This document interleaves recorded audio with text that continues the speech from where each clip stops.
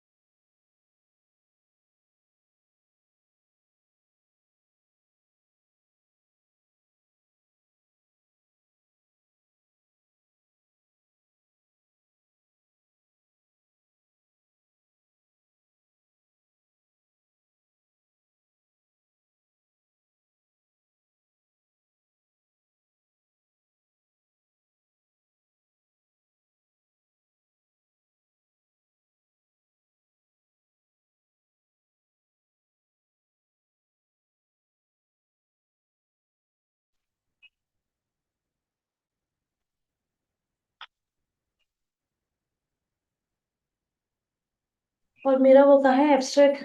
ये भी का चाहिए बनते आपको कैसा।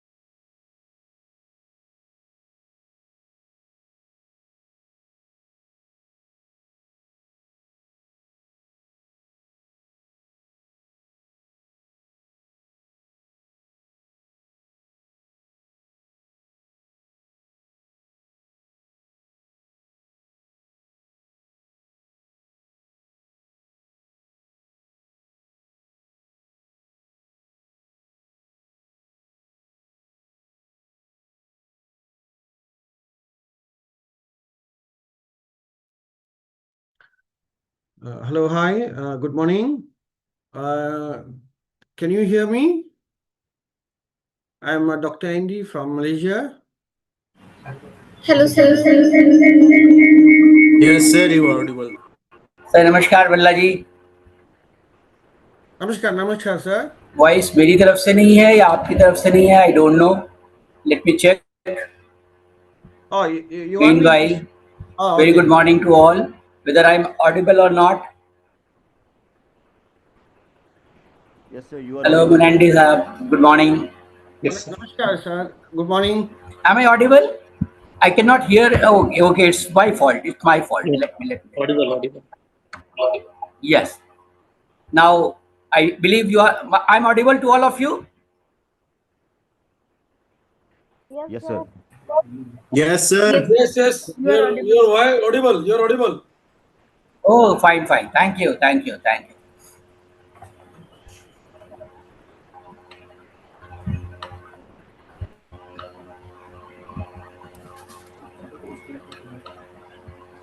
Good morning to all the dignitaries, guests, respected speakers, dear participants. I am Akanksha Sharma from P.R.S. Educational Trust. It gives me immense pleasure to warmly welcome all to the International Conference on Ayurveda, a way forward for wellness, Viksit Bharat 2047. This prestigious conference is being organized by PRS Educational Trust in association with the Indian Pharmacy Graduates Association IPGA and the Malaysian Indian Siddha Ayurveda Association MISHA. Today, we gather on this platform to deliberate, share knowledge, and explore the immense potential of Ayurveda in shaping a healthier, sustainable, and self reliant India envisioned as Viksit Bharat 2047. This conference served as a significant step toward integrating traditional wisdom with modern scientific advancement, fostering innovation, and encouraging global collaboration in the field of healthcare and wellness. We are truly honored by the presence of such eminent personalities and experts from across the globe, whose insights will undoubtedly enrich this academic gathering. With great enthusiasm and positive spirit, let us begin this insightful and knowledge driven journey.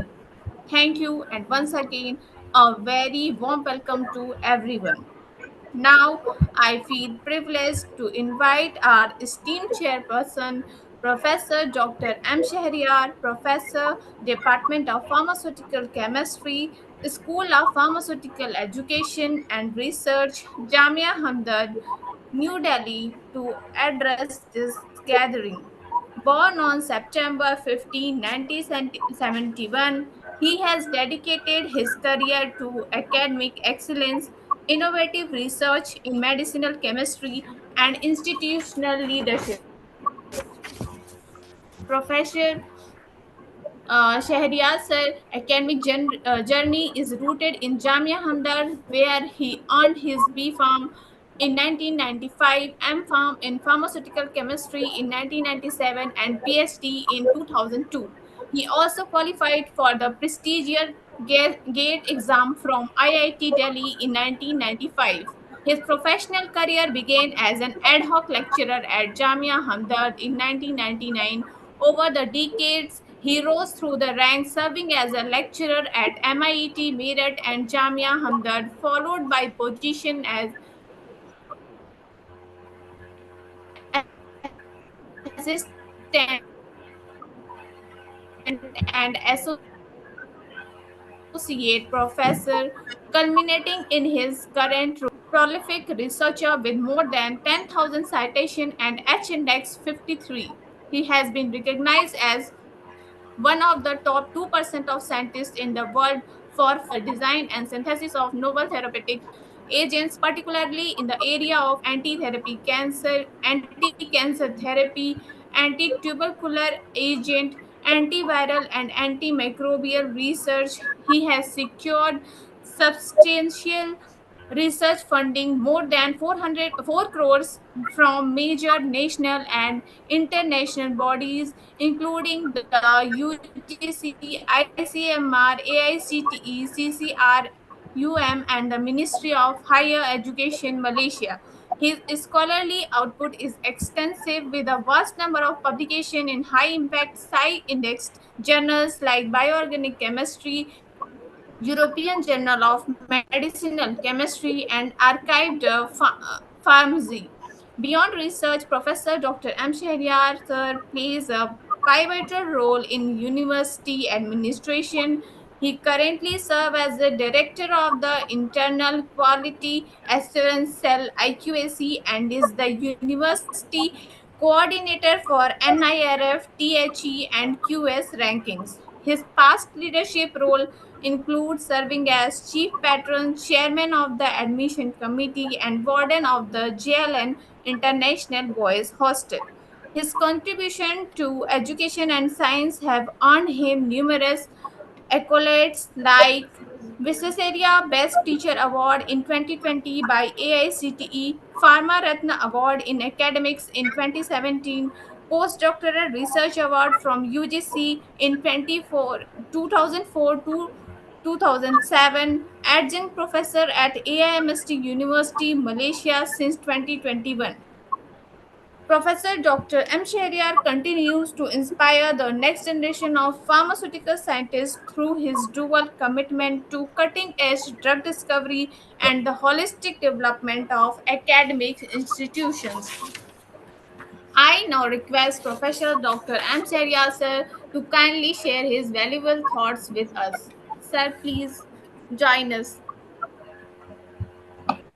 Yes, I believe I am here.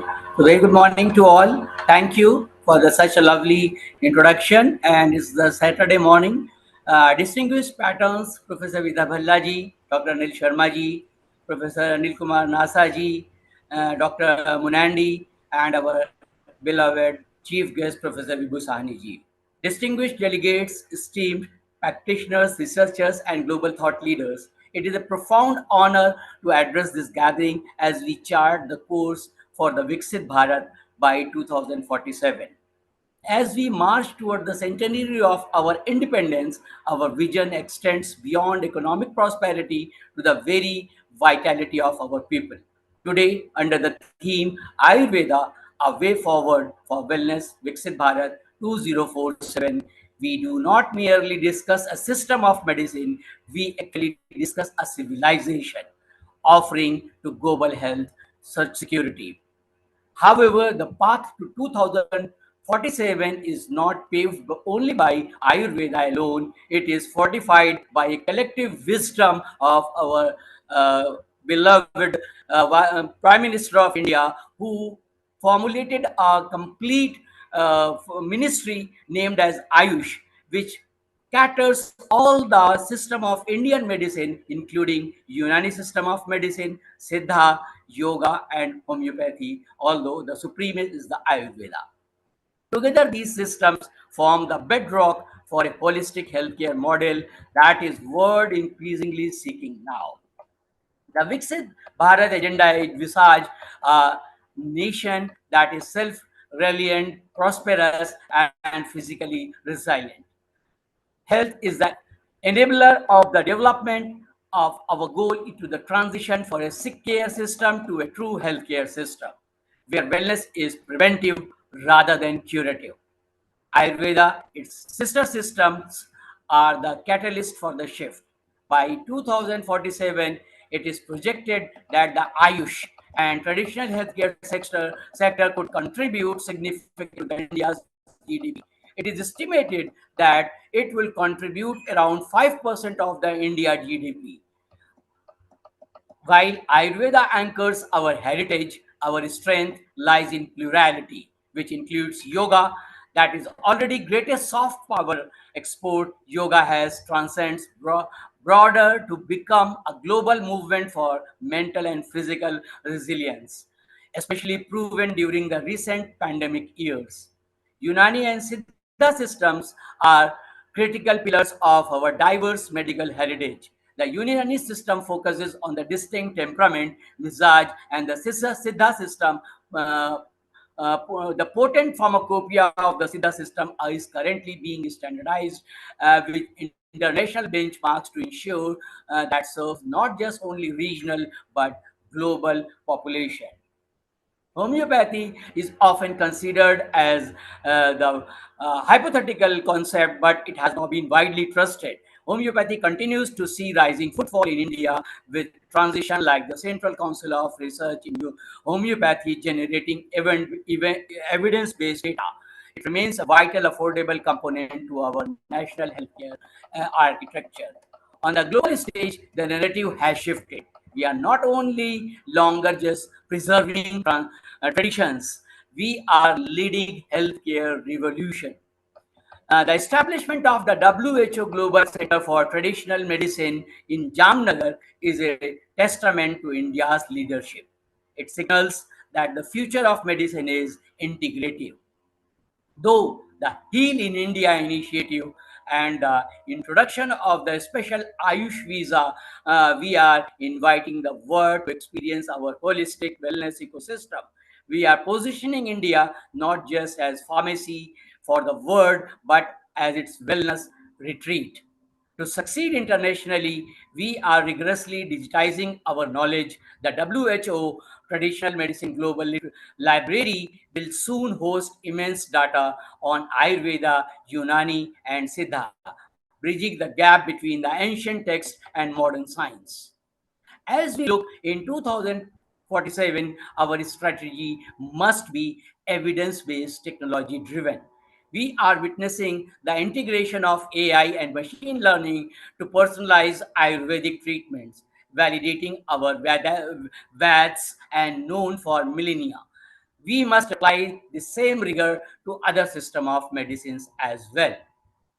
Yeah, ensuring that a patient in Berlin or Boston can access these treatment with the same confidence as in Delhi, Bangalore, Chennai, or elsewhere in India. Dear students, researchers, and practitioners, the way forward for wellness is inclusive. It is a path where Ayurveda leads, yoga harmonizes, Unani and Siddha enrich, and homeopathy supports. By 2047, let us envision the India that experts held to the world, where the wisdom of our sages meet the precision of modern science to create a disease-free humanity society. This is foundation of a truly Viksit Bharat. Jai Hind.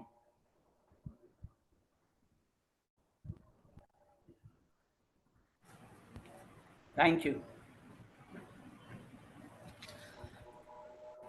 Thank you so much, sir, for your inspiring words and insightful address.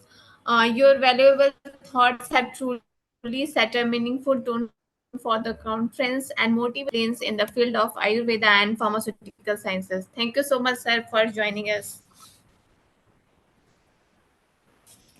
Next, I would like to invite our esteemed patron, Professor Dr. Vijay Bhalla, Registrar of SGT University, Haryana, to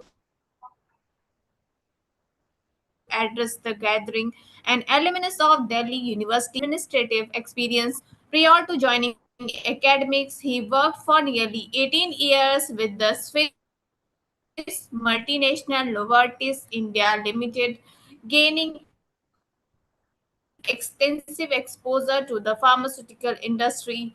He has also contributed to the developmental sector through projects under the National AIDS Control Organization with HLL, HLF PPT in Delhi and Uttar Pradesh. With over a decade of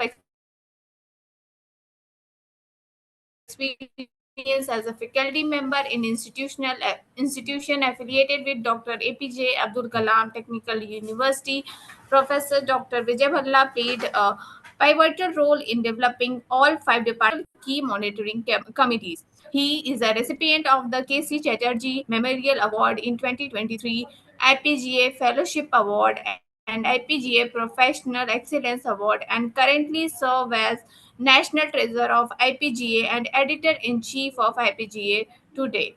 Renowned for pioneering virtual industrial visits, he has guided 40 M.Pharm and 8 PhD scholars and actively contributes to national and international professional bodies. Sir, may I request to share your blessings with us?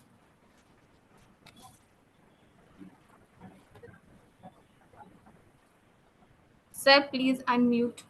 Yeah. Good morning. Am I audible? Yes, sir, you are audible.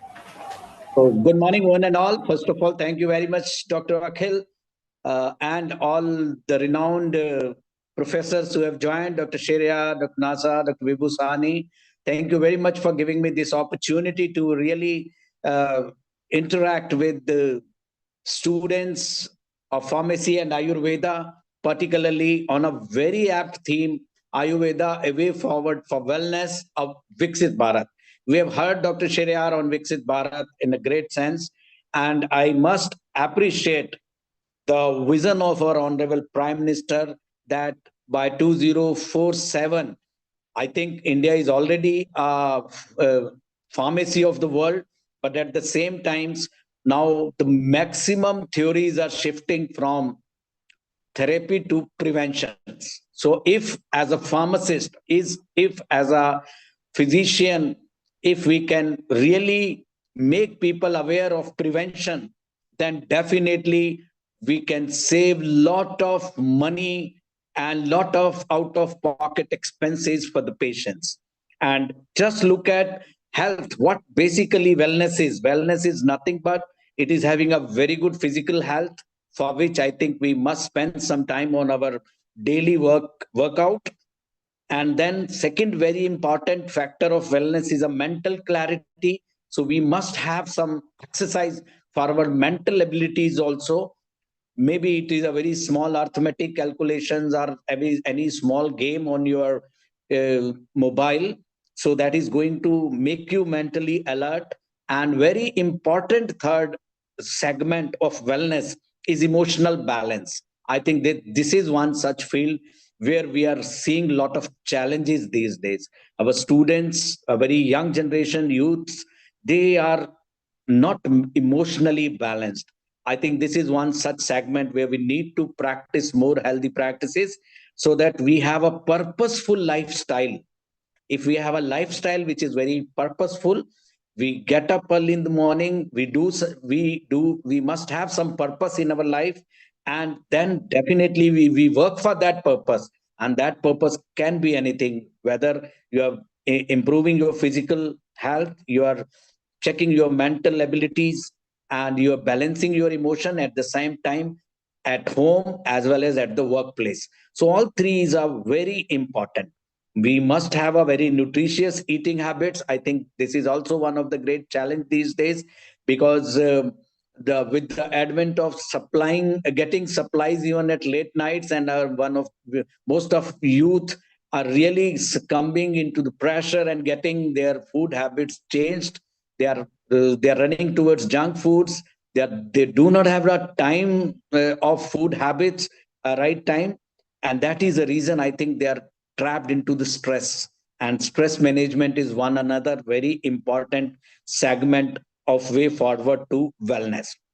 Now, if we look at some of the success stories of pharmaceutical industries or healthcare industries in 2025, I would appreciate and I will just like to share with all young people that 2025 was a AI driven, AI power packed driven year.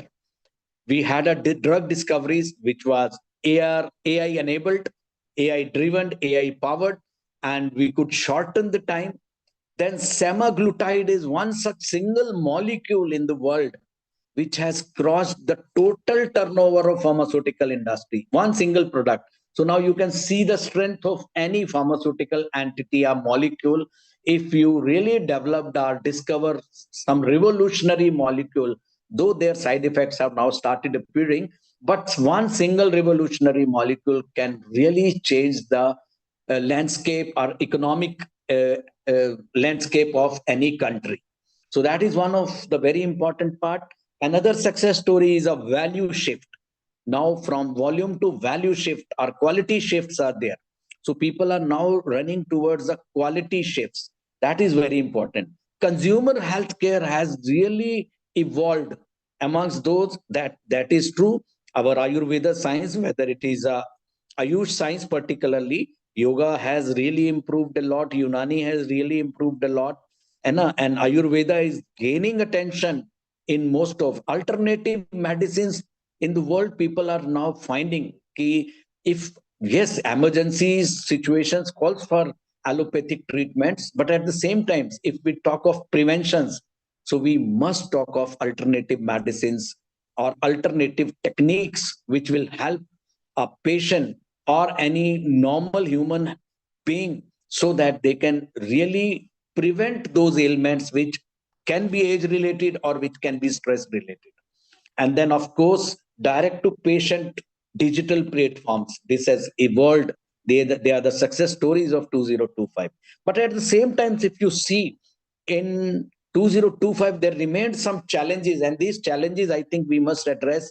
Our students should start thinking and looking at these challenges and start looking for their careers, because if there are challenges there must be some solutions, and if there are solutions I think you people should grab those opportunities in these challenges. And first is we are lacking patents. Some of the good patents we are not able to really drive. There must be some patents, but we are not able to commercialize those patents.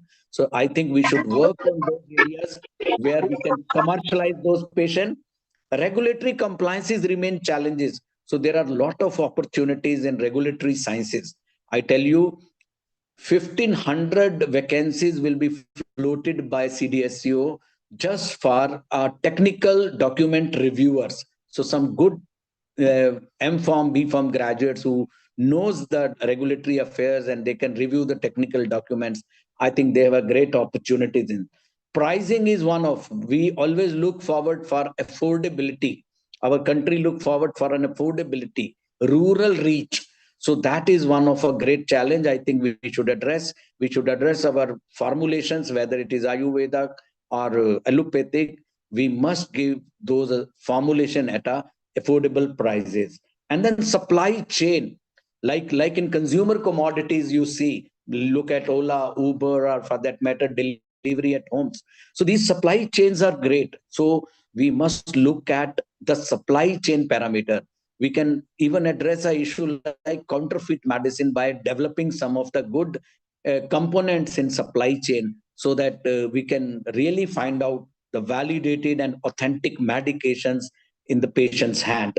And of course, one of a great challenge which 2025 faced is a talent shortage. Talent shortage doesn't mean ki we do not have a qualified people. Yes, we do have a lot of qualified people, but the important is we lack competencies. We do have degrees, but those degrees, the major outcome of competencies are skill set which are essential for one particular domain of practice. So that is missing. We are running away from our core businesses, our core job opportunities. Like very few people in NCR would like to go to a remote areas of manufacturing, quality control, quality assurance, and they don't gain that competencies and skill set. Once they gain that competencies and skill set, I can tell you, you will find a pharmacist, you will find a technical graduates who are earning even 5 to 6 crores in a year also, because they have developed those competencies in manufacturing, quality control, quality assurance, regulatory affairs. So I would appreciate that you look for those uh, basic skill set and competencies which are really user. Improve your digital proficiencies, learn AI tools, learn AI applications, and of course learn digital platforms as early as possible, because future is of, basically you will find that STEM education is very important, where science, technology, engineering, and mathematics, computational mathematics, these all are going to help you. With these remarks, I thank you all the organizers for this opportunity. Thank you very much and good luck to the students. Thank you. Thank you so much, sir. for joining us and sharing your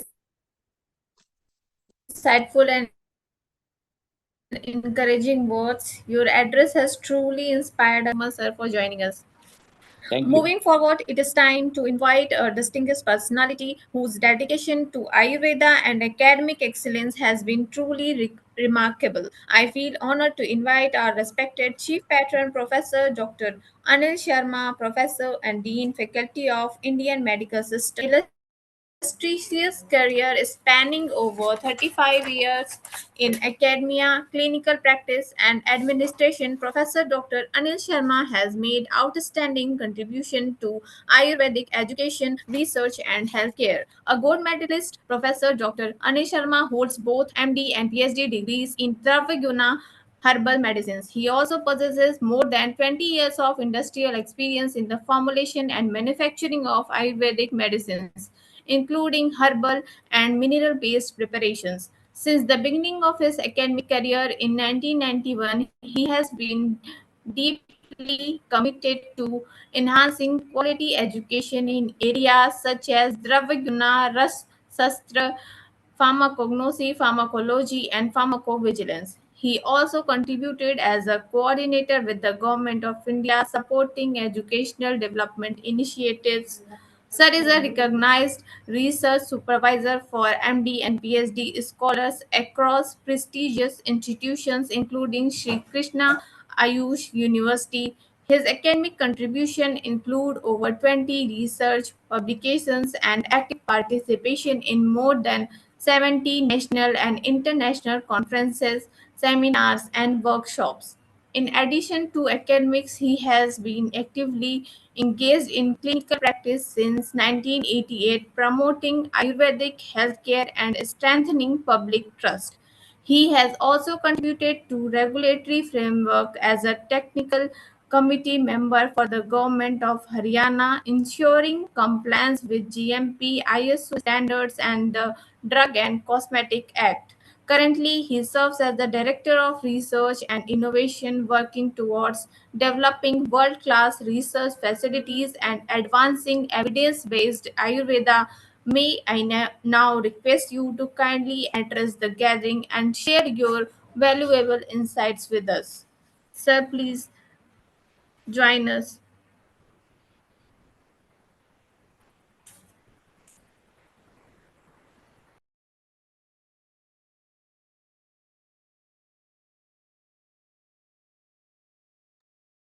Now I am audible.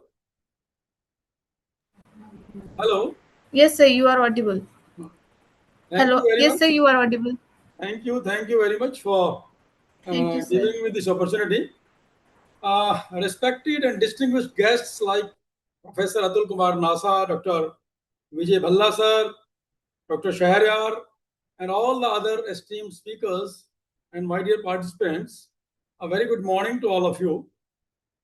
Really, this is a matter of great pride and privilege to address this august gathering as a chief patron of the International Conference on Ayurveda, a way forward for wellness, Viksit Bharat 2047, the dream of our the Honorable Prime Minister. I extend my warm greetings to all the participants joining this conference from across the nation and around the globe.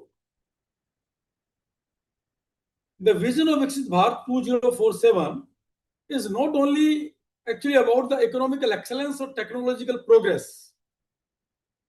It is really about building a nation that is healthy, self-reliant, and rooted in its cultural and scientific heritage.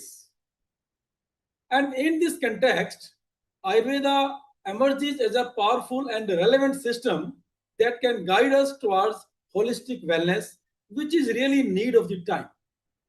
And you all know, after 2020, Corona, the scenario of whole globe has changed, and Ayurveda has emerged as an integral part for the wellness point of view. If we talk about Ayurveda, then Ayurveda basically is one of the world's most ancient medical system. offering a comprehensive understanding of health based on balance, prevention, and individualized care. Means if we go through the the definition of Ayurveda, it is the purpose of Ayurveda is very clearly mentioned, that swasthasya swasthya rakshanam aturasya vikar prashmanam cha. That this is the only science which is talking about swasthasya swasthya rakshanam. That is how a healthy person can be kept healthy. And then only in the second part, it describes about aturasya vikar prashmanam cha, that how we can cure the patient. And if we go through the textual knowledge of Ayurveda, if we go through the Charak Samhita, Sushruta Samhita, Ashtanga Sangrah, or any old text, what will you find? You will find that the first 70% chapters of every text is written only about the preventive aspect, only about the swasthasya swasthya rakshanam, only about how to maintain the health of a healthy person. And then it says that if still you fail in maintaining the health of a healthy person, then only the 30% of the science talks about the aturasya vikar prashmanam cha, that how the curative measures can be taken to cure the various diseases. So this is the beauty of the holistic medicine. This is the beauty of the approach of our Ayurvedic system. So this is the only system, I'll say, which just talk about the health of a healthy person. That is about the preventive aspect. Otherwise, all the medical sciences has been written only for the curative measures, only for curing the diseases. If you don't mind, you go through the pharmaceutical industry. The pharmaceutical industry nowadays is of, I think, billion and trillion of dollars, but 99% of the medicines are exclusively meant for the curative purpose, but not for the preventive aspect. So this is the point, and I congratulate the organizers that they have chosen this topic, because without Ayurveda is the backbone of Indian culture, Indian holistic approach, and Indian preventive medicine. So without this, I think it is very tough to achieve the target of Viksit Bharat 2024, because it is a cultural heritage. And this conference is a significant step in this direction. It will bring together all the academicians, researchers, clinicians, and policymakers like Dr. Atul Nasa to deliberate on the future of Ayurveda. Because here is a platform where I think the lot of Ayurveda experts as well as the pharmaceutical experts are sitting on the same platform. And such platforms are very vital for fostering collaboration, sharing knowledge, and developing strategies that can translate traditional wisdom into practical healthcare solutions. So without taking much of your time, first of all, I'll commend the efforts of the this ongoing institutions, the organizers, for conceptualizing and hosting this important conference, because your dedication to promoting Ayurveda and advanced healthcare is truly commendable. So I really appreciate this effort, and I congratulate you, and I pray that in future you must go for organizing such type of conferences where Ayurveda is meeting with the latest modern technology, as well as, because we have to develop this system now. Ayurveda is an old and heritage and a traditional system. We have to bring it into the modern platform, into the modern framework, where we can document the things. Documentation is utmost important. Standardization of drug is utmost important. And I think this Ayurveda alone cannot go ahead without the help of the pharmaceutical industries, without the help of the other modern technology. So this is the real platform where I think Dr. Akhil, the president of this organization, has chosen this field and make possible this conference, although it was to happen physically, but due to some unavoidable circumstances, it has been converted onto the online mode. So still, it's a really wonderful opportunity for me and as well for all the participants. Once again, I thanks and congratulate the organizers and hope for the success of this conference. Thank you. Thank you very much.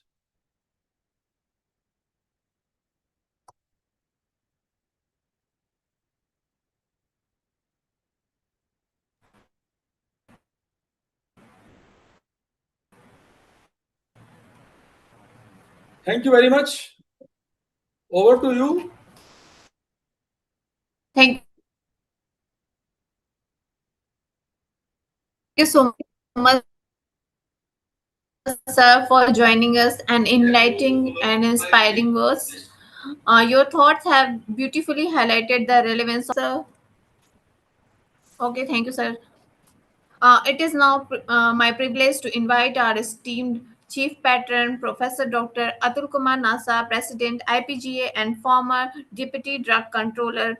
Professor Dr. Atul Kumar Nasa is currently serving as Pro Vice Chancellor at SGT University, Gurugram, and is a highly respected authority in the field of pharmaceutical education, regulation, administration, and policy. He holds a PhD in pharmaceutical sciences and M Pharm and B Pharm from Delhi University, a diploma in pharmacy, and is a registered pharmacist with the Delhi Pharmacy Council. With an illustrious career spanning more than 40 years, Dr. Nasa has extensive experience across industry, academics, regulatory enforcement, and governance.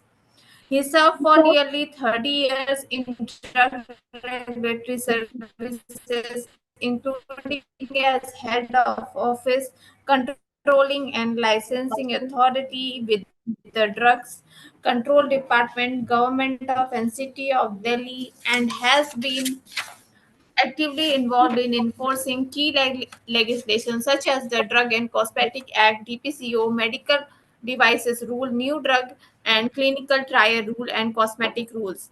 He is a member of the Drug Technical Advisory Board, DTAB, Ministry of Health and Family Welfare, Government of India, and has contributed to numerous committees constituted by the Government and Pharmacy Council of India.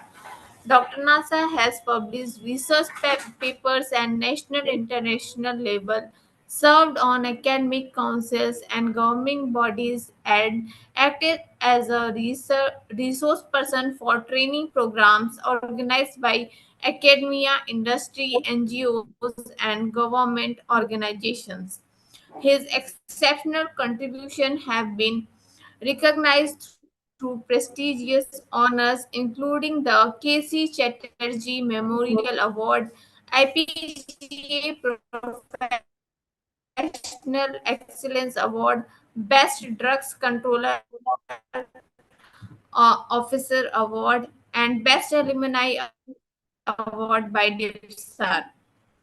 He has also served as the president of the Indian Pharmaceutical Congress Association and currently holds key leadership role as president of IPGA, managing trustee of IPGA, welfare trust, vice president of AIDCOC, and director of ICHA. Dr. Atul Nasa's journey reflects unwavering dedication, exemplary leadership, and lifelong service to the pharmacy profession, and his vision continues to inspire academic excellence and regulatory integrity. I now request Professor Dr. Atul Kumar Nasa sir to kindly address the gathering and share his valuable insights.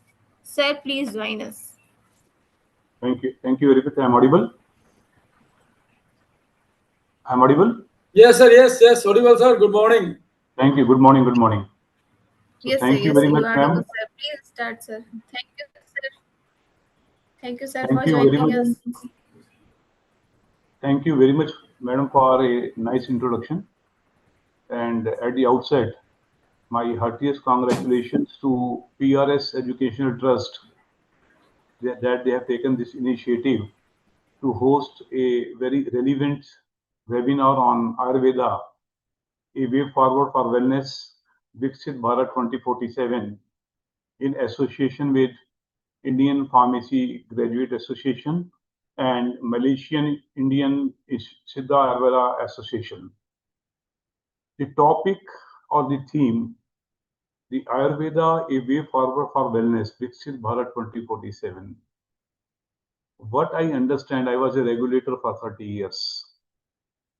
Though there is a much demand for, modern allopathic medicine, but I understand the role of the Ayurvedic herbal preparations is much demanding as compared to modern allopathic medicine nowadays. The example I can share you that when I was heading the drug control department of Delhi during the pandemic time when the COVID came, during the first and second wave of the COVID, there was a much demand of kada, that is an Ayurvedic preparation, which everybody was used to having at their home by mixing that tulsi with ginger, cardamom, cinnamon, black pepper, and so on to increase the immunity. So much demand of kada and Ayurvedic preparation and herbal preparation was there during the COVID time when the entire world was suffering from pandemic. This is the role of the Ayurvedic system of medicines. I have been associated with the Department of Ayush. I work with the Central Council for Research in Ayurveda, and also sometimes I attended the meeting with the National Institute of Ayurveda, with NIA. All the leading organizations in the field of Ayurvedic sciences. Much importance is research in Ayurveda. That is very important and very relevant. Though Central Council of Research in Ayurveda and Siddha CCRAS is actively involved in clinical, fundamental, and pharmacological studies of all Ayurvedic medicines. But at the end of the day, we have to come with some molecule, and that is only possible if we integrate the Ayurveda or Ayurvedic medicines with the modern sciences, and research and innovation should be on the top. This is the need of the hour. Ayurveda, I again always talk about. If you see the lifestyle disease, WHO has given, hello, WHO has given an alarming data that the lifestyle diseases like diabetic, hypertension, and cancer are on rise. More than 50% of the young generation is suffering from all these, lifestyle disease. So here is the role of the Ayurveda, because the need of the natural and sustainable solution is only possible from the Ayurvedic system of medicine, not from the allopathic system of medicine. If we start allopathic system of medicine for treating all these lifestyle disease, I think the future is dark. So here is the role of the Ayurveda and herbal preparations for all these lifestyle disease, and I'm sure and I'm confident that whatever the remedies are there from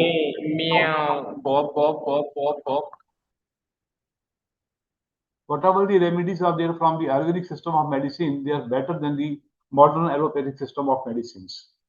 If you see the research for this research portal of Ayush department, I have seen that research portal of Ayush department. We have got more than 23,000 publications on research in Ayurveda. This is required. So as an academician, as a professional, as from the industry, we have to see there should be a number of ample research in Ayurvedic system, so that some molecule or some potential system, this solution should be there for treating any type of disease, including arthritis and so on. This is the role of the Ayurveda. The Modi ji has given this title Viksit Bharat 2047. Our Prime Minister's vision for this Viksit Bharat 27 was the India should be the global healthcare hub by 2047. And here is the key role of Ayurveda by making the Indian system as a global healthcare hub, if they play an important role by 2047. So my sincere request to all the participants, all the professionals, all the scientists attending this conference, let us concentrate on whatever possible research in there in the Ayurveda, Unani and Siddha system of medicine, so that at the end of the day it should be well recognized. Apart from that, our aim should be we have to focus on holistic, preventive, and personalized healthcare system. That plays an important role. And we have to, again, I am repeating, integrate the Ayurveda with modern science, research, and innovation. And apart from that, our goal should be accessible, affordable, and effective healthcare for each and everyone. As a regulator, if you see the Drug and Cosmetic Act, there are so many challenges. Then we were regulating this, DNC Act, issues relating to the quality of Ayurvedic medicines. I always appreciate that the quality of the Ayurvedic medicines are much, on the better side. But sometimes there is a good question mark about the quality of the Ayurvedic medicines.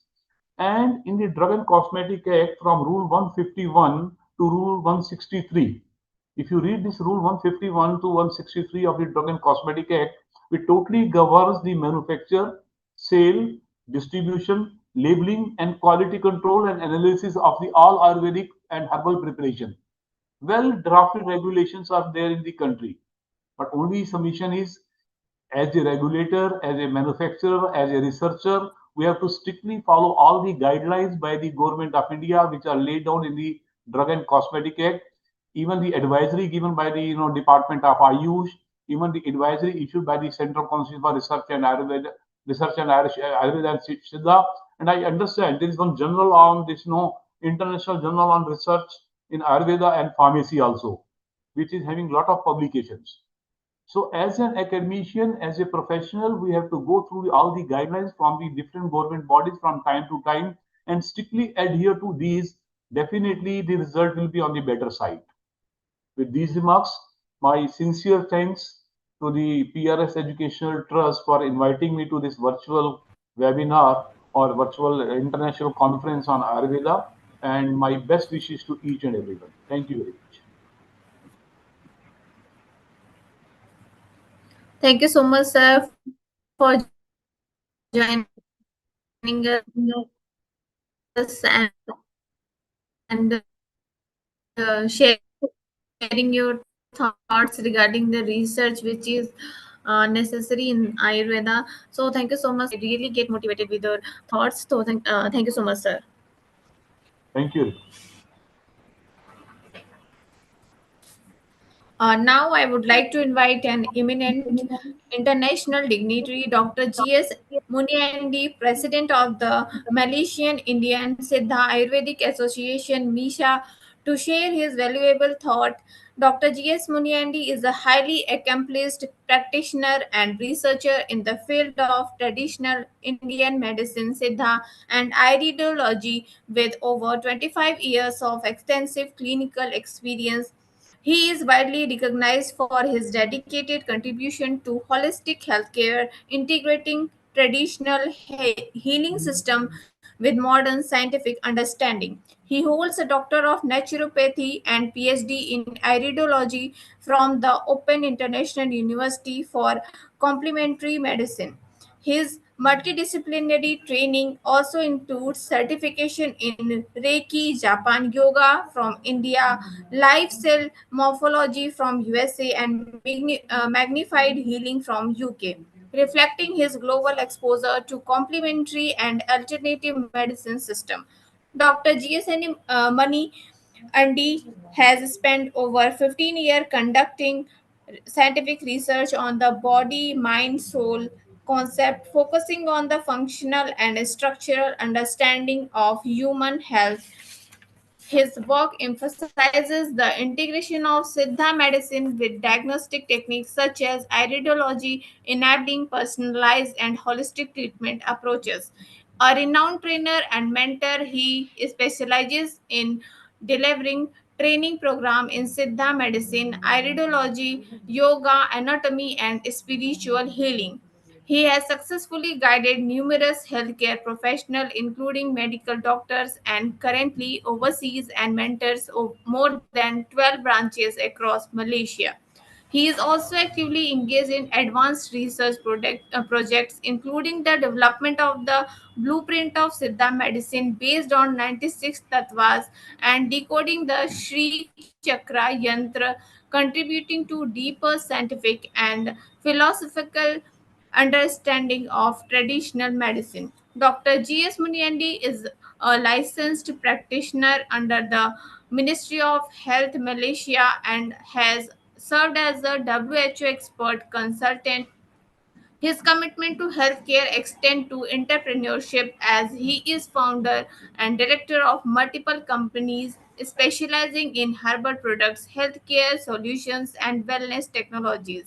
He is the president and founder of the Malaysian Indian Siddha Ayurvedic Association MISHA, where he plays a pivotal role in promoting Siddha and Ayurveda at an international level.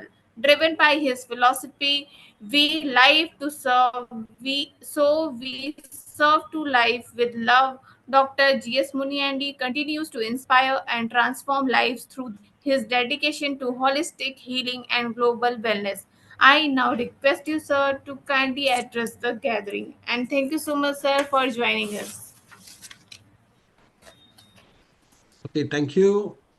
And namaskar to all, and have a good Namaste. day. Okay. Actually, there is few things I need to put into here. First thing, I will tell we are in Malaysian Indian traditional medicines side is under Kementerian Kesihatan Malaysia. That means Health of Ministry of Malaysia. Okay, we would like to just inform everybody that here Malaysia now encourage us to promote the traditional Indian medicine, especially our Indians. Any medicine of Indians things they will encourage us to do. And then same thing I saw that uh, a lot of things happen even in India and Malaysia. There's a lot of MOE was signed up, and then we are very happy about it. And then now in our association, we try to do promote our uh, Siddha and Ayurveda in Malaysia. Okay, we are trying to do some because they want us to do some research on education and other development in medicines, in especially in our TCM. TCM means traditional medicine. What I'm trying to uh, emphasize here, we are look forward in Indian side, especially in Ayush and other side, to help us to promote or develop our knowledge in this field, because we here we are still in a very early stage in Ayurveda and Siddha. We in especially in our education or other experience in Ayurveda and Siddha. Okay, we as a president of MISA, we encourage you all, doctors or anybody. We welcome you all to cooperate, and then we work together to get some information or develop our Indian side, Indian traditional medicines. In the same time, here we try to do something. In MISA, we try to do some blueprint of Siddha medicine, because in my side, we are doing a lot of things about research on body, mind, and soul, and then how these three things work together in contribute of our health.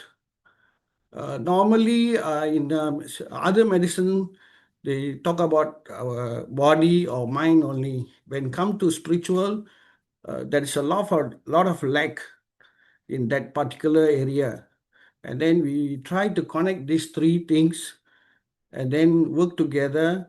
We try to promote, especially in a spiritual side, in the scientific term, not in a spiritual in a normal way. We try to explain uh, and come out with research on spiritual side in a term of medical or science term. And then these are the things we are doing now. In Malaysia, we there is a lot of opportunity, and a door was open, and then we are still welcome you all, because we need some, because what I believe, mother of the traditional medicine is India. That's Ayurveda and Siddha, Unani, and other things, especially yoga. All this, mother of all this is India. and then we need some expert and your knowledge to in our country. And then we are welcome you. And then for anybody can give us give some knowledge or talk to us. We are very happy and welcome you all. And then I take this opportunity to thank you, our excellent High Commission of India, Mr. B. and Reddy, because it's always in our side under Ayush. Ayush, they are very helpful to us. They are very, welcome us, and then very, polite, and then they are very, they are giving us a very good, you know, teamwork, and then we are work together, and then there is a things that I like to do convey this message now, and then second thing I take this opportunity to thank you, international conference team, Ayurveda team, give me this opportunity. And then further, we can discuss in other, uh, discussion. And thank you. Thank you. Give me this opportunity. Thank you. Thank you. Om Namah Shivaya. That's all. Thank you so much, sir, for joining us.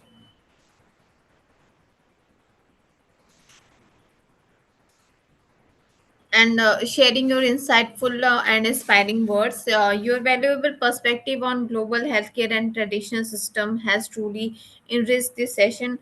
It is now time to hear from our chief guest, Professor Dr. Vibhu Sahani from the Department of Pharmacy, LLRM Medical College, Meerut.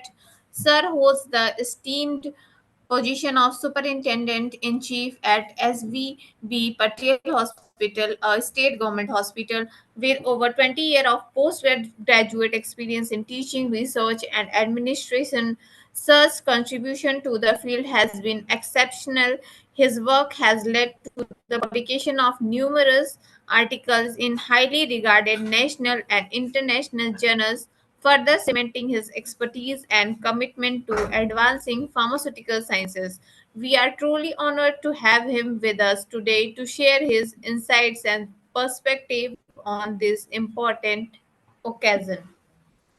I now request Professor Dr. Vibhu Sahani, sir, to kindly address the gathering.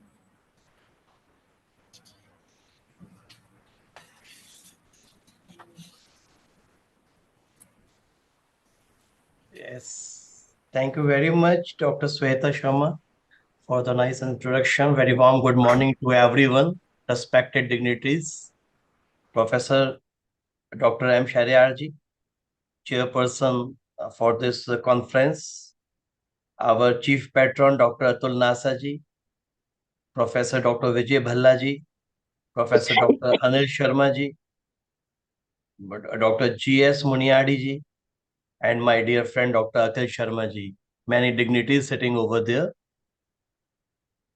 It is indeed a matter of pleasure that the P.R.S. Education Trust, in association with the IPGA and Malaysian Indian Siddha Ayurveda Association, organizing this international conference on Ayurveda, a way forward for the wellness, Viksit Bharat 2047. This particular Ayurveda, it's a need of hour, as all we understand. My dear senior Dr. Vijay Bhalla ji and Atul Nasa ji has already given a lot of lights on the Ayurveda. And Atul Nasa ji has spoken about the need in the COVID time regarding the need of the Kala and the importance of the Kala. And many other speakers has spoken about this importance of the Ayurveda. But I just want to say that the need of ours to do more and more research still it's required, particularly the use of the Ayurveda natural extract in the cosmetics. many important cosmetics are having the natural extracts like redensil or saffron extracts are there, but still we are far behind for the equipment, for establishment, the methods to analyze these constituents in the cosmetics. So the need of the hour is to establish more and more methods for the analytical aspects for the measurement of this natural extracts. NASA sir, I'm audible to you, NASA ji. I think NASA sir has gone.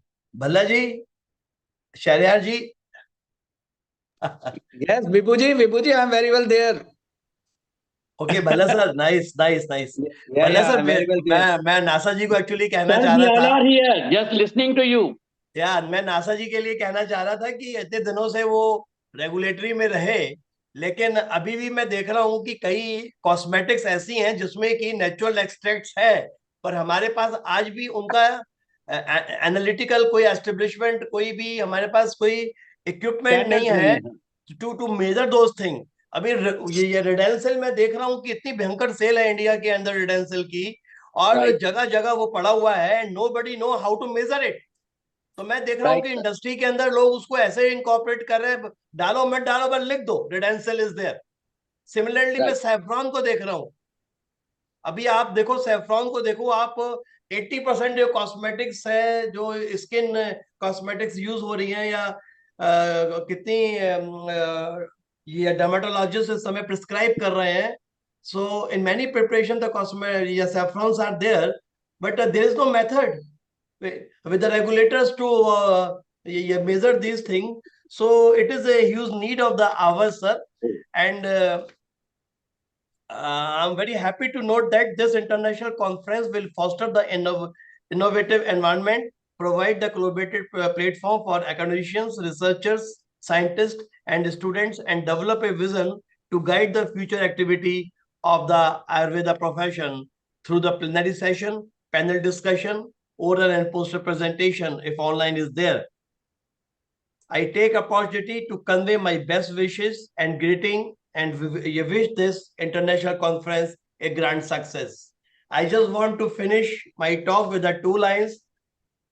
If the NASA sir is there, then but I think he's not there. पर Shahryar sir, Bhalla sir, आपको अच्छा लगेगा. मैं जो नए researchers इस समय बैठे हुए हैं और जो सुन रहे हैं, उनसे मैं गुजारिश करना चाहूंगा, कुछ नया सा गीत गुनाओ, कुछ नया सा गीत गुनाओ कि हम सुनने को बेकरार है. क्या बात. कुछ नया सा गीत गुनगुनाओ कि हम सुनने को बेकरार है. कुछ अजूबा कर दिखाओ कि तालियां गूंजने को तैयार है. क्या बात, क्या बात. कुछ अजूबा कर दिखाओ कि तालियां गूंजने को तैयार है. धन्यवाद. जय हिंद, जय भारत. जय भारत. बहुत बढ़िया Vibhu ji. Thank you. Thank you so much, sir, for joining us and for this very inspiring address. So, thank you so much, sir. As we move toward the conclusion of this inaugural session, it is time to express our heartfelt gratitude to all those who have been contributed to making this conference a grand success. It is my privilege to invite Professor Dr. Muhammad Aftab Alam, Dean cum Principal from School of Pharmacy, Katihar Medical College Campus, Al Karim University, Katihar, Bihar. Professor Alam is a respected academic leader known for his dedication to pharmaceutical education, academic excellence, and institutional development. His vast experience and commitment to nurturing future healthcare professionals have significantly contributed to the growth of pharmacy education. I now request Professor Dr. Muhammad Aftab Alam sir to kindly deliver the vote of thanks.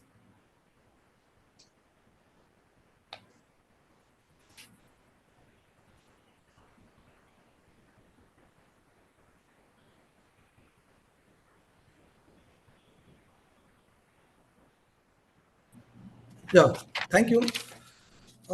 Very good morning to all respected chairpersons, distinguished chief guests, esteemed patrons, eminent speakers, delegates, and dear participants. It is my proud privilege to propose the vote of thanks on this auspicious occasion of the inaugural session for our international conference on Ayurveda, a way forward for wellness. Viksit Bharat 2047. At the outset, I express our sincere gratitude to our Honorable Chairperson, Professor Dr. M. Sahyar sir, for the inspiring inaugural address and for setting the tone for this conference with such insightful thoughts on the future of Ayurveda and holistic wellness.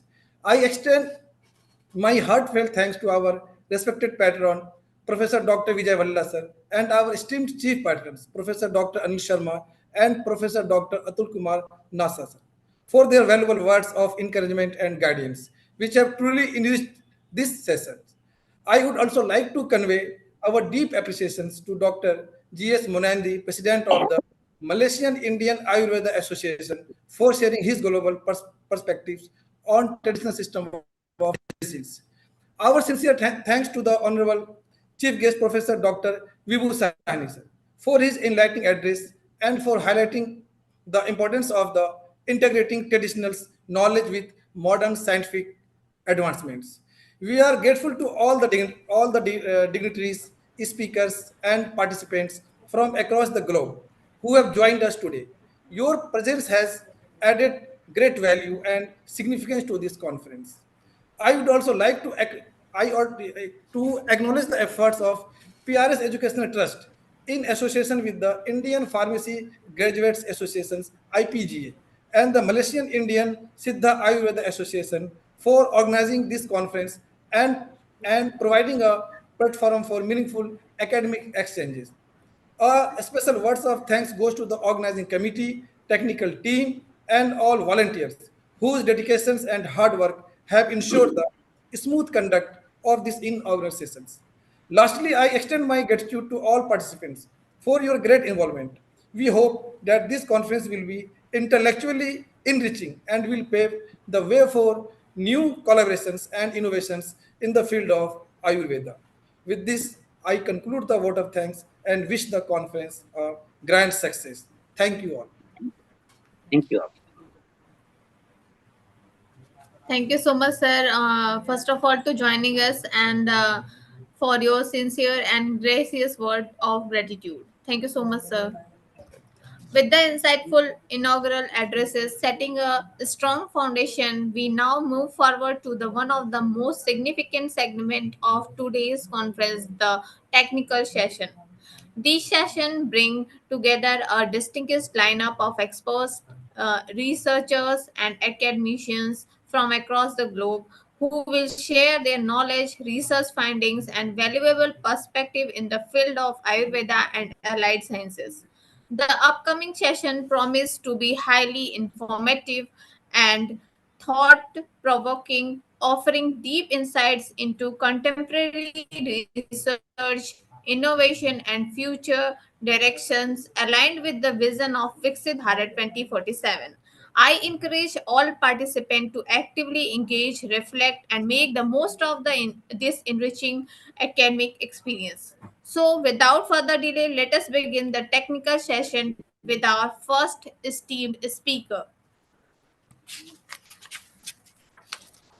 It is my pleasure to invite Dr. Ramanpreet Walia, Professor, Amity University, Noida. Dr. Ramanpreet Walia is a distinguished academician, researcher, and intellectual property expert, currently serving as a professor and center head of pharmaceutical chemistry at Amity Institute of Pharmacy, Amity University, Noida since April 2017. With over 21 years of teaching experience post M pharmacy, she has made significant contribution to pharmaceutical education and research. Her core area of expertise include phytochemistry, synthetic chemistry related to diabetes, obesity, and associated disorders, analytical chemistry, and intellectual property right. She has actively worked at the interface of drug discovery and innovation management, promoting translational research and patenting practices. Dr. Walia is a registered patent agent from Government of India and has received extensive training in IPR through prestigious programs such as the Women Scientist Scheme under TIFSC, Department of Science and Technology. She is also recognized as an IP facilitator and has earned certification from the World Intellectual Property Organization. Her professional excellence is reflected through her association with reputed bodies, including being a member of the Asian Council of Science Editors and an ambassador in early years. She has been honored with multiple awards, including the Best Teacher Award, Best Coordinator, and Best Team Leader. An active speaker and contributor, she has delivered invited talks at national and international platforms addressing topics such as entrepreneurship in pharma, patent strategies, and herbal medicine innovations. Dr. Walia has guided numerous students, including undergraduate, postgraduate, and PhD scholars, and has contributed to patent and book chapters, reflecting her commitment to academic and research excellence. She continues to inspire future pharmacists through her dedication to innovation, research, and intellectual property development. Ma'am, we are honored to have you with us today. I kindly invite to deliver your talk on the topic Challenges of Intellectual Property Right in Ayurveda and share your valuable insights with the audience.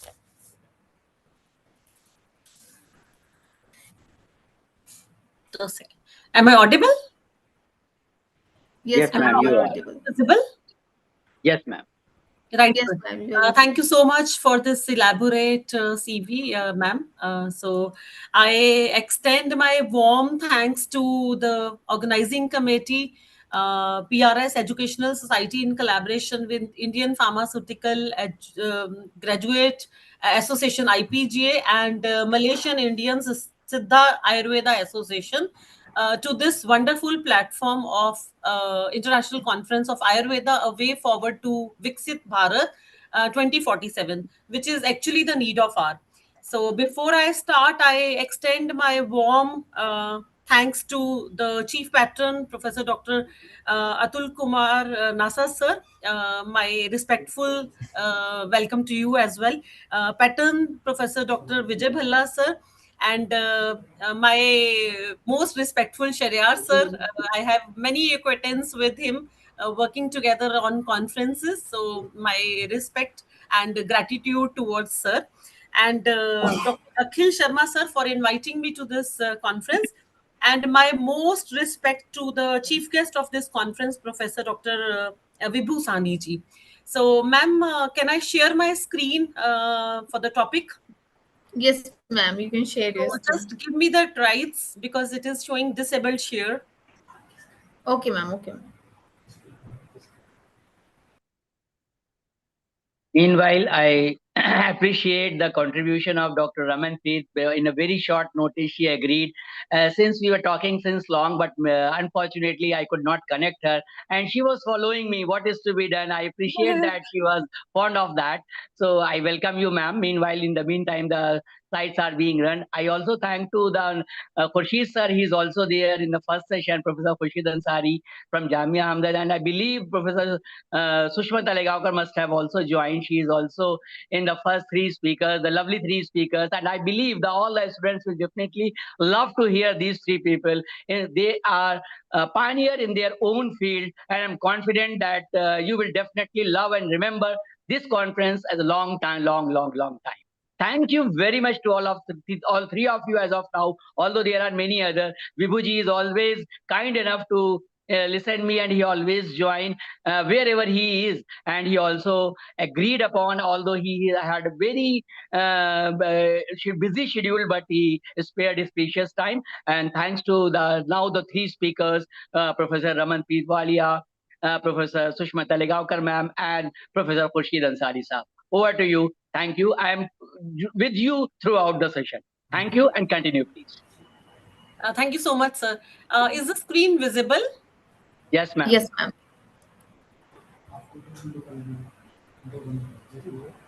Just give me a second.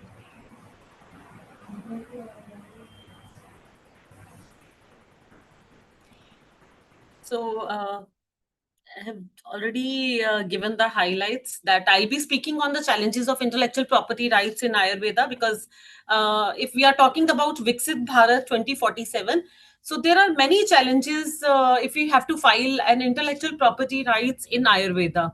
So I will be starting from a very basic, so that the students, the persons who are the stakeholders in Ayurveda should understand what I'm talking about, the intellectual property rights, because I know this Ayurveda is having a lot of resource, but they are having the challenges to how to take that resource globally. So we know that the herbal products are being derived from the medicinal plants. We have a traditional system of Ayurveda, Unani, Siddha, and the global demand is increasing day by day for these natural medicines, because they are having very lesser side effects. And there is actually the need for the intellectual property protection in such a manner that we can file intellectual property on the Ayurvedic formulations as well, because India has a rich heritage of traditional medicine, and we are the pioneers. India being the pioneer of Ayush system with the roots in ancient Vedic text, and that can be a challenge also, that everything is written. So how we have to file IPR on that is very important concern. But this traditional system has to be taken care in such a manner that it has to be taken to the global level, for which we have to make few changes in such a manner that we can file the intellectual property rights, because Ayurveda is science of life, science of longevity, and we know that it offers a long healthy life. It will help us to maintain the life in a better manner, and will be basically targeting the treatment through the prakriti and three dosha, which is the pillars of the Ayurveda, and that will help in the balancing of the body system by diet, natural therapeutic approaches, where that can be also one challenge, that it is already known. Then how we have to think, how we emphasize that we should file an IPR, how we can emphasize in such a manner that it can be a patentable subject matter. So they will be, I will just keep on telling, these are the lacunas where we can modify, and we can take the Ayurveda to the global standards also. So we know that the personalized therapies are there. There is a limitations of modern medicine where Ayurveda is being promoted, because only part is that the scientific validation and integration is little lacking, where we can target that, if we focus on how to modify the Ayurvedic formulations with a combination, so that we can file an intellectual property rights, and it can be recognized worldwide by IPR. If I talk about IPR, because being an IPR expert, intellectual property is the creation of mind, that is the property which has come from the intellect, that is our brain. And can we get a exclusive legal protection because we have created that for a certain period of time? Yes, it can be filed in form of patents, trademarks, copyrights, geographical indication, industrial designs, so that we can have a modern economy, and we can ensure that this innovation should be valued globally and should give a outcome to the public. So looking at a glance, that what are different types of IPR are, it can be a industrial design, such as any shape of the bottle, any in design in a form of a chair. For example, if there is a picture of shaver, or any specific shape, it can be filed in a form of industrial design. It can be a patent, which can be in a form of a product or a process, which is patentable subject matter. It can be a trademark or service mark, like Pizza Hut, you can see the symbol.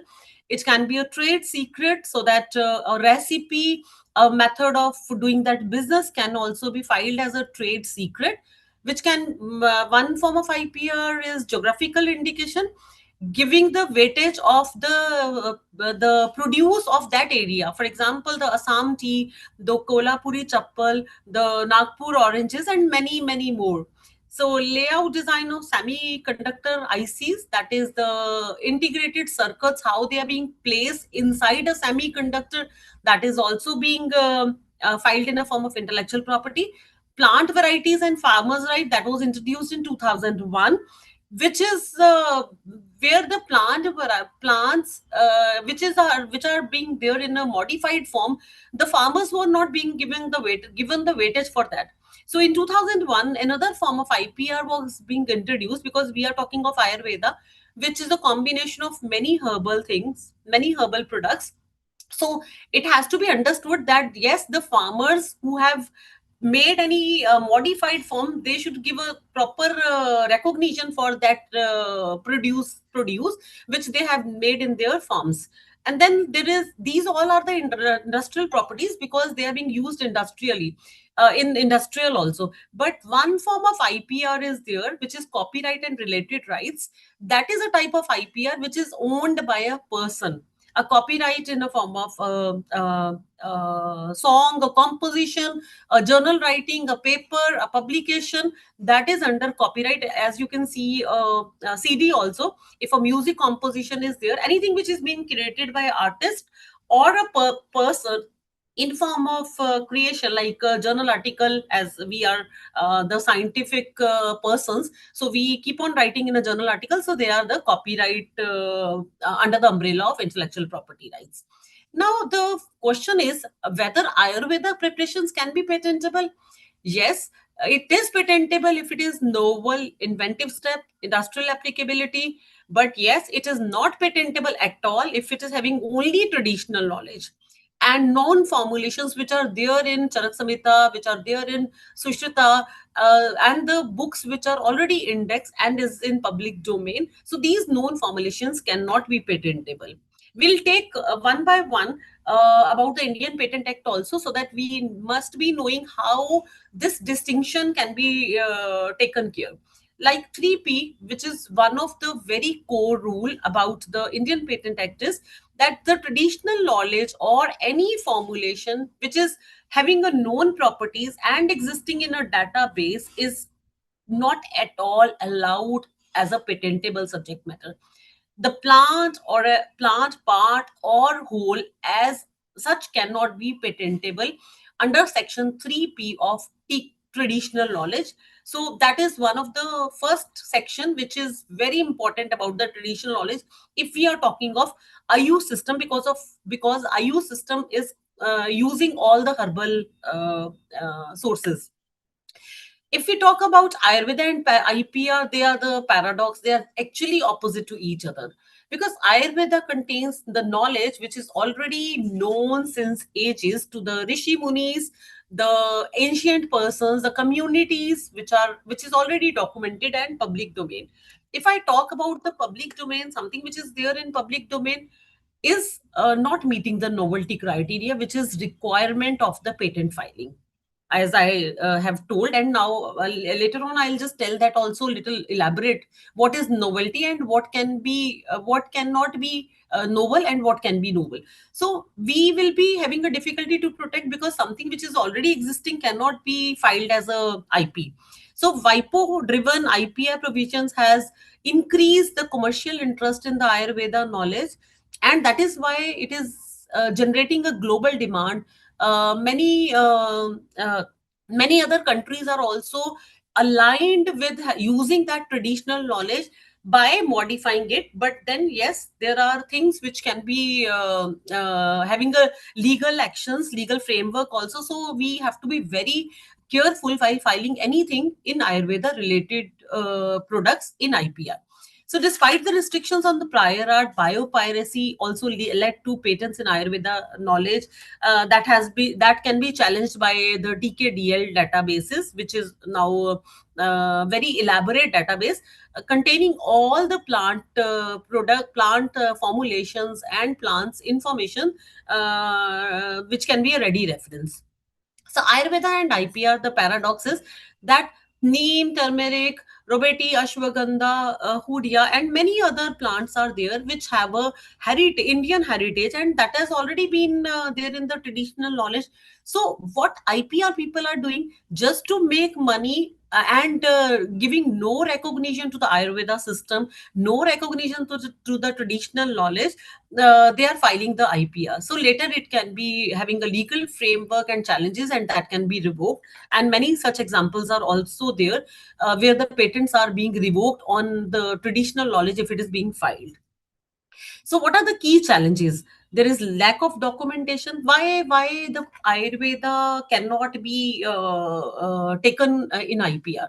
Because we don't have the centralized, standardized databases with a limiting reproducibility in research, and there is no regulatory standardized protocol of the Ayurveda is there, which is being known to the ancient these siddha in ancient gurus only, which know. But yes, whether we are meeting that global standard, or that traditional knowledge is just in a form of that, yes, so and so can be used in this amount. So if we will be having a regulatory standard like in the case of allopathic medicine, definitely Ayurveda can be filed as IPR. So the standardization issues in form of raw material, whether it has been collected from which geographical area, the how the preparation is being done, whether we are following the standardized protocols for doing that. There is a lack of uniform standards also. If we need to compare it with some standard, are we having the standards? And then definitely the challenges of the patent criteria, which is novelty, inventive step, as well as the industrial applicability. The commercial exploitation has also been a biggest challenge, where the individual and the organizations are exploiting the traditional knowledge for the commercial advantage, but yes, they are not giving the giving the regard to the traditional knowledge. So that is where they are lacking, and they can later on be under any legal framework. Risk of misbranding is there. Just to add on that this is safe, and giving a misinformation about any plant, any traditional knowledge, reduced efficacy and safety issues can be there. Over harvesting, if say nowadays, recently we have one project on ashwagandha, and we have created an awareness on ashwagandha in Amity. But if we will create that awareness about ashwagandha, what will happen? The people will start over harvesting, and later on it can be depleted as a species, can be causing a ecological imbalance, and will be a threat to biodiversity also. So it has to be a rational use of any medicinal plant, and there should be methods where we can keep on growing that plant at that pace as well. And then global regulatory differences are also there. Every country will be having their own norms, and we cannot file anything which is having a global patenting. No such patent is there which can be recognized globally. We have to follow the guidelines of each and every country where we can file the patent. So biopiracy is also one of the silent disease, where as I have told, that the traditional knowledge is being used by the companies as well as the individuals, but then later on they can be challenged and the patents can be revoked. In further slides I'll tell about the patents which are revoked by the Indian Patent Office. The biopiracy, just to give a glance, it is like a community which is knowing that knowledge, they are collecting samples, they have the practice of how to handle that, but companies are taking that into form of IPR by using lab research and product development. But what is the consequences? Are they sharing the benefit to that community from where that is being taken? No compensation is being made.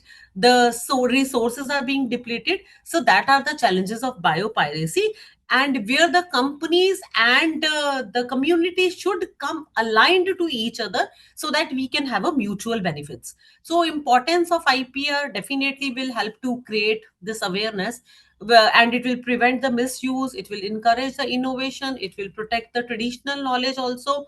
And various types of IPR can be there. If I talk about that, already some everything is in public domain, so how we can handle these challenges? We can file patents in form of a new formulations. We can file a trademark, so that a brand, a company should be having their identity as a Ayurvedic firm. Then the copyright can be there. If anything which is written in a new article, that can also be filed as a copyright in Ayurveda. A GI tags, the geographical indication tags, can be given to the regional products which are made from the Ayurvedic formulation, and definitely the trade secrets, which can be a proprietary formula of making that Ayurvedic preparations, can also be taken up in the case of IPR in Ayurveda.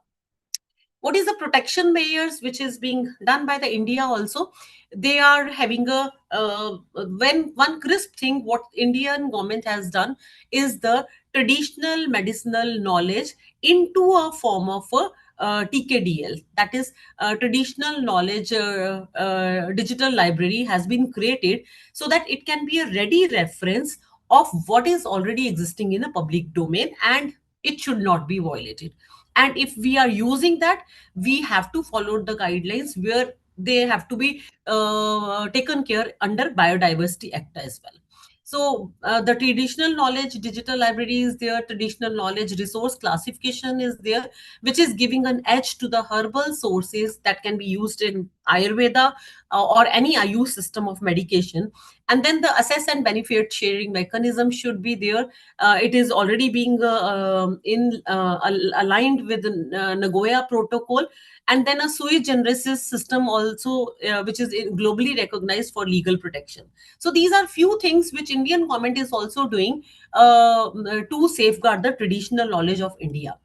And then the assess or benefit sharing should be, a permission should be granted that this traditional knowledge is being used. Whosoever community knows it, they have to give a kind of monetary or non-monetary benefit, a prior informed consent, whether can we use your knowledge into this IPR, the prior informed consent should be there, or mutually agreed terms and conditions should be there, so that the community who is having that knowledge should be taken care in a legal manner. What are the possible solutions? I've just given a brief earlier also, that is the digitalization of traditional knowledge is there in TKDL, and that is being recognized globally. Ethical research and innovation should be there, and IPR strategies should be followed in form of GIs as well as trademark. So these are possible solutions how to handle the herbal things which are being used in the IU system of medication. Looking at the global standard, yes, the recognition of these herbals are being increasing.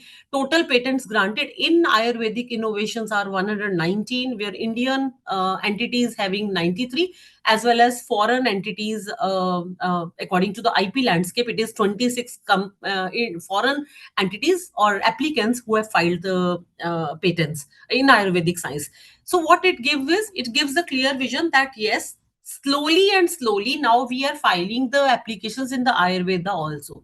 And now if I talk about what I've told earlier also, the novelty in what, how you have to think about filing an a preparation or process or product in IPR is that it should be novel, nowhere to be published.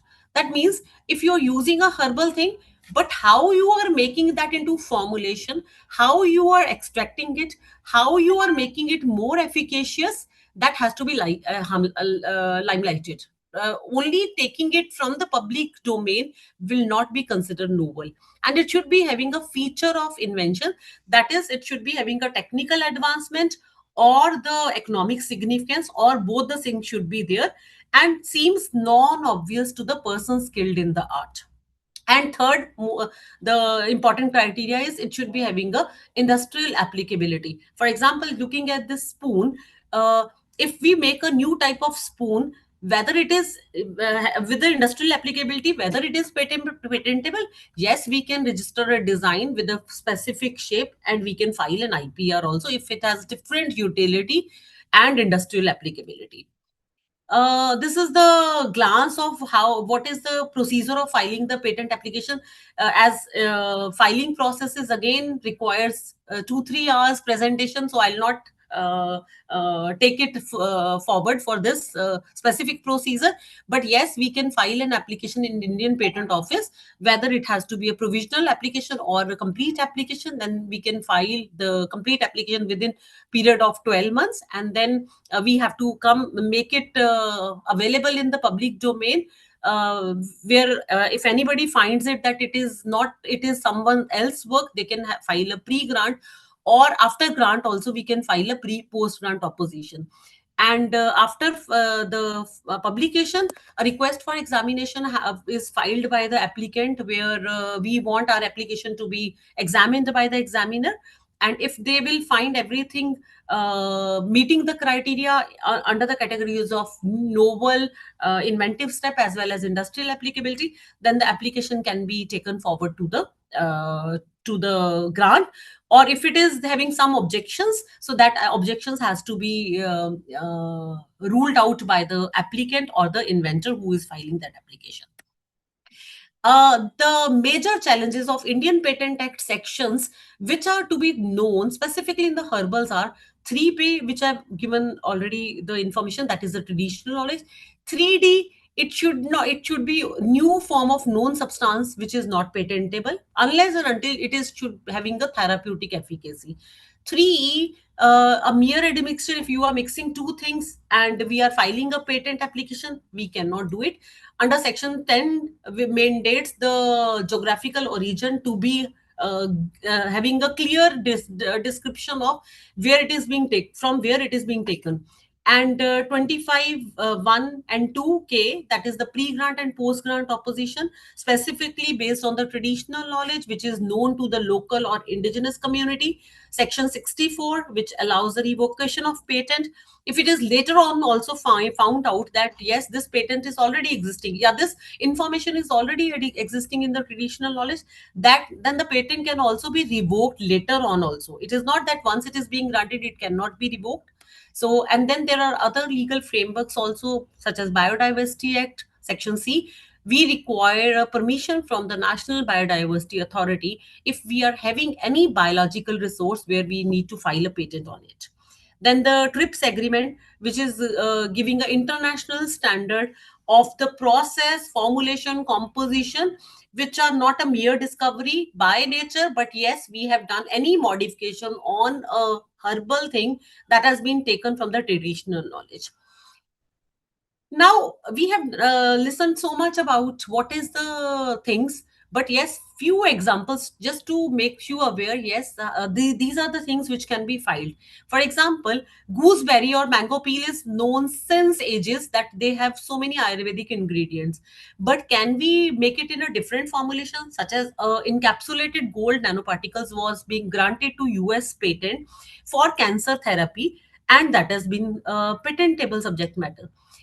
The same thing which is already existing in the public domain was gooseberry or mango peel, but the modified form of it, which is in a form of nanoparticles, which was not known to the public, and it is not even obvious to the person skilled in art, can be patentable subject matter.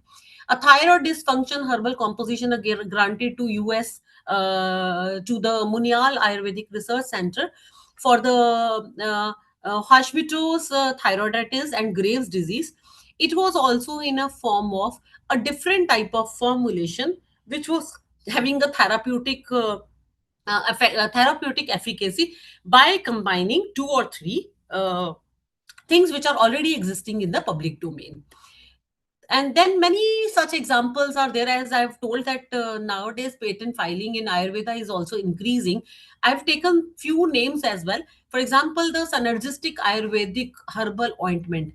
So this focus on this word synergism, right? If we are filing any patent application from Ayurveda or from herbal formulation, we have to make sure that the two things or three things which is already existing in the public domain, we are making in a form of any ointment, any formulation which should be having a synergistic combination, so that the existing thing is now modified in such a manner that that can be a patentable subject matter, and it is totally novel, which is not existing, because mixing in a specific combination will be known to the persons who is handling Ayurveda, who is handling the Ayush system. And then patent number 207188, that is skincare composition for Ayurvedic substances. 208269 is also there. If you can see, in 2007 it is being granted, 2010 it is being granted, and international also. I've taken one examples in such a manner so that you must be knowing that Ayurvedic formulation for coronary heart disease, we know Google since ages.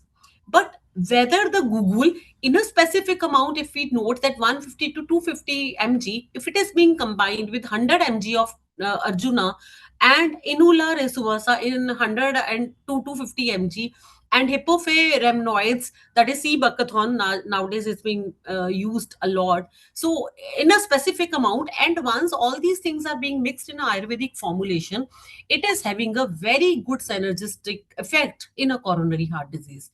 So looking at this, and this being granted, and then in 2004, herbal formulation is being granted because it is having a therapeutic use. And in 2022, herbal composition, which was modernized using a Ayurvedic based formulation, that is also being granted. So many US patents are also being granted. It indicates that now the Ayurvedic system is being recognized, and we as a India, who is having a resource of Ayurvedic Ayurveda, should be definitely focusing on how to file an IPR by taking these ideas.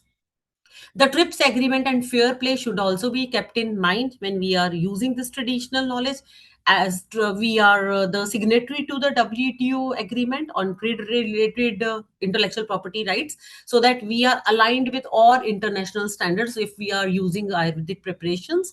National treatment principle, the foreign entities also receive the same patent protection as domestic Indian companies. So no discrimination is being given to the persons who are living outside India if they are following all the guidelines of the TRIPS, and it is open to all the innovators if they follow the guidelines of novelty, inventive step, as well as the industrial applicability. The future of Ayurvedic patents, that is, we can protect the heritage by a robust legal framework in the form of TKDL, which is already being established now, and that resource is being available to the examiners who are examining the application of herbal products which is being filed. The driving the innovation in form of new delivery system, nano formulations. Please focus on the driving innovation, how you can take Ayurveda to the global standards. Make some new delivery system, make some nano formulations, make some applications which can give a synergistic combination of what is already existing. And definitely we can get a global recognition for the Ayurveda also, because it is actually the need of hour, and we should be aligned with the government in the Viksit Ayurveda 2047. Yes, a few examples of what is being revoked. Turmeric patent, which was being filed by US and was granted to University of Mississippi, they said that wound healing properties are being caused by this turmeric. But it was already known in Ayurveda, and since ancient texts it's being known that in surgeries also, when the no synthetic compounds were there, the surgeons used to do the surgery, and then they used to put turmeric, and it was showing a wound healing properties. It was known since ages. So later on, it was being found out that it is rejected due to the lack of novelty, because it was already there in Ayurveda. So it is not a case that once you are being granted a patent in anything, maybe in synthetic also, maybe in herbals also, it cannot be revoked. Yes, it can be revoked at any moment of time under section 64, as in the case of turmeric also, where the granted patent was also revoked. Neem patent was filed by a European inventor, and it was granted to W.R. Grace, USDA, on fungicidal properties of neem oil. In Indian system, people were using that as a pesticide, herbal pesticides in the agricultural system. So it was lacking an inventive step because it is already known, and then later on it was also being revoked by the European Patent Office after the Indian it Now was the parents are. pardon. Yeah, just concluding, ma'am. No worries, ma'am. Yeah.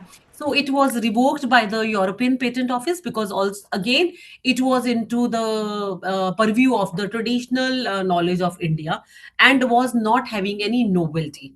So once even patent is being filed, and then there is an example of Basmati. These are the things. These are the patents which were known, and they were filed in very past many years. But yes, even after that they were revoked. For example, the Rice Tech Inc, they filed a patent and they were granted the US patent. That is why I have written number also. It was a granted patent. They claimed that basmati rice, a new rice variety, is being generated, but it was having characteristic of same thing which is present in the same aroma, the grain length, as well as the quick cooking quality was there, which was already traditionally grown in India and Pakistan. So later on, it was find out that it is not a new invention and innovation, and they highlighted the importance of geographical indication here. That is again one IPR, where it was told that the aroma and the grain length is the quality of variety which is being synthesized in, which is being grown in India as well as Pakistan. So it was being revoked, as even if it is, if even it was a granted patent. To conclude, the Ayurveda holds a vast therapeutic commercial potential. I'm also a person who is working in phytochemistry. So we keep on, I have filed patents on polyherbal compositions in such a manner that if they are being combined uh, to yield any synergistic effect or a new formulation of anything which is there. If we are making any new formulation, are we increasing the therapeutic efficacy? Are we increasing the synergism? Definitely we can get a patent on it. So Ayurveda definitely hold a very good therapeutic effects as well as commercial potential, and much safer also. So only need is that it has to be integrated into the modern IPR system, as we can make a new formulation, as I've given examples, that the nano formulations can be there or any combinations can be there in formulation, so that they give the better bioavailability. And issues like biopiracy, lack of standardization, and global regulatory differences also hinder its protection, where the government is taking these steps to have a standardized protocols, standardized books, so that that can also be taken care. And then TKDL, which is building up a resource, and that is being globally recognized also, along with the balanced approach to ensure that this innovation of the Ayurvedic substances which can be made or in a good formulation should be ethically used, and it should be protected by the traditional knowledge holders, and they should be given a due recognition for the same. That's all from my side. Thank you so much, ma'am, for joining us and sharing your insightful and thought-provoking session. Your valuable perspective on the challenges of IPR in Ayurveda have truly enhanced our understanding of this subject. So, thank you so much, ma'am, for joining us. Thank you so much. Thank you so much. Any question? Anyone who can? Any questions are there? If I can take that in a ma'am chat. There is one question, जैसा आपने बताया कि IPR में अभी ये include नहीं होता आयुर्वेदा, तो कोई ऐसा स्टेप लिया जा रहा है by anybody to include it in IPR? Definitely, that's what I said. No? The traditional knowledge data, TKDL is being synthesized, that library is being synthesized, so that we should be vigilant in filing the patent application, which is already existing in the public domain, which is already existing in TKDL. We should not be taking it as such. A plant, a part, or as a whole is not allowed. But I have taken examples that if it is modified in such a manner that it should be having a therapeutic efficacy, it is in a form of a formulation, like I have given an example of gold nano formulation. If it is made Yes. in any formulation which is having a better applicability and patient use, definitely that can be taken care. Okay, ma'am. Okay, ma'am, I got a few questions. Yes, sir. Sure, sir. Okay, I'm Dr. Andy from Malaysia. Yes, sir. Okay, now My I try gratitude to and do respect to some. you, sir. Okay, I try to do. We are. There's a team with a few university. We are trying to do. The Siddha medicines blueprint of Siddha medicines. Is Okay, it sir. possible to patent right that? Sir, you can patent that formulation. The patent can be filed on a product or a process. है ना? A product, Okay. if you have combined a few things and you have modified in such a manner that it's come up with a new formulation which is having a better thing before what it was. है ना? If you have Yes. combined A, B, C, it was having an individual activity, but when you combined A, B, C in a specific formulation, it has enhanced the activity of ABC. Definitely you can do that. Okay. Okay. Right. Okay, but yes, But you have to then, take the TKDL into consideration, as well as you have to, when you will file an application, you have to report to NBA also. And under various sections, I have taken a few examples also. Under various sections, you have to note down that the National Biodiversity Authority has to be taken. They have to be given that yes, so and so resource has been taken from the Indian traditional knowledge. oh, okay. Okay. Maybe we need to talk further to Yeah, discuss. sure, sir. I have given my mail Okay. ID also, and my Okay. contact number is also there. So if you will be having any doubts, or as I'm a IP facilitator also by Government of India, and I am a registered patent agent, so you can connect with me through mails or any other mode of communication, sir. I'm definitely I'll be really Okay, feeling work together. wonderful for that. Yeah. Okay. Okay. Thank you, madam. Any other thing, ma'am? Where Thank you so much, ma'am. No, ma'am, no, ma'am. I think all questions are done. Thank you so much, ma'am, for joining us. so okay. Thanks, Professor Ramanpreet. Yes, sir. I was Yes, given ma'am. You short can. time, so I just No, thought no, no, that no. I You should have take the. delivered everything in a very meticulous way. I Yeah, believe the so listeners will definitely be I thought benefited. that way that I should speed up little so that I can cover all the topics which are related No, to no, no, Ayurveda. no. Yeah. You did a lot. Wonderful, wonderful. Thank you, sir. Thank you, ma'am. Thank you, sir. Now, I invite Dr. Shishma Talgaonkar, ma'am, Associate Professor, DIPSRU, New Delhi. Dr. Shishma Talgaonkar is a highly accomplished academician and researcher with over 26 years of experience in teaching and research. She has been consistently recognized among the top 2% of scientists globally as per the prestigious Stanford University list since 2019.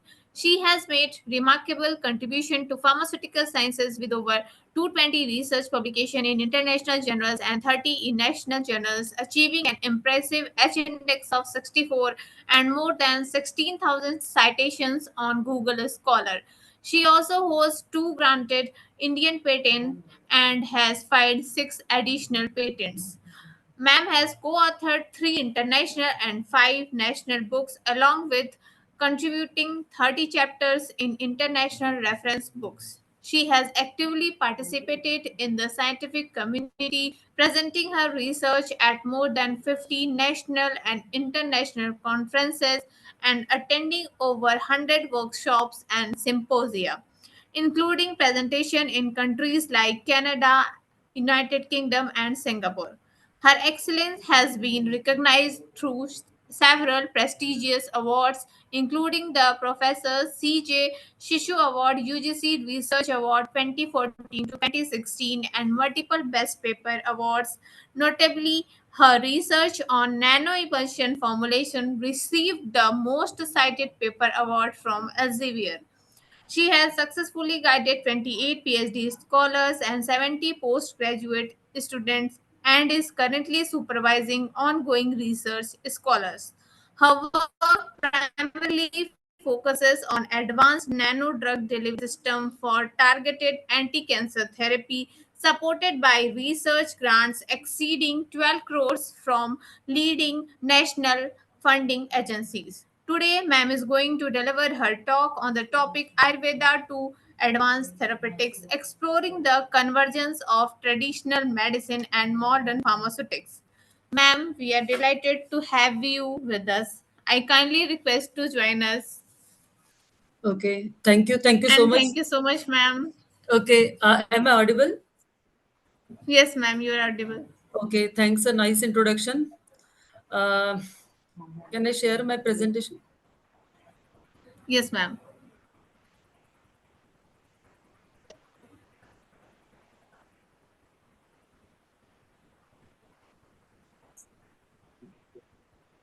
Just a minute. Okay, ma'am.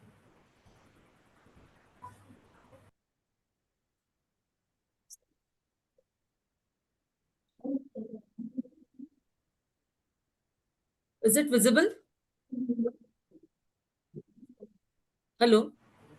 Yes, ma'am, it is visible. Okay.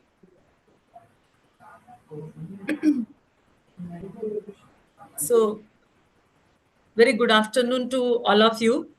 And Good it afternoon, is my ma'am. privilege to deliver a talk on such a apt topic in the current scenario, that the Ayurveda a way forward for the wellness and Viksit Bharat 2047. Before putting some words on this particular topic, I want to express my gratitude to all the committee members, including Professor Atul Nasaji, Professor Vijay Bhalla ji, Professor Anil Sharma ji, Dr. Akhil Sharma ji, all other organizing team members, and my special thanks to Professor Shahar, who has given me this opportunity and who was my colleague, and I have worked for the 17 years in Jamia. A very good memories with work with him.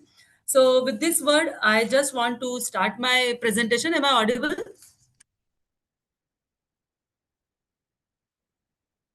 Hello? Yes, ma'am, you are audible.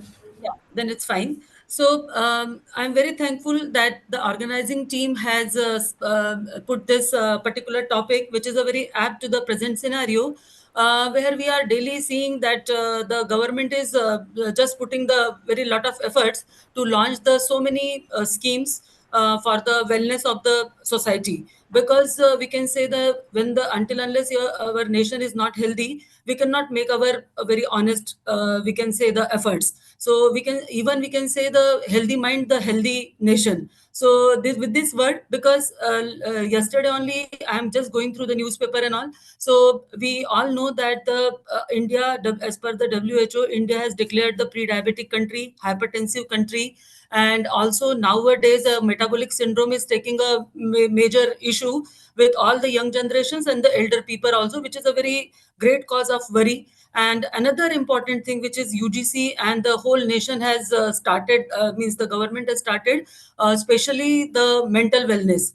And even the yesterday we had organized the mental wellness program, which is the mandate of all the especially the state government universities, because we have seen a lot of young generation, especially 30 to 40% of the India young generation, they are facing the mental weakness, or we can say the mental problems, like the schizophrenia, like the depression, anxiety, and mainly I can say the sleeping disorders. All these are making the young generation, I don't know whether they are going and they cannot cope up, and then at the end they can end their life, or their parents, they are maybe very going through the very trouble situation. So in this case we can say it's a allopathic medicine is not a long way for the treatment. And that's why I'm saying this is a very apt to the current scenario. And especially we can say the treatment is definitely hidden in the Ayurveda, and that's why the Ayurveda, a lot of universities and the government is also funding for the traditional medicine, and the people are taking the various projects for the wellness.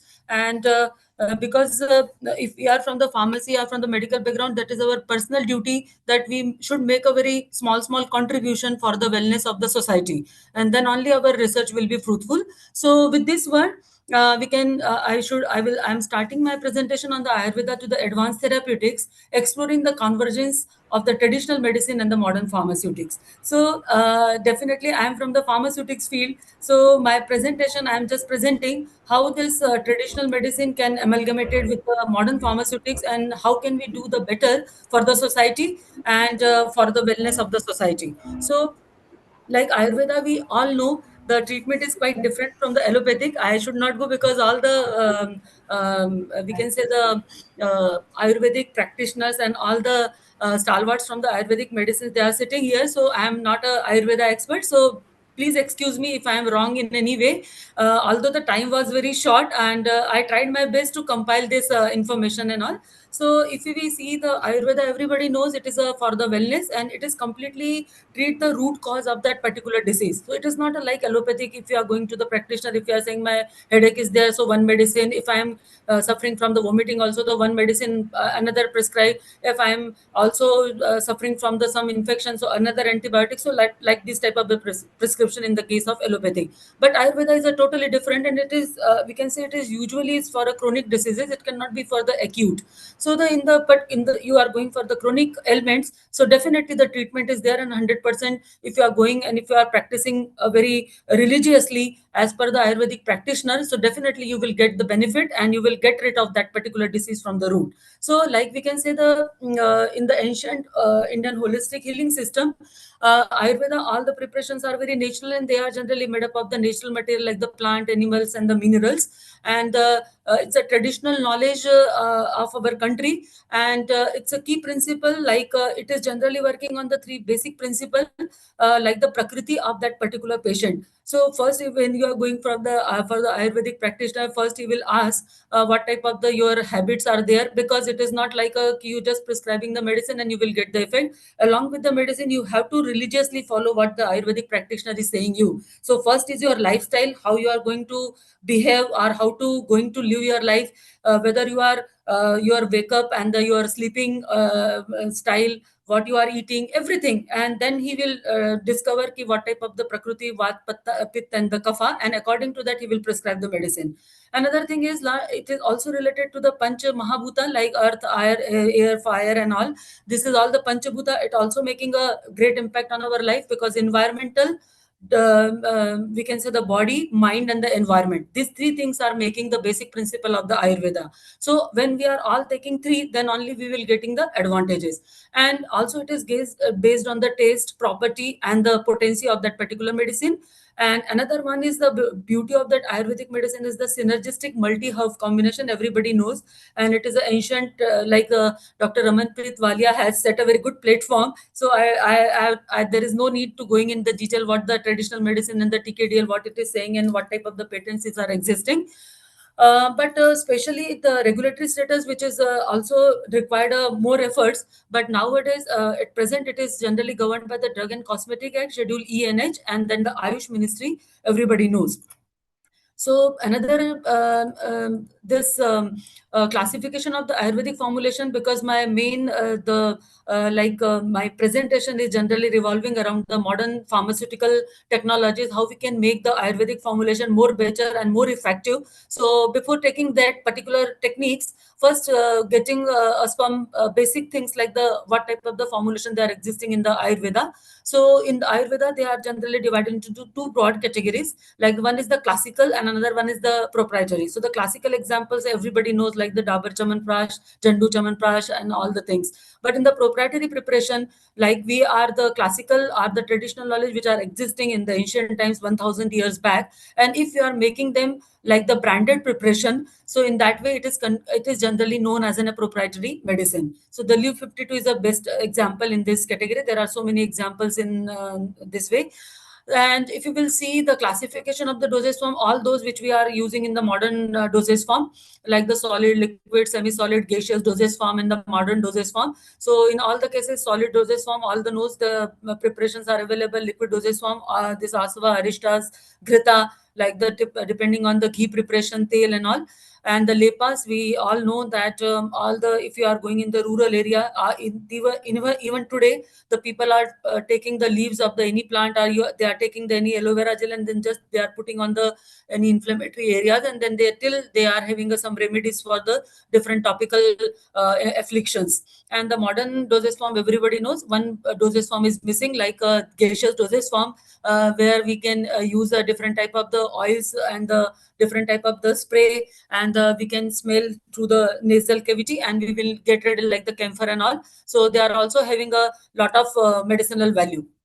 if we will see the global Ayurvedic market, nowadays it is getting a more and more popularity. And in coming years, I will definitely see the Ayurveda is the future of the medicine. So only the thing is the standardization, all other challenges which we are facing, I will come in the next slide. So if you will see the global market from the 2019 to 24, it is day by day is going to be increased. And if you will see this pie diagram, so definitely the solid dosage form will take a priority. After that, there are the syrups, and then there is some churnas and the powder. Then these are the some oil preparations and the tails, where we can use the different ghee and the aristas and asavas fermented preparations and all. And the 7% preparations are the others, like the different modern dosage forms and other things are the combination dosage form. So this is the scenario. And in like if you will see the advantages of this formulation, I'm not going in detail because I think my previous this speaker has already covered. Like, that is a very holistic approach. In my introduction, I already told it is generally a root cause of the analysis of any particular disease. So it is all related to the Vat, Pitta and Kapha. All the your history the Ayurvedic practitioner will ask, and definitely the medicine will prescribe, and it will be taken in a proper way. So definitely the patient will get help. Then the minimum side effect everybody knows, because it is from the natural source. So definitely there will be no side effects. But if you are not taking as per the advising guidelines, so definitely you will may suffer from the some few side effects. Then the wide therapeutic range, because it is it's generally a polyherbal preparation, or even simple from one plant also. But there are the so many properties in that particular plant, and so many constituent is there in then one plant. And that is the standardization and the validation is important. And another hand, that's why this medicine is very effective, because so many components are present in the one plant. Then the synergistic action, as all we know, they can multi combination, so definitely they can be act in a very synergistic way, and then definitely they will make a very impressive, or we can say the therapeutic effect more better as compared to the one compound. It is also the immunomodulator and adaptogenic. This is another one of the most important parameter nowadays, whether the people are suffering various immunomodulatory diseases like the rheumatoid arthritis, depression, and then other things are also, because many of the people, they also say the cancer is also the we can person is suffering from the cancer. The one is the their immunity is going to be suppressed. That's why they are going to be. This is also one of the research findings is there. So Ayurveda, how it can be healed? It is make the patient adaptogenic. Means what are the conditions you are facing? The stress condition, environmental condition. So when you are taking the Ayurvedic medicine, like I am taking this we can say the golden lecha, like in the foreign language, it is very popular. We can say the haldi wala doodh, which can be sold in the foreign countries, like the golden leta. So we are taking a very ancient times are from my we can say my very from my, even I can say from the birth, daily evening we are taking this haldi wala milk. So it is a gradually make the person very strong against the environment. So I have already told it is not a simple medicine. It is generally based on your body, mind, and environment. So adaptogenics means if you are taking the Ayurvedic medicine daily, your body is definitely will be stress free, and it will accommodate as per the environmental condition, whether the environmental condition is stressful, favorable, unfavorable, happiness, unhappy. So your body is going to be like that, and in similar way your immunity is going to be boosted up, and you will not get affected by the environmental conditions. You will be very strong, and you can your day-to-day activity is not going to be suffer. Cultural acceptance, it is also there, because the high patient compliance due to the we can say the generational trust. So it is a in India it is very popular, and nowadays in the foreign countries they are also following. And Professor Ramanpreet Walia has given the examples where the patent is going to be withdrawn, because that is in our traditional library. It is already there in the black paper and the curcumin and all the things. So now the come to the major issues, like the my previous speaker also has covered the some issues. What are the issues we are facing in the Ayurvedic preparation? So the key challenges in the part one, the first is the lack of standardization and the quality control, as we all know. And that's why nowadays the research scholars, they are taking the one plant one part portion, like the leaf, root, or leg, and they are going to be standardized. They are going to be identified. They are going to be standardized. They are going to be validated by the different very advanced, we can say, the techniques, and then they are going to be remove this type of the challenges. But now this in all Ayurvedic preparation, they are generally having a major challenge is that they are going to be lack of standardization and the quality control. Second is the poor bioavailability, which is a major concern, and here the pharmaceutics play a very, very important role, and that is a major issue and the major topic of the today's presentation, which I am presenting in my later slides. So the poor bioavailability is, everybody knows, all the this plant, we can say the phytoconstituent, they are having a class 4. They generally fall in the class 4 drug as per the BCS classification, and that's why what the effect which we are expecting, we are not getting due to their poor bioavailability, because most of the constituent, they are not soluble. So even the many people, they say like, I am taking a haldi wali chai. What does it mean? Because curcumin, if you are putting a lot of curcumin in the water, hot water, it is not going to be solubilized to the therapeutic level.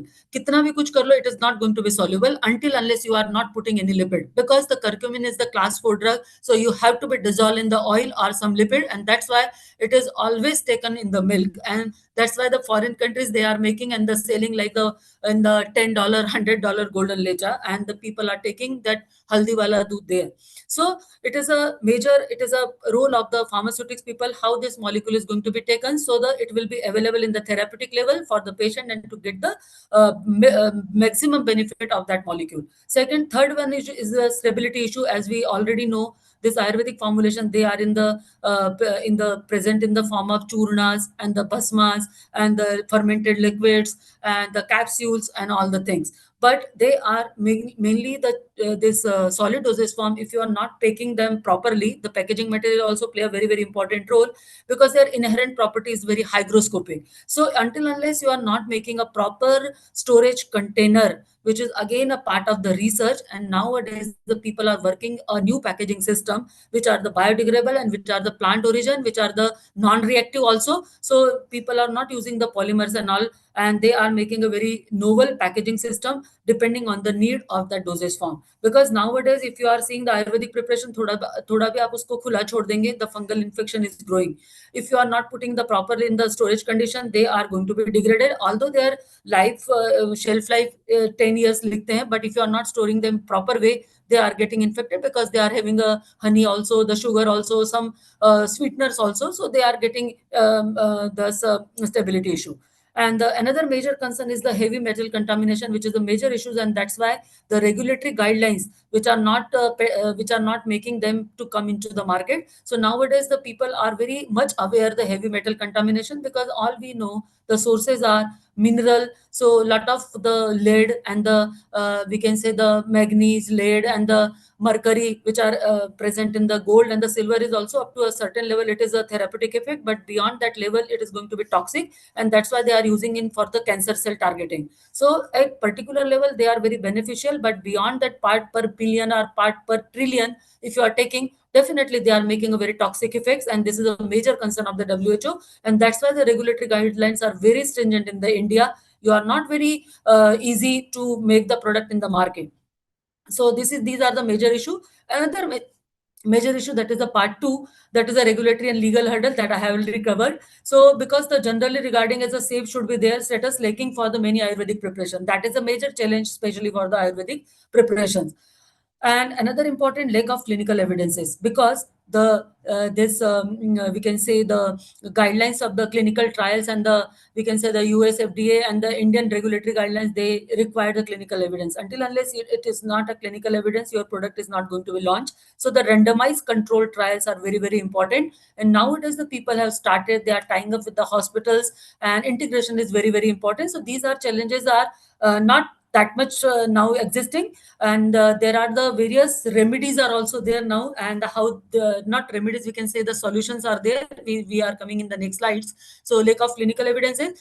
Another important challenge is the authentication of the raw material, which is very, very important concern, because everybody knows the source is the different. If you are taking or collecting from the different sources, the Cognosy people and the Ayurvedic people, they have seen the research are going on. If one plant is collecting from the north region, one is collecting pan India, research is also going on. If I am taking a one plant from the north region, from south region, from west zone, and if they are comparing with that plant, definitely the activities are different, and which is the major concern. And that's why the standardization and authentication is very, very important, of the raw material as well as the plant. And the macroscopic identification is inadequate. It is not sufficient. You just taking the leaf and the root and you are just simply making a macroscopic identification. It is not solving the problem. You have to go. Nowadays the people are going, tying up the biotechnology, and they are going for the gene sequencing, metabolomics, proteomics. All these things are going on in the plant biotechnology. So it is not a now it is not a simply the traditional knowledge. The people are working and going way forward. And last one is the GMP compliance and the scale up. As we all know, the GMP guidelines are special in the world. India is a very stringent GMP guidelines. We have to follow the stringent guidelines, and which are lacking in the case of Ayurvedic preparation. So another Ayurvedic industries, they are working on that and they are launching their products. So these are the now the comes the role of the modern pharmaceutics, how we are integrating with the Ayurvedic formulation, making it better available, better stable, and removing the all the regulatory hurdles, and making a very product which are very marketable, and with the proper regulatory guidelines. So this is the potential of modern pharmaceutics in the overcoming the challenges in the Ayurvedic formulation. So we are taking one by one, and time constraint is there. So some slides I am going to just skipping. So advanced pharmaceutical strategy, all know that is the challenges. Like all we know that poor bioavailability is a major concern. So there are the so many ways. I will come in the my next slides how we are going to overcome these bioavailability problems, and how the drug in a very simple way in home remedies, how we are going to make them available in a therapeutic level for wellness. Another important concern is the instability of the aswa, arista, and all other major preparations which are containing the alcohol.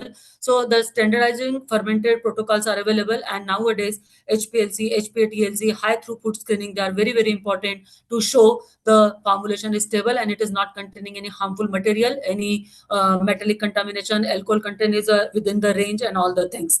Another important concern is the heavy metal, how you will prove that is that is not present in the formulation. Now there is a PET technology, very advanced analytical instrumentation techniques are available, and the Ayurvedic industries, they are coming up with the setting up the different laboratory. I am also connecting with the one of the Ayurvedic laboratory, how we can set up and what are the important equipments are important to get the regulatory approvals. So these are the some equipments I have putting, although I am very much sure that the audience, they are very well versed with the pharmaceutical analytical equipments, which are nowadays very, very important to find out the residual solvent, heavy metals, which are another major concern in the water also, when we are which we are using in the different preparations as well as in the Ayurvedic preparation. So these are very important concern. Another one is which are the major issue which we already told in my previous slide, that is the lack of randomized control trials.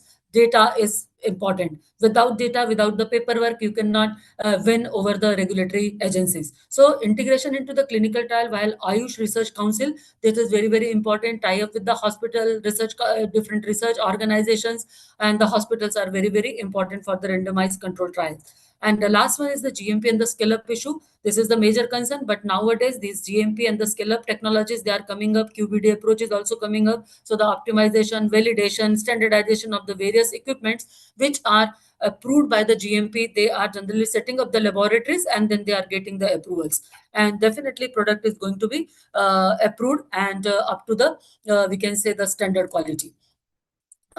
So these are the simple how to improve the how to make these challenges to be overcome. So this is a very crowded slide. I'm very sorry, because due to the paucity of the time, I cannot make and I cannot beautify the slides. So I'm very sorry for that. But these are the various techniques which can be used for the bioavailability enhancement. So just these are the in the previous in the next slides, in few slides, I am just exploring all these type of the options. So these are all the types of the novel drug delivery system, whether they are playing a very, very important role in enhancing the stability, enhancing the bioavailability, and the taste masking, which is the major concern. So all the solutions are hidden, or the we can say the one solution NDDS for all type of the problems which we are facing in the Ayurvedic preparation. So these are the various formulations which are available, and they are having a very all those formulation which you are seeing in that slide, they are all having the commercial viability. So I am only showing those formulations which are definitely there in the market and having the commercial viability, and how you are going to be scale up, and what are the various equipments which are available to making them and to simplifying them and to launch into the market. So nanoparticle, which is one of the major concern, and which are the most commercial viable preparations, and they are very much present in the anti-cancer and we can say the anti-cancer and other chronic diseases like the arthritis and the cancer and the different type of the neurological disorders. So a lot of work is going on even in the curcumin and the piperine and the vidani ashwagandha. A lot of work is going on along with the allopathic medicine. Self-emulsifying drug delivery system, which is the one of the most important dosage form, where you are simply taking the oil lipid based preparations. And one thing I want to just mention, even in my next slides also you will get that preparation. In this self-emulsifying, the one example is very popular and the very large market is there. That is a self-emulsifying drug delivery system of the curcumin, and the snake 30 is the preparation which is in the market, and the Arrow pharmaceutical, lot of this Ayurvedic, we can say the industries and as well as the pharmaceutical industry, they are making the curcumin nano preparations, and they are available in the soft gelatin capsule in the market. So the snake 30, which is generally available, which can be taken up by the this cancer patient also, the person who is suffering from the arthritic also, the person who is suffering from the we can say the this arthritis and the other disorders, immunological disorders, they are taking this snake 30 in the prophylactic way. And the transdermal delivery, which are very much helpful in the lepas and all, which are Ayurvedic preparations which are available, and we can convert them into the very modernized transdermal dosage form to make them available in a very therapeutic level and to the deeper level of the skin to treat the diseases on the topical as well as on the we can say the transdermal level in the blood or on the surface of the skin. So in both the way they can be treated with the help of the topical transdermal delivery, depending on the need of the patient or depending on the need of that particular dosage form, whether you want to deliver the drug. So another one is the liposome and the phytosomes. Everybody, I think they are working on this liposome and the phytosomes. It is a very best, we can say the preparation, which can be helpful for all type of the we can say the challenges which the Ayurvedic preparations they are facing, and as well as the allopathic we can say the chemical agents they are facing. So the liposome and the phytosomes is the better remedy for all type of the drug. Solid lipid nanoparticle, there is another lipid preparations, we can select them, and they are having a nimbolide preparation, that is a, and the grapholide anti-inflammatory preparation, Ayurvedic preparation, they are available. Microsphere and microencapsulation, one of the best technology at till date the pharmaceutical industries. It is one of the most commonest technology nowadays the people, and they are using from the ancient times, not ancient times, in the past also, in the present also, in the future also, the microencapsulation nobody can remove from the pharmaceutical field. So this is the microencapsulation, the solution of all the remedies, test masking, controlled release, and you can convert the liquid dosage form into the solid dosage form. You can make the incompatible dosage form into the compatible way by using the microencapsulation technique. So one of the most important technology, one of the most important chapter in the pharmaceutical technology, which we can use in any of the challenges. In this microencapsulation, if you will go through that chapter or the techniques, you will get the solution of each and every type of the challenge which we are facing related to the formulation. Only the thing is that you have to optimize and the correct selection of the technique depending on the need, depending on the chemical and the physicochemical properties of your drug molecule, whether it is a Ayurvedic or whether it is a chemical entity. So here the pharmaceutics or the formulation expert will play a very, very important role to make the formulation better available. So these are the some advantages of the NDDS system which we are discussing. They are having a enhanced bioavailability control and the sustained release. They are having a power of targeted drug delivery system, protection of active compounds like the to enhance the stability, reduce the dose and toxicity, because 10 times, 120 times you can reduce the dose if you are taking a proper we can say the selection of the dosage form depending on the properties of your drug molecule. And definitely if you are, all these advantage will lead to the patient compliance. So that's why it is a popular, but at the same time we can say it is not the perfect remedy, or it is not a thumb rule ki you can take the any type of the molecule and you can make a dosage form. No, NDDS cannot be made for the paracetamol. NDDS is not available for the antibiotics. So we cannot say NDDS is the remedy depending on the molecule on which you are working.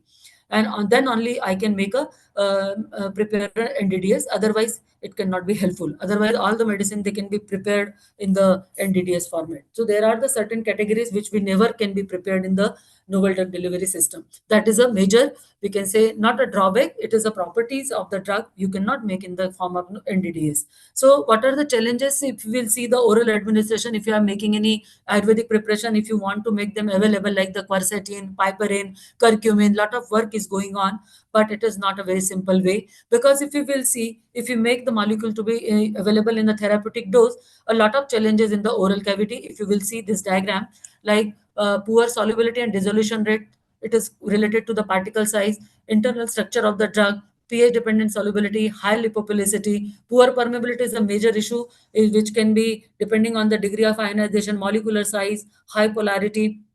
If you will see the drug stability, like the all the molecules, resveratrol, piperine, curcumin, thymoquinone, all they are having a drug stability issue. So we have to be very much very careful what is the stability of the molecule at each and every point of the GI tract. So that is also have to be identified. Then only your molecule will be giving a desired, we can say, the therapeutic activity. Then the pre-systematic metabolism, it is also a major concern. So what I mean to say, whatever molecule you are taking and making the formulation for the market, you have to be very thorough in this all the aspect. This diagram is also very important, because lot of work I have done for the PGP and the cytochrome 450, which is a metabolizing enzyme. And if you will see this diagram, the drug in the solution form, but in the some case the drug is also going to be metabolized, because there are the certain metabolic pathways and the enzymes are also there which make the drug to be degraded.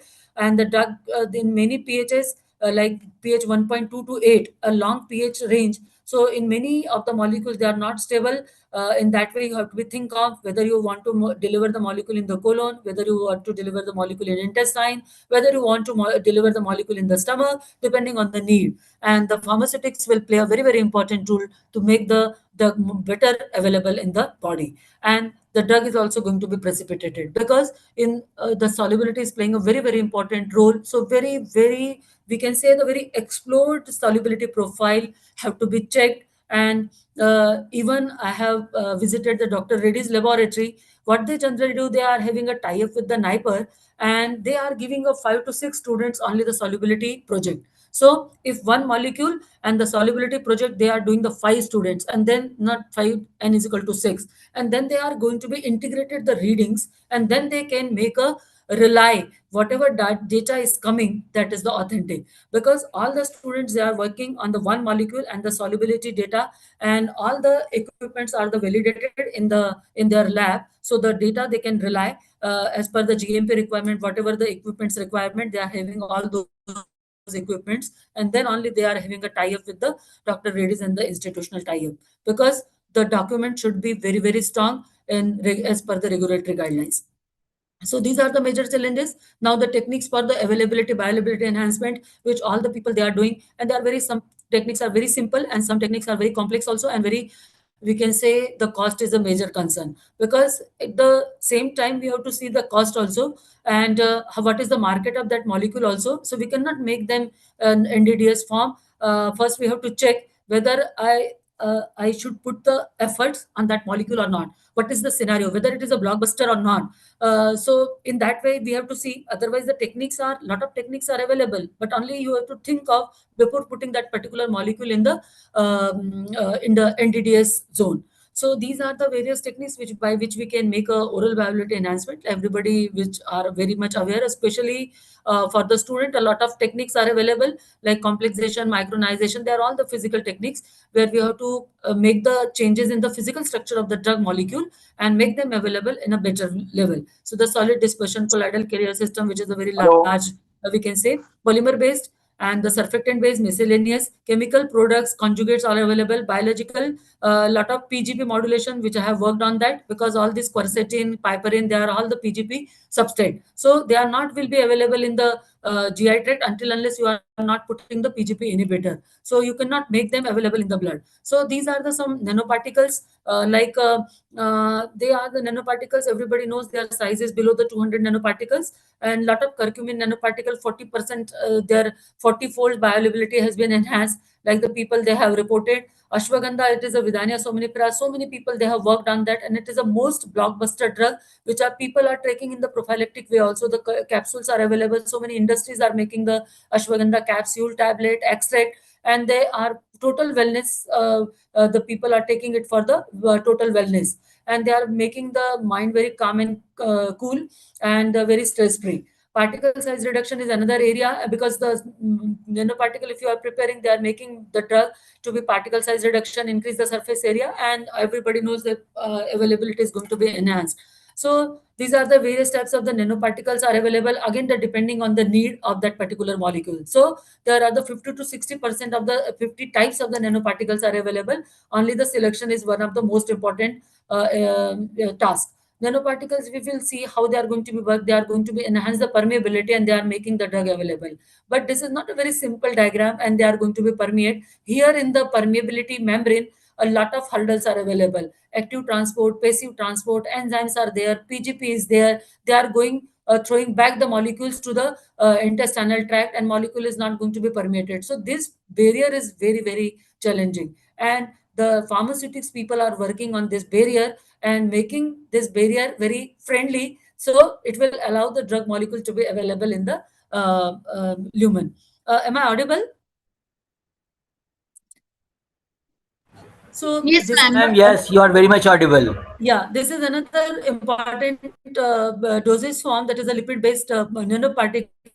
And if you will see the Ayurvedic preparation, where the we can say the grita and all the ghee preparations and the tel which we are using. So now we are very, very, very nicely we can integrate with this lipid-based nanoparticles with that Ayurvedic preparation. So in Ayurvedic preparation, so many oils are there which we can use to making them as a we can say the transdermal patch or the topical preparation. There are the so many ghees and the like the lipids are there which the we can give for the people who are having a pitta prakriti, or like for the patient is suffering from the peptic ulcer or agni type of the doshas. So those lipid we can take, and we can make that lipids with the some allopathic medicine or the some phytoconstituent on making that molecule to be available better way, and to in a we can say the making them very effective for that treatment of that particular drug. So the lot of lipid preparations are available. We can integrate that Ayurvedic lipids with the modern lipids, and we can make a dosage form. So these are the very vast topic, and this lipid based nanoparticles, they are available in the market also. In the case of we can say the anti-cancer drug, they are available like the paclitaxel and the doxorubicin. They are available in the form of liposome self-emulsifying drug dosage form. And these are the phytosomes, which is again the very upcoming, and they are very much commercially viable, where we are taking the lipids, especially the phospholipids. But here in we can make an innovation, like we can take the lipids from there, from the Ayurvedic preparation we can take as per the regulatory requirement. We will just go through the literature. We take those lipid also. We can combine with then phospholipid also, and then we can make a conjugates of phospholipid and that those lipids with the drug, and making them more available in the blood or in a targeted area. So the phytosome is basically we can say the conjugation of the phospholipids with the phytoconstituents, and very simple procedure is there. But you have to optimized by the QBD design. That is a nowadays a very we can say the as per regulatory guidelines, you have to optimize the formulation as per the requirement. So optimization softwares are there. The QBD approach everybody is following, and which can cover all the design expert data, beginning from the source of that material to the formulation optimization and the characterization as per the fishbone diagram and all, which is one of the major requirement, validation of the equipment, validation of the method, and all the things we have to follow. So these are also the commercially viable preparations which are available. These are the market preparations which are available. That is the Meriva, Curate, and then the Silifos, which are available in the market. And these are the companies, and the benefits they are showing, their bioavailability 50-fold, 40-fold, they are going to be enhanced, and using for the various types of the liver protection, for the heart for the different cardiovascular problems, and curcumin, which is the all-in-one, everybody knows for that, so they are available. So these are the another important preparation, that is along with the liposome, phytosomes. These are the another solid lipid nanoparticle, whether it is a matrix type of the dosage form, where we are simply combining the lipid with the we can say the drug, and then we are making them in the form of nanoformulation. So it is again a very simplest method, but nowadays, as per the regulatory guidelines, there are the very sophisticated equipments are there, that is a high pressure homogenizer, microfluidizer. Nowadays, the Ayurvedic industries, they are buying these equipments and making the formulation, which can be very much easily getting the we can say the regulatory approvals, and they are also making them available in a better way by using this micronization, or we can say the microfluidizer and the high pressure homogenizer, sonicator, ultrasonicator, and they are using to make the solid lipid dosage form. So these are some examples which are having, and people are working on this different type of the extract and the phytoconstituents. So another is the dosage form, which is the self-emulsifying dosage form. This is one of the most commercially viable dosage form, where we can say it is a very simplest dosage form where no equipments are required, and which is the simplest form. We can easily scale up, and we can make in them into the market. So the Snake 30, which was the example which I have given the previously, it is a self-emulsifying dosage form. You simply dissolve the drug in the oil and put some surfactant, and it is a surfactant and the oil combination, and when this combination is going in the stomach, it is automatically converted into the nano droplets, and these nano droplets, they are easily permeate through the you can say the gastrointestinal membrane, and which will be available in the in the blood, and you can enhance the bioavailability. In this seeds formulation, you can make them available against this permeability barrier by putting some PGP inhibitor like the quercetin, piperin. They are very, we can say, they are the inhibitor also, and people are using along with the allopathic medicine also. So combination and the synergistic action, both you are getting, and also you are avoiding this PGP barrier also, and making them into the form of nano. You are getting all the benefit of the nano. You are all the getting the benefit of the phytoconstituent also. So in the synergistic way, they are working, and they are better eradicating that particular disease. So these are how this seeds are going to be work, a simple diagram which I've already explained. These are the another important commercial viable and most popular technique. I already told that one of the most important technique, microencapsulation technique, the people are using it because they are having a lot of we can say the advantages of this microencapsulation technique. So the spray drying technique is one of the most popular, where you can make that Ayurvedic preparation, liquid preparation, they can be converted into the spray dried powder, and those powders, they are much more stable as compared to the areshtas and the asavas, and you them converting into the uh, spray dried form, and you can fill into the capsule, or that spray dried form you can convert into the simple vati or the tablet or the pellets, and they can be easily overcome the issue of the stability. And for the preparation, you can use the this FDA approved polymer like the PLGA, PLA, PVA, all these polymer you can use to make them into the solid dosage form. So regulatory guidelines you always keep in the mind, and then selection of the polymer, selection of the excipient, selection of as per the generally regarded as a safe, which are the important as per the regulatory guidelines, and you can convert with the Ayurvedic formulation into the modern dosage form by using all these techniques. Even this microencapsulation technique, a major area, most of the Ayurvedic preparation, they are facing the taste preparation. Some of the preparations are very bitter. Some of the preparations are they are having a very problematic odor. So all these issues of the taste, odor, and the color, you can mask by using the microencapsulation technique. So in that way, you can win over all those problems, stability issues, and the taste and the odor and all. You can easily overcome by using the microencapsulation technology. So microencapsulation technology itself is having a 20 another technologies. So depending on which technology you want to work, what is your molecule nature, and with which technology this molecule is going. So here again, the formulation scientists can help to make them better understandable, and to get the better combination to make them commercially viable. So the another important aspect is the transdermal delivery. Again, everybody knows, which who are sitting and who are attending this. I am not going in the detail. The transdermal, everybody knows the drugs which we cannot give by the oral route due to the stability issue, due to the some other poor bioavailability, or the systematic metabolism, or the enzymatic metabolism, or the pH stability, pH instability. All these problems which can be we can facing in the oral route, we can simply overcome by making them the transdermal route. Yes, but again, it is not a, we can say, the inverted commas, I am saying it is not a remedy for all. Again, there are the certain limitation. All the molecules cannot be given by the transdermal route. So some molecules only given by the oral route. There is no remedy. There is no other alternative. You cannot give by the transdermal route. Otherwise, antibiotic they could have come in the pharma transdermal page, because the people are suffering a lot of side effects of the anti-cancer drug and the antibiotic till date, but it will not come as a transdermal delivery, because there are the certain limitation of the skin by which we cannot overcome, because the God has gifted the skin for the we can say that it is a kavach, so it is for the protection, and we cannot go against,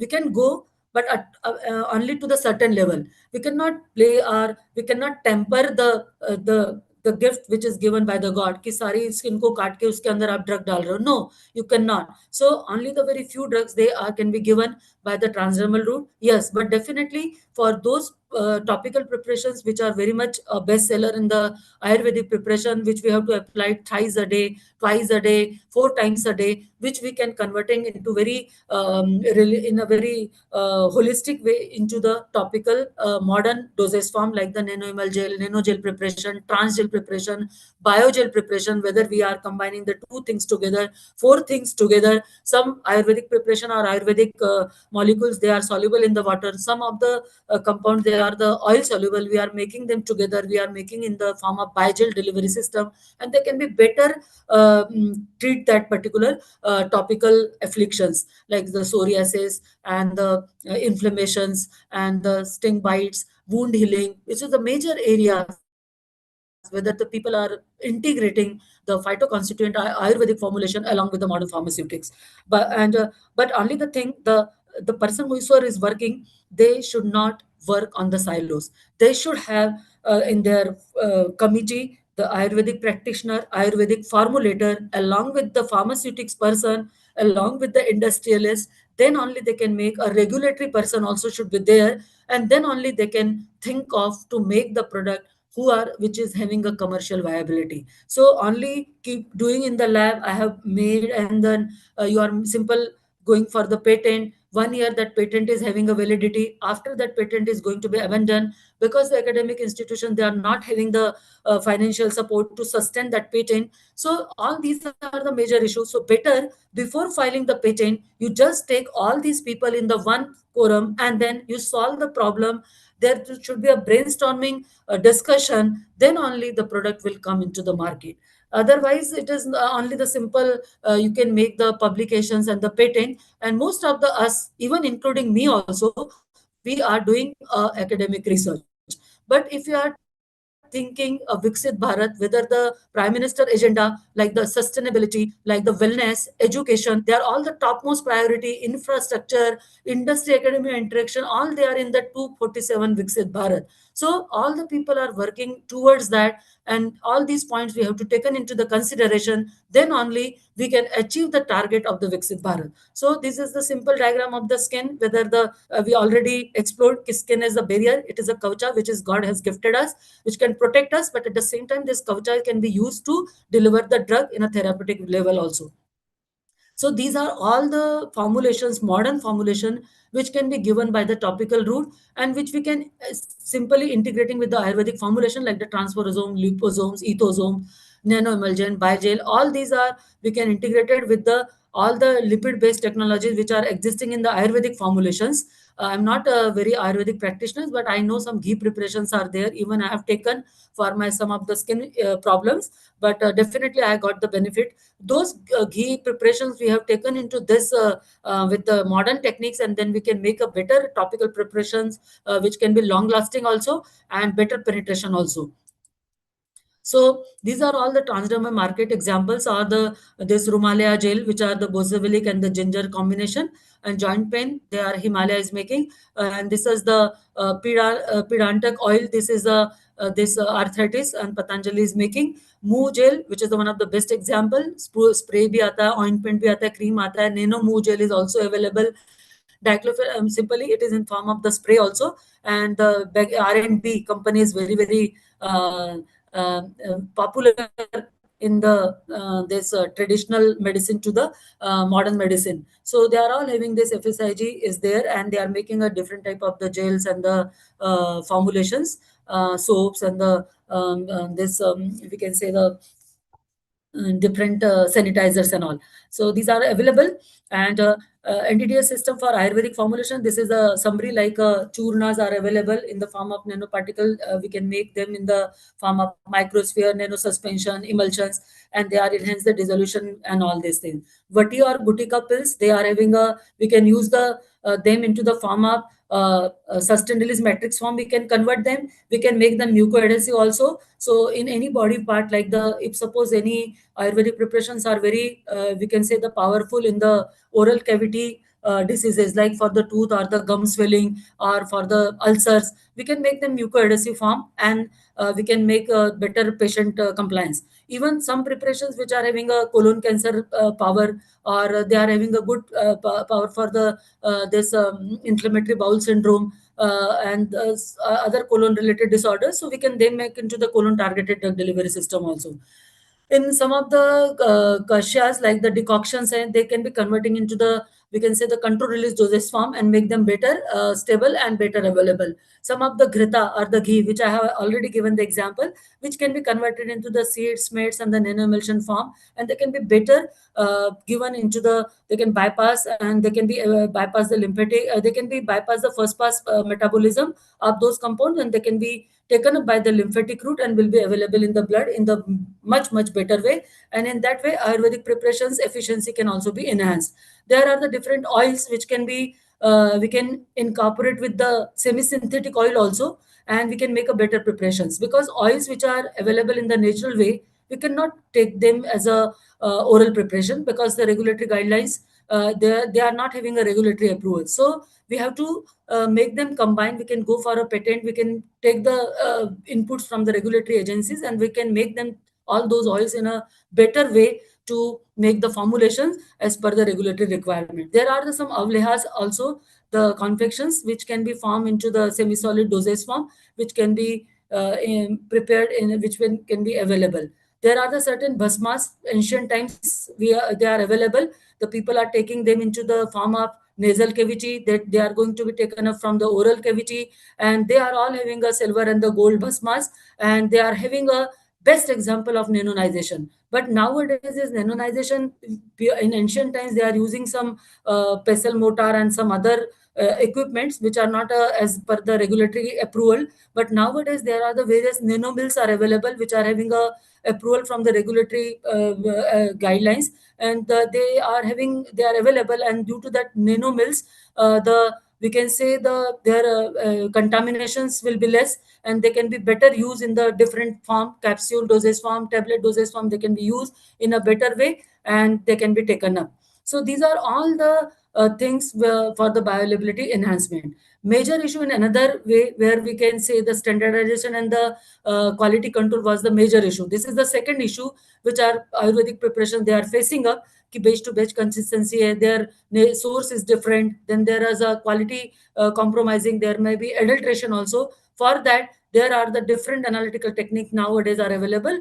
In my introduction part also, I have seen that this pharmaceutical analytical techniques and the tools, and they are nowadays a prime, we can say kitna bhi formulation bana le, but until unless it is not going to be tested, it is not going to be quality controlled, passed from the quality control department, they cannot be going for the further department, like we can say the for the large scale preparation, they cannot be until unless it is not going to be passed from the analytical division and the quality control division. So nowadays the people are working on the HPTLC, a very strong analytical tools are there, and the people are using the PET analysis all the, we can say, the AI tools are also there. So there are the various softwares are also available, reverse pharmacology and various biotechnological tools are available, and the people are taking, and then in silico apps are also there, and the people are working first on that, and then they are going for this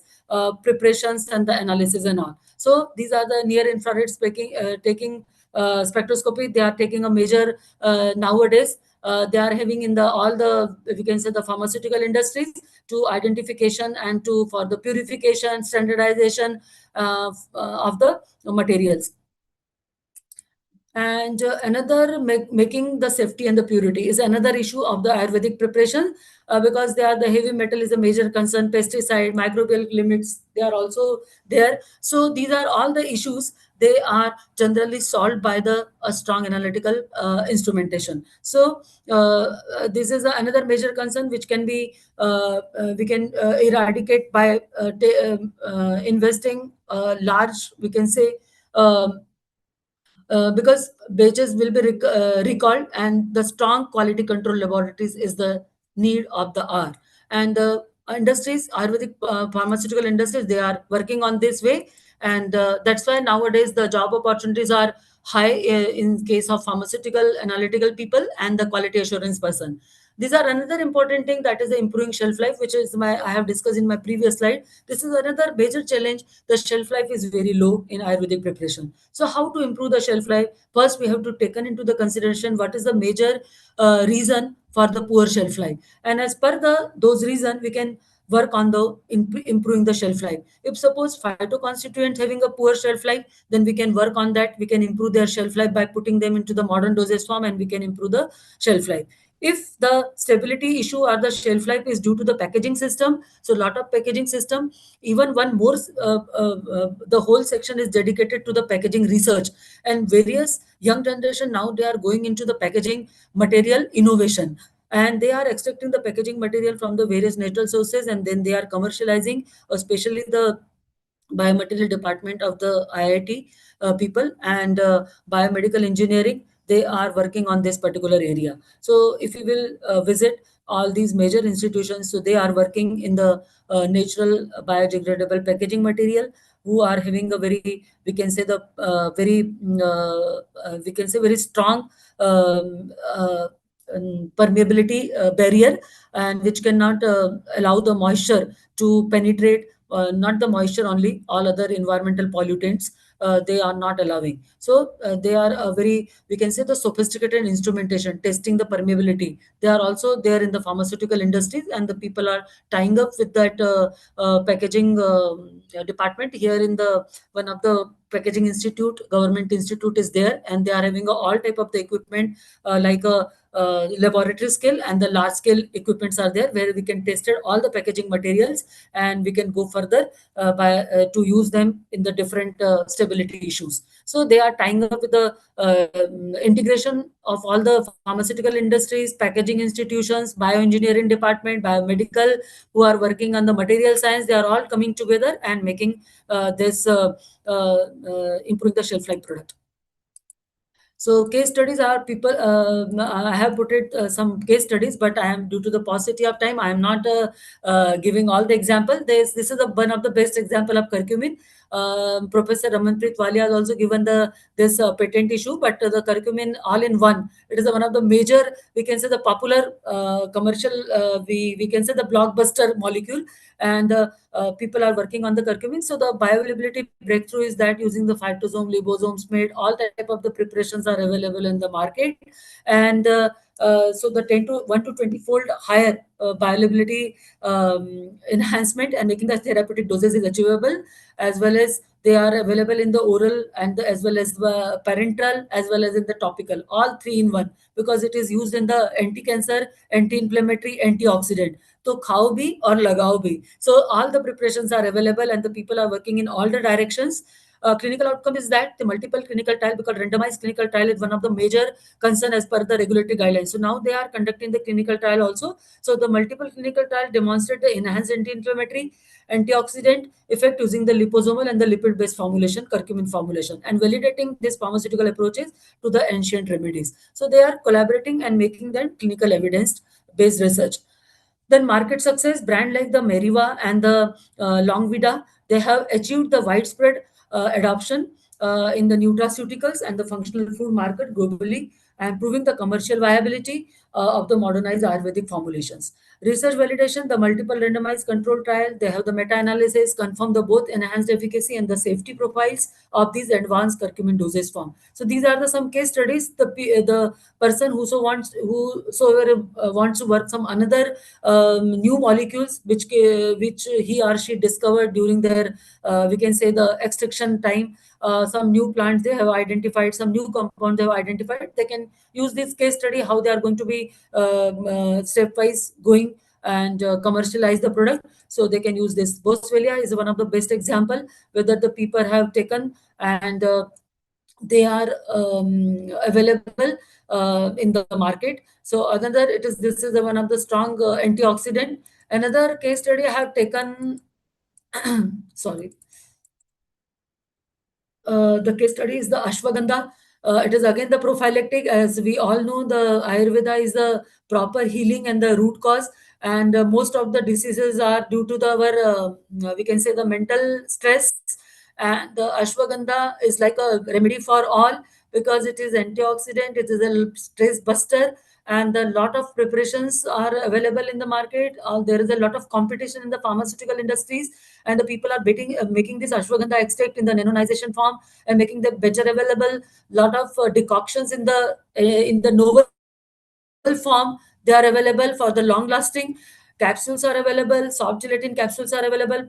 And this way, the Pudinara is the best example for the soft gelatin capsule. Soft gelatin capsule is remedy for all. If the stability issue, if the taste is the issue, if the some we can say their pungent smell is there, all they can be putting into the soft gelatin capsule, and it is a remedy for all. And they can make into the control release dosage form also by coating them with some other polymer. They can be available in the colon, they can be available in the intestine, they can be available for the long duration in the stomach also, depending on the need of that molecule, which type of the diseases, which part of the diseases you want to treat that particular disease. So they can be converted into the various forms. Only the thing is that a proper selection of the material is very, very important. Another important, this is the essential oil and the herbal extract. They are making a major problem of essential oil is that their stability, because they are highly volatile and they are not giving, which they generally, if we can take them as essential oils property. So they are having a very strong medicinal properties, strong medicinal value. Only the thing is that if they are preparing into the conventional dosage form, they are not long lasting. And after a certain period of time, there is no clove oil. If you are claiming them ki it is a clove oil, we are putting into the paste, we are putting into the this mouthwash, it will not be existing because the clove oil is a highly volatile. So if we want to reduce the volatility, you have to be very much particular about the selection of. We can put them into the microencapsulated dosage form, we can put into the nano dosage form, we can put into the gel form, nano gel form, and then we can make into the paste. So they are be long lasting. You can go for a PAT analysis or very advanced instrumentation technique, and then you can prove the clove oil is present. And what we are claiming 1% is there, so it is a 1% available after 1 year also. So depending on these small steps, we can prove and we can go ahead and we can commercialize, and we can overrule or we can overcome all the challenges as per the regulatory requirements. Only the thing is that we have to be very much thorough in the regulatory guidelines and the GMP guidelines and Ayush guidelines. All the guidelines we have to follow very carefully. Then only we can win over other the problems which we are facing with the Ayurvedic preparations, and we will definitely get the win over. This is again another example is nano encapsulated extract. So we can make them extract into the nano form, and we can make a various type of the skincare product also. We can make the different type of the shampoos, creams, gels, and lot. The market is flooded. If you are going to the any shop, any pharmacy shop, all the counters, over the counter this are available. And the means you can select, you can go through the label, and you can take the all this product for the use. Piperine is another, we can say, the blockbuster molecule. Piperine another we can say the multitasking or the multi-variant properties of this piperine, which we can conjugate with the anti-cancer medicament also. Piperine can be very well combined with the curcumin. Lot of tea bags are available. The people are taking the combination of the curcumin along with the piperine. As we all know, the curcumin is having a low bioavailability. We have to take along with the piperine. But definitely, if you are taking in the water, no effect will be there. Until unless you are not taking the lipid-based vehicle, you will not get the effect taking the piperine or curcumin. So if you are taking both in the combination, very well, but lipid should be present in that formulation, or another way we can say the vehicle should be lipid. Only in that way you will get the uh, result. Otherwise, all exercise is futile. If you are thinking I am taking, it is not going to be soluble. Although the yellow color will be there, but it is having a subtherapeutic level, you will not be the benefited. Another thing is piperine. So the conclusion is that, like, the conclusion is, Ayurvedic formulation represent the resource all which we have discussed. Lot of potential is there. Only the thing is that a proper selection of the dosage form. NDDS classification, it is a very rich in all type of the formulation, whether you have want to take by the nasal route, oral route, parenteral, topical, all the formulation, wide range of the formulations are available. Proper selection is important. Bhasmas inherently are the nanoparticular system existing in the TKGL that can be converted into the dosage form, which can be taken up by the very well by the spray form, nasal spray we can make, and then available in the various types of the organs. We can make them in the targeted dosage form. Phytosomes, they are another important dosage form, and most of the phytoconstituent, quercetin, silymarin, all these molecules, they can be very well go with the phytosomes. Only the thing is that the person whoso is working on the phytosome, you should see the limitation with whom they are making the conjugation, because drug molecules which are having a certain chemical moiety, like the phenol or the some flavonoid groups should be there. I'm not a chemistry expert, but some chemical moiety should be present in that drug molecule. Only you then can make a phytosome. All molecules you cannot make a phytosome कि आपने डाला और आपने lipids के साथ combine किया phospholipid and you will get the phytosome. No, you cannot get the phytosome. So these are the, like Grita and all, I have given already the examples, proper selection, and then you can convert them into the different routes of administration. So the integration of the NDDS with Ayurveda, we should be validated, standardized, modernized, traditional formulation, opening a new venues, and in the pharmaceutical research that I have already covered by giving us different examples and all the things. So the future work should be focused on the clinical pharmacokinetics, because RCT is very, very important in the, we can say, the Ayurvedic formulation, randomized clinical trial, clinical evidences should be there, documentation, regulatory frameworks, and the scale up of NDDS based Ayurvedic products. So integration of all the things are very, very important. These are the future trends that are very, very important, like the nanoemulsion based oral sprays are there. And another important thing, the smart nanoparticles, like now the pH triggered and all that I already covered. The major thing is that AI driven formulation design, which is the major, we can say, the future of the all type of the formulation. So AI driven, I have already told, there are the various tools are available, reverse pharmacology, the various, we can say, the different softwares are available. The people are working in that way. And combination therapy, integrating the allopathy and Ayurvedic examples are there. Smart packaging, I have already given the example. People, the whosoever is interesting in the novel research, they can be go through. Here, one thing I just want to mention, which I have just forgot. Nowadays, the plant biotechnology, or we can say the biotechnology, we are is a major playing a major role, because all the biotherapeutics after COVID, the future of the medicine is the biotherapeutics. So now the people are working the antibody conjugates, and the people are working on the metabolomics, proteomics. It is a future of the India. So lot of we can say the after COVID, a lot of this pharmaceutical industry, this Bharat biotech biotechnological industry, they are tying up with the Ayurveda also, and the pharmaceutical industries also, because the trend is now going to be changed. The trend is now the personalized medicine. Even the Ayurveda in ancient time, it is a personalized medicine. In what way? Because personalized medicine, why I am saying, because personal medicine Ayurveda बहुत पहले से काम कर रहा है. वो पूछ रहा है कि व्हाट इज योर प्रकृति, कफ, वित्ता और वात, and according to that he is prescribing the medicine in ancient time. Again the it is all the roundabout, so all the things are coming back, but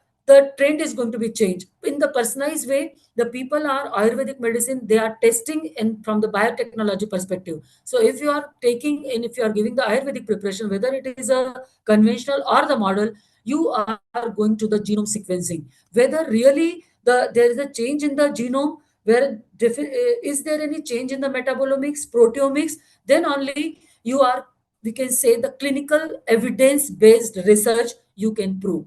Simply you are going in the clinical trial, that is okay for oral formulation. But if you are claiming it for targeted delivery, or if you are claiming for the cancer, if you are claiming for any challenging disease, then definitely you have to be there in the biotherapeutics like genome sequencing, proteomics, and metabolomics, because metabolic disorder is a major concern, which is the genesis of all type of the diseases, whether it is a cancer, whether it is a arthritis, whether it is a, we can say, the mind wellness, all they are related to the gut brain dysbiosis. So people are working ki which gene is responsible, whether the ayurvedic formulation is a suppressor of that gene or not. So you have to go for the genome sequencing, then only you can win over and you can make the formulation in a better way and can be commercialized. The industry will also come to forward for that particular patent. You can go for a patent also if you are having the evidences of the genomics, and then definitely you can win over all the things. So these are all from my side. So before we can say in the conclusion, I will say the Ayurveda is a very powerful medicine and having a lot of potential for all type of the challenging diseases which the India is facing. And definitely the solution we will definitely get. Only the thing is that very honest research and the dedication is required, and the quality labs are the requirement for all these type of the things. So the thank you so much for giving me this opportunity, and also for giving this opportunity to learn a lot. If I will miss this opportunity, my knowledge should be restricted, so 0.001% increment in my knowledge. So I thank you all the organizer who has given me this opportunity. Thank you so much. Thank you so much ma'am. Thank you so much ma'am, आपने हमें join किया. Sushma, just hold on. Sushma, it was wonderful because it is related to many things. You have covered the pharmaceuticals, you have covered the Thank you. all the other aspects of the Ayurveda as well. So definitely the students who have heard you sincerely, they definitely learn so many things. Your vast experience in this field is enormous, and I am highly grateful to you. Although you are outside Delhi, but you have respected my request. I am very, very thankful to you. Thank you, Sushma, so many. Okay, thank you so much. Thank you so much. Thank you so much Over ma'am, to and thank over you so to much sir too. you. Thank you so much sir. Thank you so much, The ma'am, for online joining us certificate has and been sharing presented your. to Dr. Sushma. Okay, thank you so much. So nice of you. And the original one will be the actual one will be delivered at your place once you are back to Delhi. Okay, okay, thank you. No issue. Any question? Thank-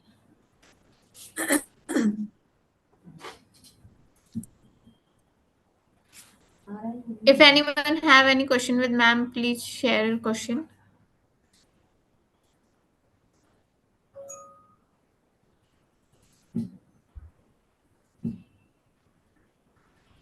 So it seems there is no question. You please go ahead.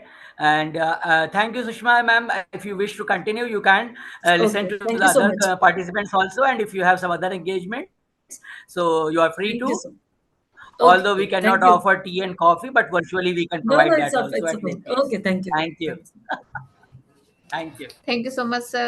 And thank you, ma'am, for your presentation and for your insights into the integration of traditional Ayurveda with modern pharmaceutics were very informative. So thank you so much, ma'am. Now it is my pleasure to introduce our next speaker, Professor Dr. Khurshid Ahmed Ansari is a distinguished academician and clinical clinician currently serving as professor and head of the Department of Anatomy Tashri at School of Unani Medical Education and Research, Jamia Hamdard, New Delhi. Sir holds qualification including MD, RBA, BUMS, and BSc Biology, reflecting a strong foundation in Unani medicine and medical sciences. With an academic career spanning over 2 decades, he joined Jamia Hamdard in December 1999 and has since contributed significantly to teaching, research, and academia administration. His teaching expertise includes human anatomy and applied anatomy, while his research interests focus on Kuliat, Unani pharmacology, and anatomy. Dr. Ansari has contributed to the field through publications in national and international journals and has authored notable books such as Unani Medicine, Genesis and Theology, and Lugatul Azlat, Notes on Muscles. He has also contributed to international literature, including publications with Encyclopedia Britannica. He has been actively involved in research, including a government funded project by the Department of Ayush exploring the relationship between temperament and blood groups. He also contributed to academic mentorship as a PhD co supervisor.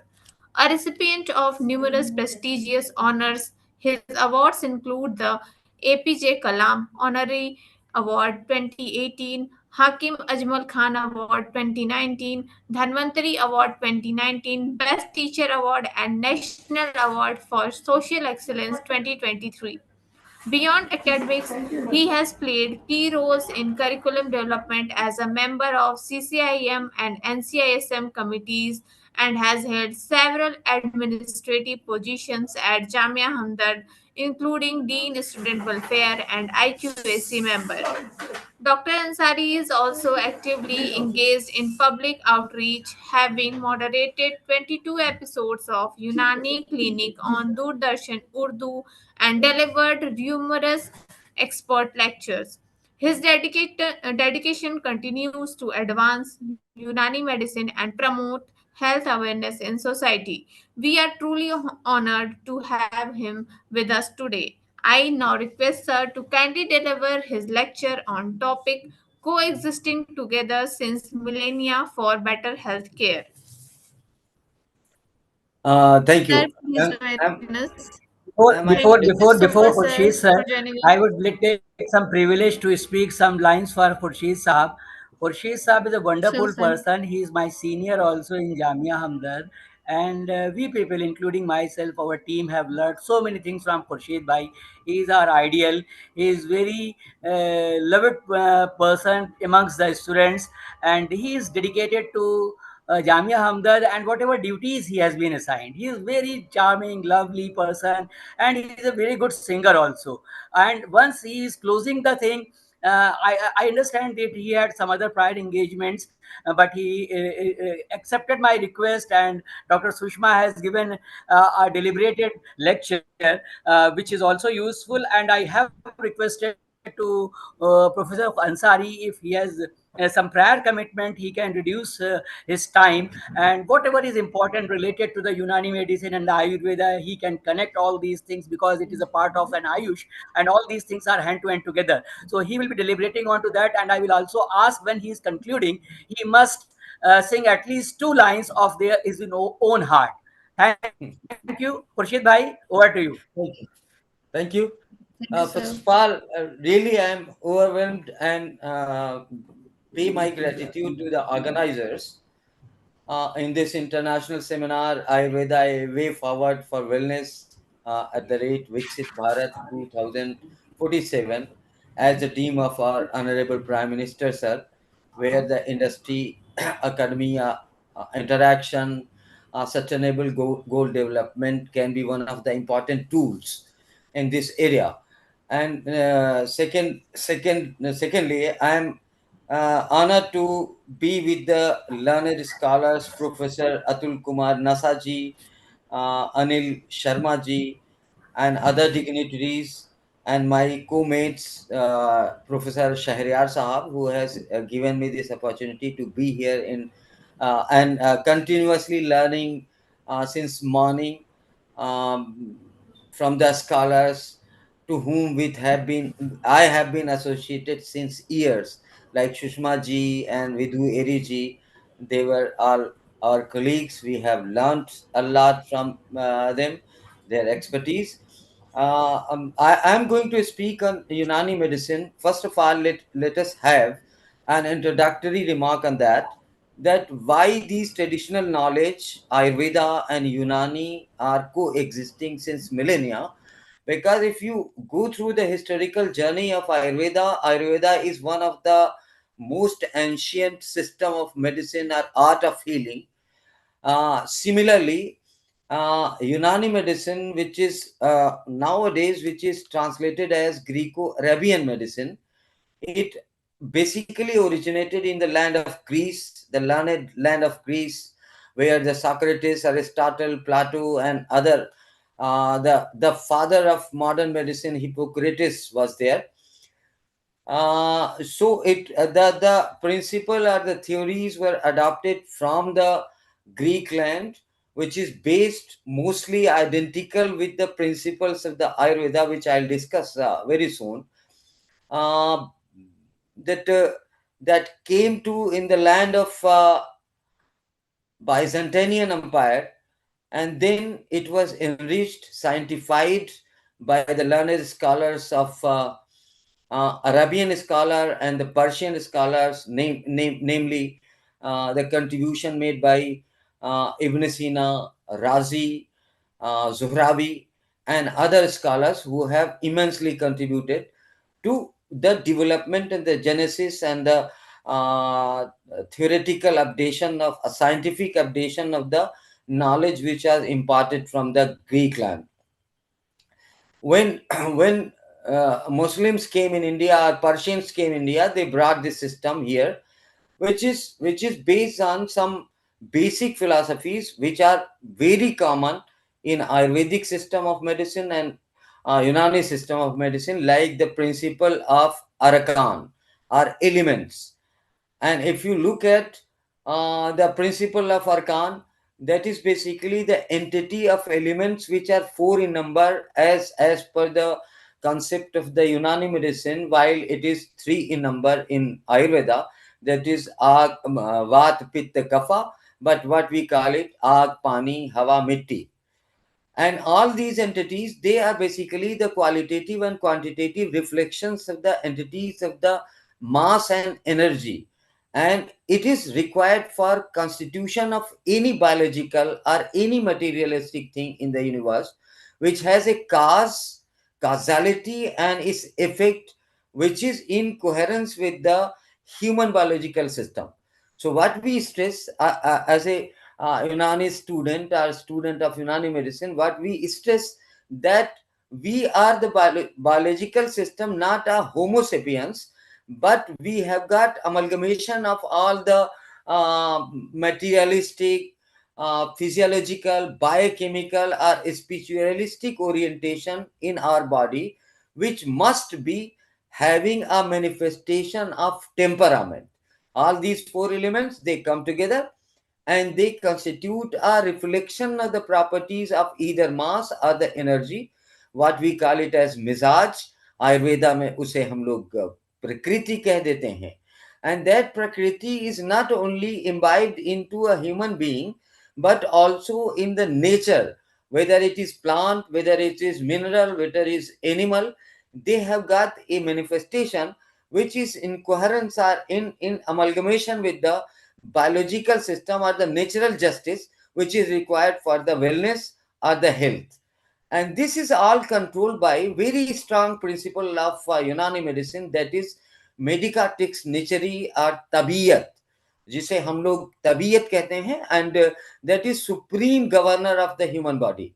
And this tabiyat is basically maintained by four humors, while as in Ayurveda there are three humors, the Ag, Vat, Pitta, Kapha, what we call it, that is there are four humors which is formed or constituted by the admixing of the balanced or equated balancing of the Hava, Pani, Ag, Mitti. So that entire philosophy, that is maintained by the supreme power, and it constitutes four body humors or bodily fluids, namely the sanguine or the blood, cholerium, that is the bile, and phlegm, that is the balgam, what we call it in Unani or translate in Unani medicine or Arabic and Persian medicine, and the melancholy, the soda. And all these elements, they are balanced in their qualitative and quantitative scenario, and they manifest a strong tabiyat, which is actually affected by very important principle of Unani medicine, that is the six essential factors, which includes the atmospheric air, the eatables and the drinkables, the physical movement, the emotional movement, the retention and elimination of certain substances, and sleep and wakefulness. All these six essential factors, they basically governs the health condition of the human body. And if anybody is derailed from the health state, the physicians are only to support the physis or the medicatrix naturi or the tabiyat to bring the abnormality back to the normal. And these six essential factors, we know that we are living in a society or in an environment where all the pollutants, all the contaminations are there, which will be causing the derailment of the temperament of the body humors. So similar identical situation is with the most traditional knowledges of India, that is Ayurveda, which is which is globally accepted, same as the Greco-Arabian system of medicine, being one of the ancient system of medicine. And in the independent India, we can notice that there was a uh, great scholar and Hakim, so who basically was honored as or accoladed with the honor of Masihul Mulk, Hakim Ajmal Khan. He was a great scholar, great scientist, and great clinician, philanthropist, and a great freedom fighter of India, and very close to Lord Harding, as well as Mahatma Gandhi ji. And he knew and he proposed that the Ayurveda and Unani system of medicine can coexist together, because these are the lifeline of the Indian population, where unfortunately the previous governments are at present, we are unable to give a easy access to healthcare delivery in rural India or in many parts of the India.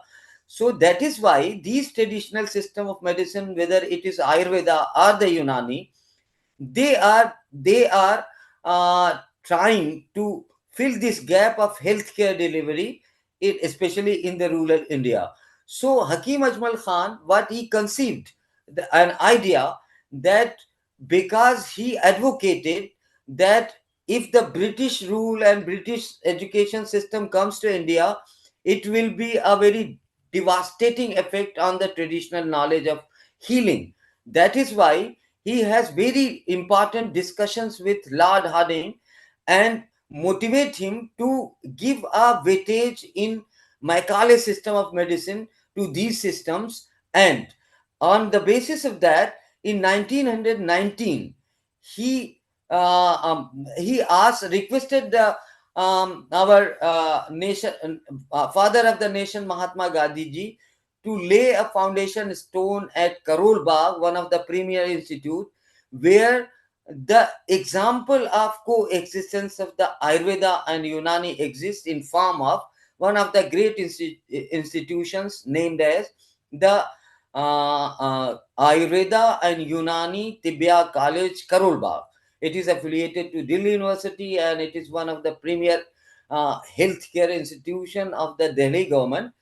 And also look at the vision of Hakim Ajmal Khan, who actually realized that the vast traditional knowledge and the vast materia medica, ranging from the medicinal plants, and also some sources derived from the mineral sources, some sources derived from animal sources. They can be scientifically proven to be matching with the data which science is producing before us.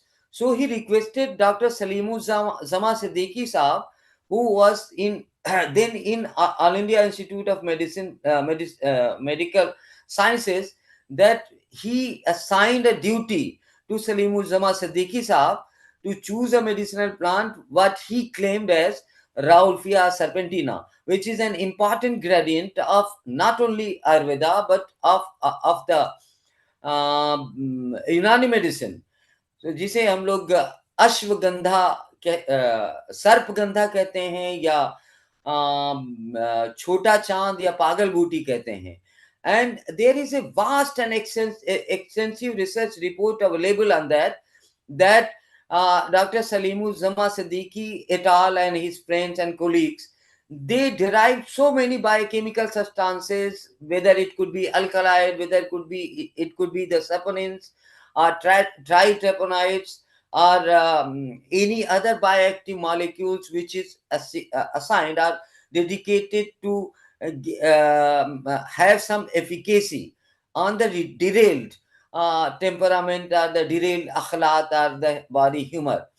And following the legacy of Hakim Ajmal Khan, again there developed two schools in India. One is Sharif School of Unani Medicine, which was settled around the Delhi and neighboring cities are Rampur, Agra, and similarly there was one school of Unani Medicine, that was Aziz family, which was located in the eastern part of North India, that is Lucknow and all that.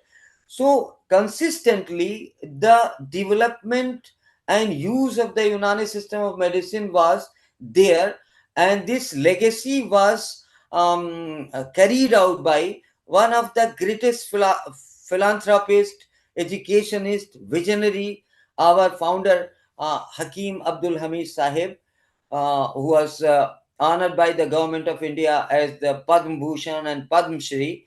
He not only engaged in the scientific data provisions, but he also understood that the future will be of Unani and of Ayurveda.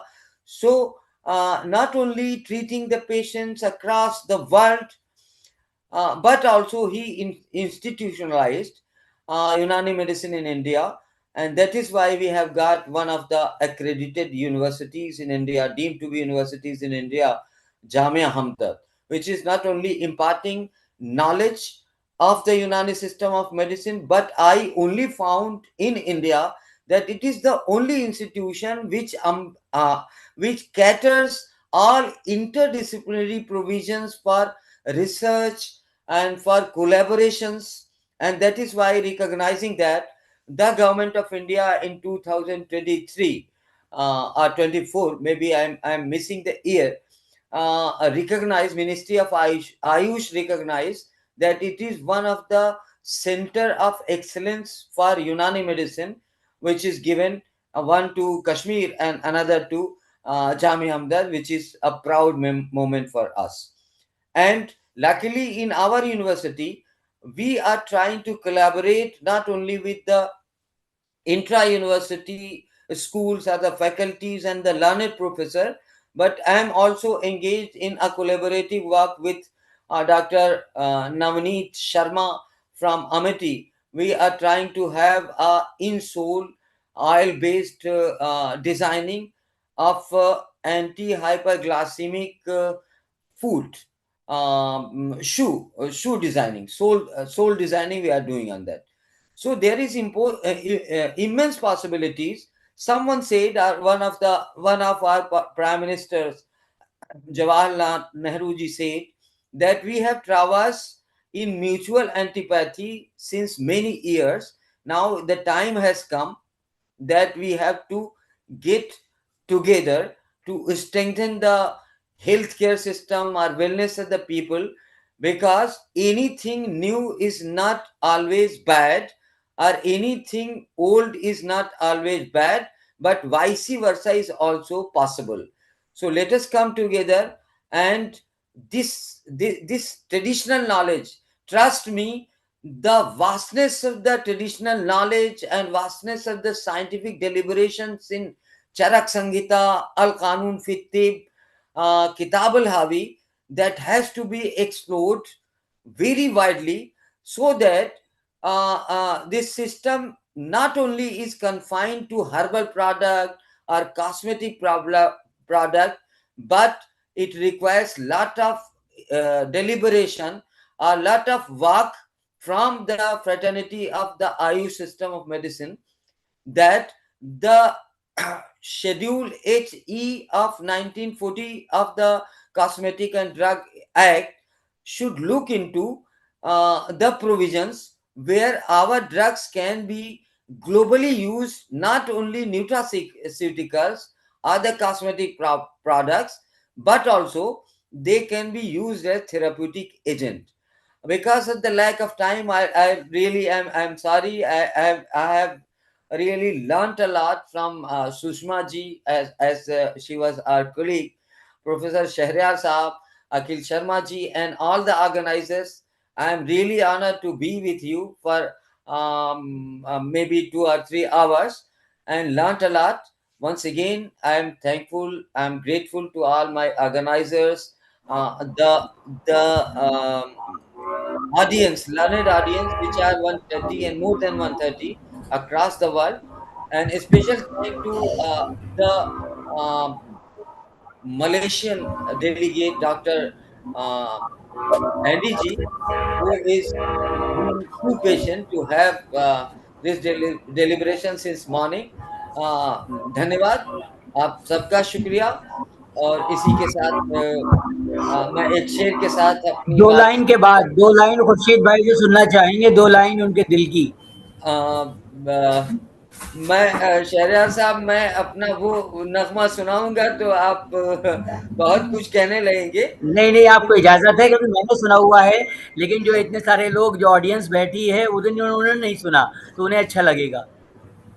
Thank you so much. I am rendering my services as cultural coordinator in Jamia Hamdard for maybe more than decade, and president of literary club.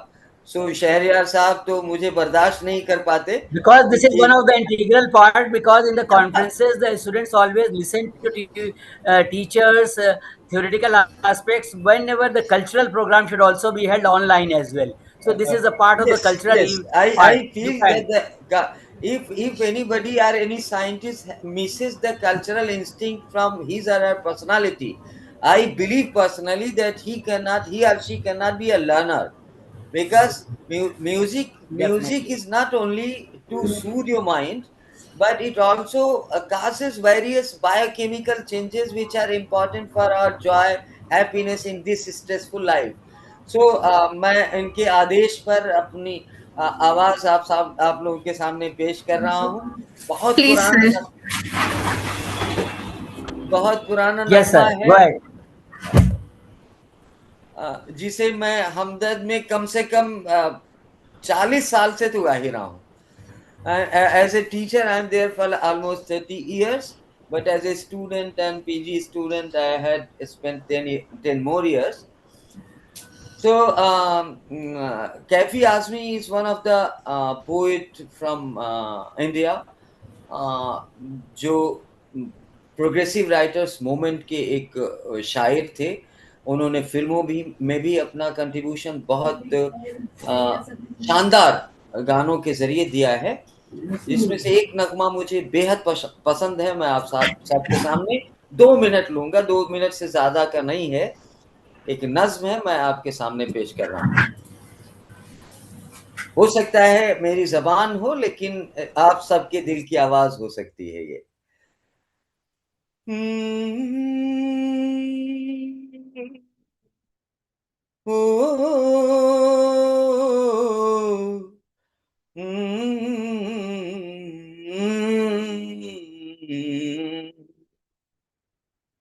मैं ये सोच कर उसके दर से उठा था कि वो रोक लेगी, मना लेगी मुझको।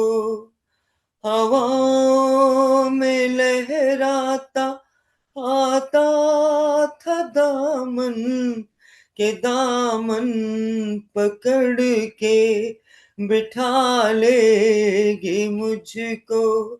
कदम ऐसे अंदाज से उठ रहे थे कि आवाज दे के बुला लेगी मुझको। मगर उसने रोका न उसने मनाया, न दामन ही पकड़ा, न मुझको बुलाया, न आवाज ही दी, न वापस बुलाया। मैं आहिस्ता आहिस्ता बढ़ता ही आया यहाँ तक कि उससे जुदा हो गया मैं, यहाँ तक कि उससे जुदा हो गया मैं, यहाँ तक कि उससे जुदा हो गया मैं, जुदा हो गया मैं।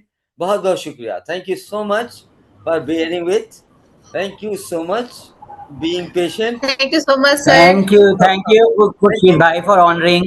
And I am sure that each and everyone must have enjoyed. And it could be seen the response onto the screen by Thank the you, sir. Thank you, participants. sir. Thank you, everyone. Though it was a scientific deliberation, but really I feel that it should be in sync, and if it ends from my side, if it ends in musical tune, then certainly I'm honored to be. Thank you so much once again. Thank you, sir. You have It, made it, our day, sir. Thank you. yes, Thank you so yes. much, It sir, is for joining us. rejuvenating And actually. Thank you. And because I have got fixed Inspiring. appointment with someone, so I am taking your pardon. Please excuse me. I can only be available up to 1:45. Otherwise घर से डांट सुनने को मिल सकती है, because मुझे कहीं जाना है. Thank you so much Thank once you. again. Especially I'm grateful thank to you, sir. Akhil Sharma ji and Shahriar Saab. Thank Thank you very much.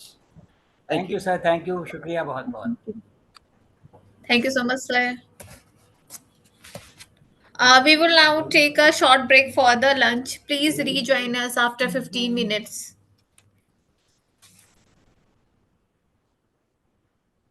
Okay, ma'am.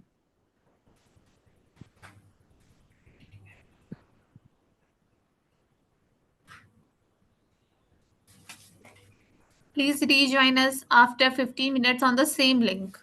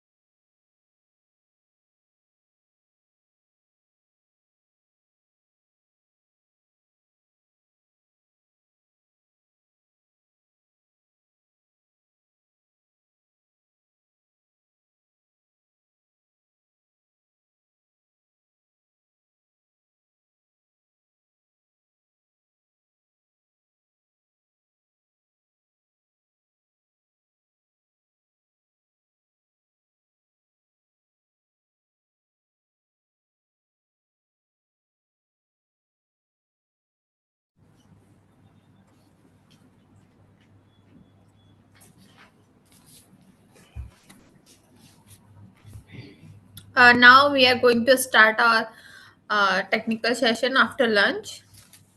Everyone, please join and make sure that your mic is muted. I would like to invite Professor Dr. Neeraj Kumar Faloria, AMST University, Malaysia, a distinguished academician and researcher in the field of pharmaceutical sciences. Currently, he is serving as professor in the Department of Pharmaceutical Chemistry, Faculty of Pharmacy, AIMST University, Malaysia. Professor Fularia has an extensive and illustrious career spanning 22 years across academics, research, and industry. Sir hold multiple prestigious qualifications, including B.Pharm, M.Pharm, PhD in Pharmacy, and MBA and a PDCTM, demonstrating his interdisciplinary expertise. His impressive research contribution include three books, 11 book chapter, 15 patents, and 187 research papers with 52 H index on Google Scholar, reflecting his deep commitment to innovation and scientific advancement. Sir has successfully secured 9 national and international research grants and has supervised multiple PhD and postgraduate students, shaping the future of pharmaceutical research with participation in 126 conferences, training, webinars, and seminars, and being honored with 6 prestigious awards. His contribution to the field are truly commendable.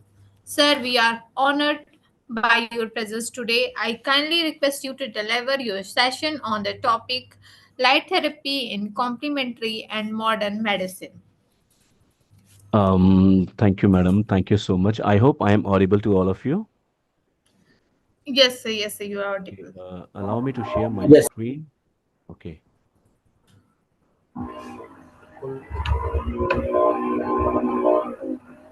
I hope my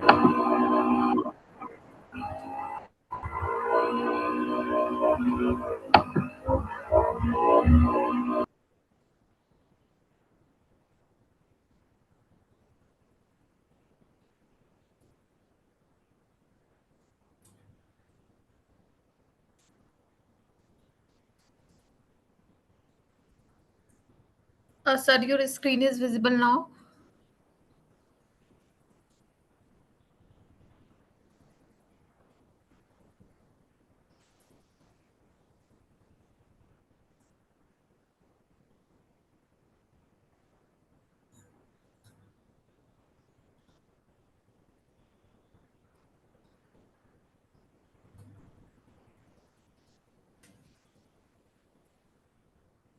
hello, madam. Am I audible to all of you?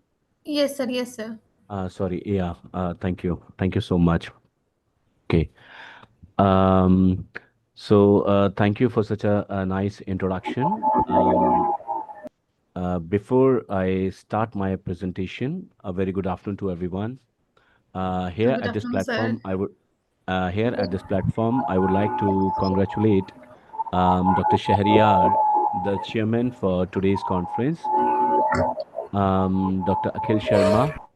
I think some disturbance is there in between. Can you please mute? Excuse me. Can you please mute? Yeah. Okay. Thank you so much.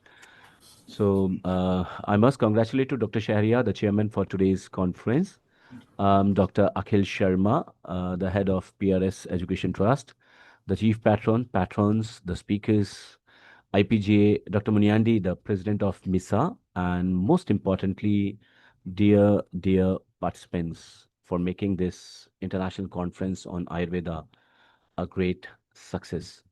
To start with my presentation, I'm really lucky. Before me, I had listened many presentations. So with that, I could get some idea. I can add some more few things, into my presentation. Like for example, in one of the presentation, it was been told Ayurveda is the only one, the treatment modality having the two objectives called swasthya rakshanam and aturasya vikar pashmanam. that is to protect and preserve the health of a healthy person and to relieve and cure the disorders of a diseased person. Yes, it is no doubt it's unique. Apart from it, yes, the other systems also have got the same objective. Like just now, one presentation was there on Unani. There we had we call Hifz al Sehat, that is preservation of health, and we have the Ilaj al Mers, that is treatment of disease. These are the two objectives for Unani. Apart from it, in the Siddha system of medicine, also we got Arokyarai, Arokyamaka Kakutal, and Noyalayen Noyai Nikutal. That is also called as the same to preserve the health of healthy person and to remove the disease of diseased person. Apart from it, from traditional Chinese medicine, also we call TCM. Um, there's a saying called Sheng Kong Jiwi Bing. That's treat the disease before it arises. That's prevention is better than cure. Apart from it, we have many other systems like naturopathy, mind body intervention, chiropractic medicine, and your functional lifestyle medicine. These all include the similar kind of prevention and healing objectives. So coming to my today's topic that's very relevant with today's conference, light and phototherapy, or sometimes we call it as a photo or chromotherapy or energy therapy we call. So we all have heard this word very commonly in many of the movies also, Tamasoma Jyotirgamaya, that is to lead me from darkness to light. We all know that light is the eternal source of life and colors bring well of being to all of us. And this is the radiance that vibrates within the body, dispels the diseases thereby. So if you see, I'll give a very common example, let's say you are in a hot sun outside. Now it's a summer season anyhow, and you are moving around on the roadside and your blood pressure is high, correct? So you check your blood pressure at the time, and later you wear some blue glasses, the cool glasses. You will find like your whole body, your blood pressure will be reduced. That's the power of blue light that lowers the blood pressure. So in this whole body, visible blue light exposure significantly reduces the systolic blood arterial stiffness and improved endothelial function. Studies has been done on this, and with the evidence like you can see the reference here, the European Journal of Preventive and Cardiology, they published a paper on this. Then the second is blue glass sunlight exposure in hypertension. When you are exposed to 20 minutes for sunlight through the blue glass, it reduces systolic blood pressure and pulse rate in the hypertensive patient. Study has been done already. It's a latest study by 2024. It has been done. Similarly, that's what I want to give an example is, so ultimately the color, the light affects our body. So when it affects our body, if we use it very wisely, we can use for different ailments. Like one of the study is there, we are in some short-term exposure was given to the red, blue, and white light for the altered autonomic response in essential hypertensive subject. So there we found like blue light showed the more calming autonomic effects than compared to the red. So likewise, in after the cataract surgery, also the patient receiving the yellow tinted intraocular lenses, they showed the greater systolic BP reduction compared to the UV only filtering the lenses. Studies are there. Then moreover, studies have reported like higher incidence solar ultraviolet radiation was associated with a lower systolic blood pressure. So there are many, many, many studies. So like one example I told, in a room also, like let's say you are coming from a hot sunlight, there you already have high blood pressure. So you come nicely to a room where it's a cool light is there. So definitely your blood pressure, your pulse rate, everything will be affected. So let's have an introduction about this light therapy. I was listening to one presentation today. There was a word called alternative, alternative medicine. For your information now, it's no more alternative.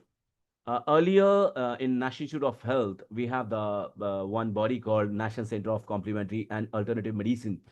Now its name has been changed. Now they are no more calling as a alternative medicine. They call it as a National Center of Complementary and Integrative Health. So slowly they are integrating our complementary medicine or alternative system into your integrative health.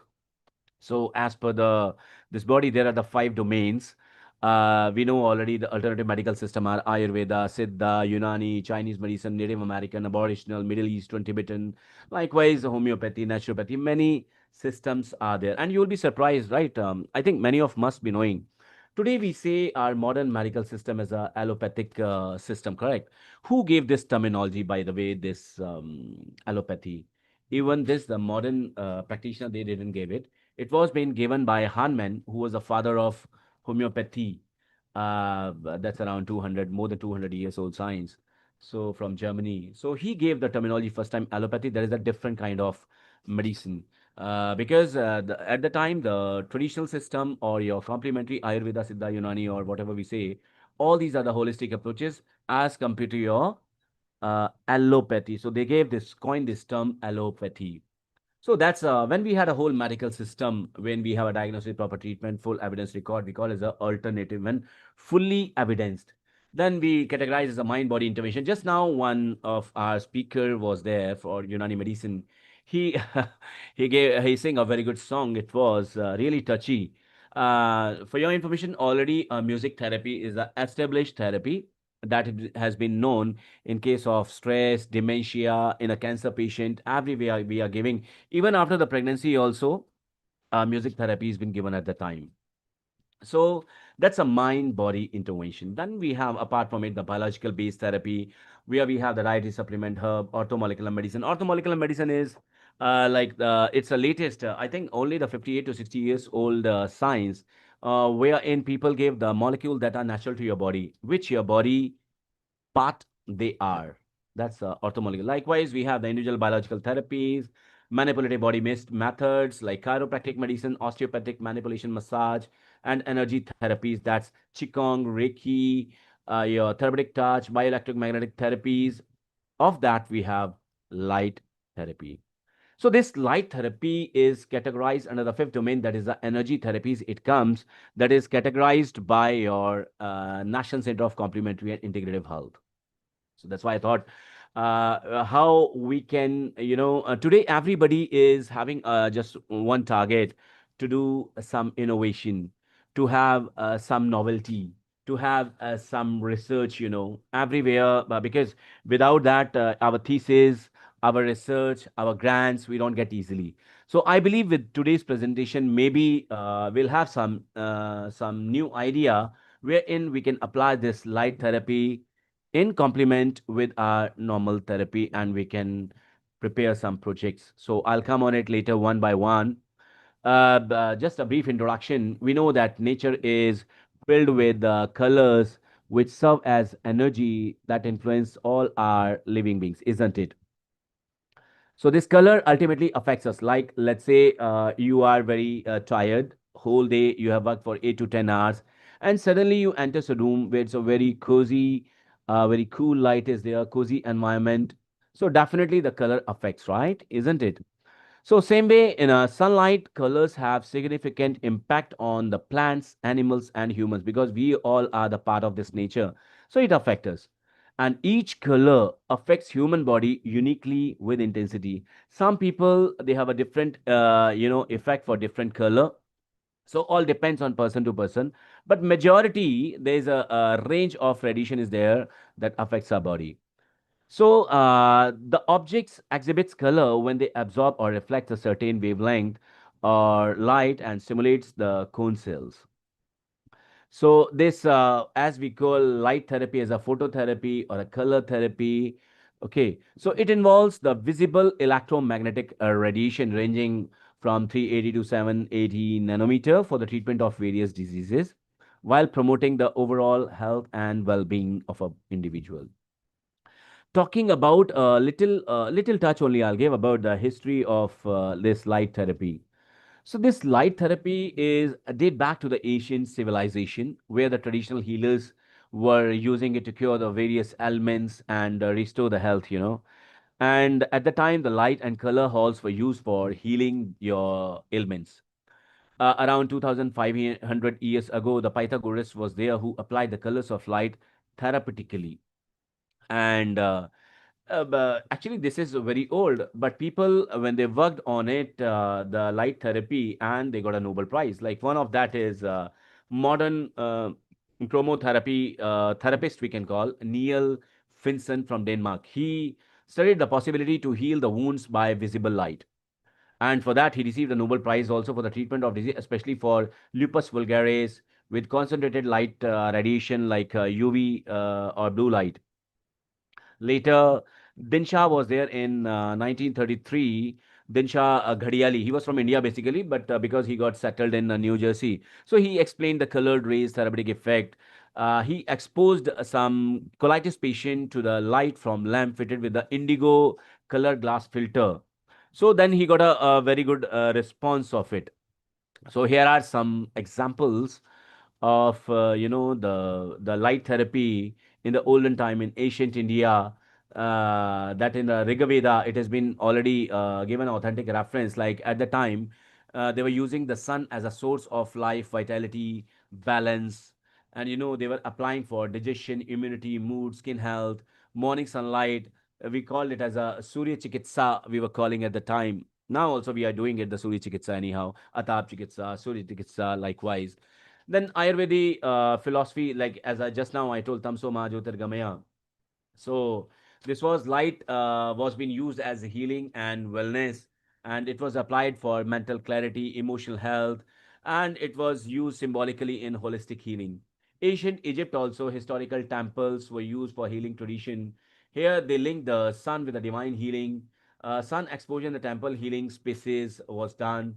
It was applied for vitality, purification, and skin wellness. Likewise, we had in Greece, we had in Rome, we have in traditional Chinese medicine time, Asian, Persian, Middle East, indigenous tradition. So all these are some examples wherein we were using in the past for this light therapy.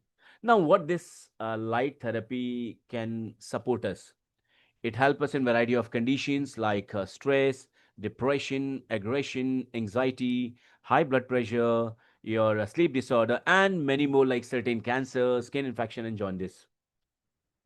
One example I'll give, we all are using light therapy today. All of us are matured enough. Many have got a baby. In the beginning, it's a common trend now. Newborn baby jaundice is there. That is we call hyperbilirubinemia. So here for their treatment, we use the blue light, which assists in breakdown of excess of bilirubin in a baby's blood that causes yellow skin, eyes, and prevents the brain damage. That we call connectors. And here, phototherapy is most commonly used. One study also was been done wherein they have informed like this ecteric neonates before phototherapy was 28.12 nanogram, and after 72 hours of phototherapy, it was 26.17 nanogram, which was significantly reduced the amount of hydroxy vitamin D. So likewise, this bright light therapy is used for depression and sleep disorder, used in psychiatry and sleep clinics for seasonal affective disorder. That's a very common now, circadian rhythm disorder, and some insomnia cases. We use the red and near infrared therapy also in rehabilitation, wound care, sports medicine, and clinics for healing and recovery. Then we use the laser therapy, in the hospital for ophthalmology, dermatology, surgery, urology, ENT. So many places we are using this phototherapy or a light therapy or chromotherapy. It's used in dermatology units for psoriasis, vitiligo, eczema. Like psoriasis, we don't have a normal treatment in the common medicine, but yes, in traditional or when we say the complementary Ayurveda and all, we have the treatment for that. But when we use with this, the results are much better. So the skin condition phototherapy reduces the inflammation, minimize the itchiness, and prevent the flare-ups of chronic tissue. And in specific conditions, also like psoriasis and all this, we can use it. So what are the techniques to apply this phototherapy? It's not very, for our research, we can use the simple equipment, simple techniques. So it can be by looking at particular color to elicit the desired response in one's body, or it may be by directly reflecting the certain colors on the body parts. Both the way, either you see or you reflect the light on your body. So because this each color has got its unique frequency and each frequency has different effects. So these colors are of light are used for different ailments. Normally the color therapist or the light therapist believe that light enter our bodies either through eyes or skin, correct? So that's why we use these two approaches. So normally there are certain warm colors and some cool colors. Warm colors are used to simulate the stimulation effect in our body, and where the cool colors are used for calming effect in our body. So there are primarily three colors are there. We all know red, yellow, and blue. So by mixing it, we create some, secondary colors. That is red and blue creates the violet. Red and yellow produce the orange, and blue and yellow makes the green. We know about this, correct, isn't it? So mixing of primary with secondary color form further tertiary colors. Example, magenta consists of two-thirds of red and one-third of the blue, while coral blends two-thirds red or pink with one-third yellow. So there are certain other tertiary colors also like indigo, blue and violet, turquoise, that is blue and green, olive green and yellow. Likewise, we create the from primary we create secondary and tertiary colors. So now what is the principle involved in this light therapy? To talk about the principal body physiology of a human being depends upon the light. Example, your circadian rhythm and sleep-wake cycle. Disturbance of this circadian rhythm, or we say the sleep-wake cycle or biological clock, causes all the disease, isn't it? Let's say, for example, you had a good sleep today night. Tonight you had a good sleep. Around 6, 7 hours you have taken a good sleep. Tomorrow you will check your blood pressure, sugar level, all will be good enough. Okay. But let's say you're not having your proper sleep, improper sleep. Tomorrow you check your blood pressure and your, the pulse, your cholesterol level, it will be all high. Even your sugar level also will be higher. So what happens because your biological clock gets disturbed? So normally, where this clock resides, it resides in anterior hypothalamus at suprachiasmatic SCN we call nucleus, which is a small group of nerve cells that control your circadian rhythm.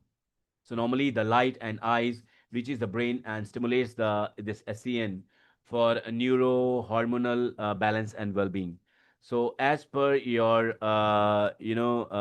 phototherapy, psychological and physical symptom of diseases are imbalance of color energy forces in our body, isn't it? Like for example, we say somebody has got a jaundice in your body. What happens? The color of your body changes. So color energy changes in our body at the time. Let's say you are anemic, your color will change. So likewise, so as according to your this one phototherapy, so psychological and physiological symptom of disease are imbalance of color energy, isn't it? So balancing these with appropriate color aids to restore the normalcy and eliminate the ill state. This is the basic principle in light therapy. Coming to your effects of color on your body, as I told, there are two kind of colors: light colors or warm colors. So light colors affects the mind, body, and spirit, influencing the physical, physiological, emotional, and mental stress. Their strongest impact is on basically the psychic, which plays a major role of many disease. The ancient healer at the time believed that red stimulates the mind and blood and flow, and blue and white cools the body, and yellow alleviates the pain and inflammation. And thereafter, in Edwin Dwight Babbitt was there, who suggested that red stimulate blood nerve, orange, yellow excite neural activity, whereas the blue has a calming and cooling effect. They had a paper, they published a paper on this. Later, another study was there, wherein the study of Jonathan Ott, they also, interpreted that light rays and color influences the flocculation index and menstrual cycles. He also explored their effects on the body enzyme also. So the study showed that the color impacts enzymatic activity. The purple at 464 nanometer enhances the glucose oxidase. Dark violet at 400 nanometers stimulates the cholesterol oxidase, cholesterol esterase, lipase. So you can see all these examples.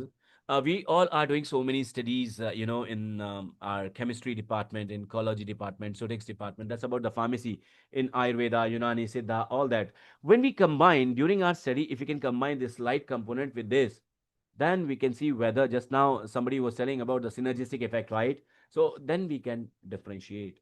Then it's a different kind of study. Correct. So the studies are there which reveal that the warm colors, red, orange, yellow, increase the heart rate, blood pressure, respiration, muscle contraction, autonomic nervous system arousal, while cool colors have the opposite effect. So you cannot do it with your own singly, like you planned a proposal and you have started giving. No, you need to have a light therapist with you. Phototherapist you need to have with you. Include a phototherapist in your team, and you can design some projects. Even the researchers also studied colors, psychological impacts. As I told just now, there's a psychological impact is there. Red boosts the energy and stamina. The orange enhances the creativity and optimism. Yellow supports the intellect and joy. Green fosters the balance and communication, while the violet encourages the imagination and artistic expression. Blue and indigo promote the calmness and emotional depth.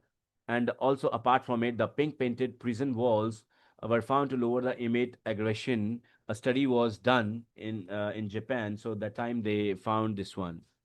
The color exerts significant effect at cellular and molecular levels, influencing the mitochondrial RNA and DNA also.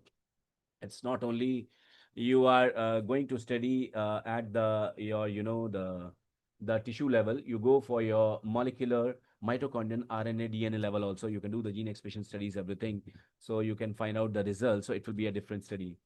The research shows that the pineal gland produces melatonin. We all know what is melatonin, a chromobiotic hormone which increase in night.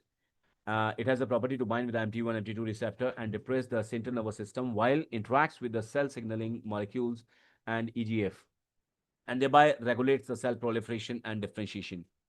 So what it is indicates, so thereby we can use this easily for your cancer studies. We can use this light therapy.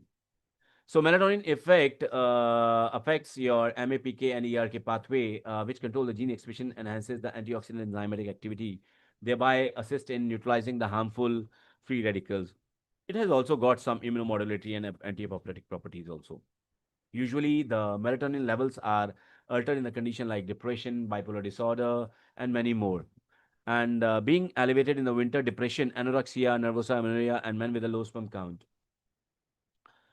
Uh, in contrast, compared to the melatonin, serotonin is a neuroexcitatory daytime hormone we call. Melatonin is the nighttime, it's a daytime. It's low in these disorder, but high in hallucinogenic and psychotic states. So thereby, with the serotonin, the light therapy, we can work on this also. A study, using the near infrared spectrophotometry indicated that chromotherapy can enhance the oxygenation to the brain and muscle. Actually, your light exposure also impacts your cortisol secretion with both blue and red light, increasing its production. There was another study over the children with atopic dermatitis when they found that the chromotherapy combined with the hydrotherapy and low intensity laser blood irradiation improved the skin moisture, pH balance, and transepidermal water loss. Why not with the Ayurvedic? Why not with the Siddha? Why not with the Unani? Why not with the modern medicine? We can use this technique, and we can see the response because already you have all the approval. Here you are giving a simple light only. So, and the equipment which you will be using, I'll come on it later, all are approved by FDA. Coming to your clinical application of light and colors, as I told just now, light have long been used in diagnosis and treatment. There was a scientist, Charles Cloche. He documented around 123 diseases that can be treated with light therapy. So with this, we can make out how much potential it is. So there are certain adult studies on chromotherapy, wherein the scientists they expanded on ancient color healing research and finding that the light therapy can serve as complementary treatment for various conditions like anorexia, insomnia, jet lag, hyperacidity, ulcer, spondylitis, hyperthyroidism, all these things. So you can see so many diseases, disorders. So much of the scope is there. So it has been seen like red light aids wound healing and relieves the constipation. White, the colors have demonstrated the inhibitory effect on the pathogens also. So potential benefits in treating dengue fever, severe infection, cutaneous leishmaniasis, and hepatitis also have been observed in the studies. One of the scientists team was there who reported a case of cutaneous leishmaniasis that was successfully treated with the color therapy, and wherein no recurrence was observed even after 6 months of the follow-up. That much effective the phototherapy is. So it is highly effective for the stress relief. A study was done by Familia when they demonstrated that color therapy helps to reduce the depression in head and neck cancer patients. So you can reduce, depression cases, because normally the cancer patient, they are undergoing so many, the chemotherapy and all. So they are in full depression. So in head and neck cancer patient, they have find good results for this. So this phototherapy impact on generalized anxiety disorder using various psychological scales shows and reduce anxiety and improved mood when combined with a conventional treatment. One of an Indonesian study was there wherein they used the purple light therapy, and they found that it reduced the hallucination compared to a control group, highlighting its potential in the mental and the health treatment. So with this, light therapy has gained a significant use in dentistry also, with the study that shows the reduced anxiety in the patient undergoing endodontic treatment. At the time also, we are commonly using it. Auricular chromotherapy or light therapy is a non-invasive treatment that use the color lights on ear to treat the various health conditions. It has also shown promising results in managing the psychological trauma, pain attack, phobias.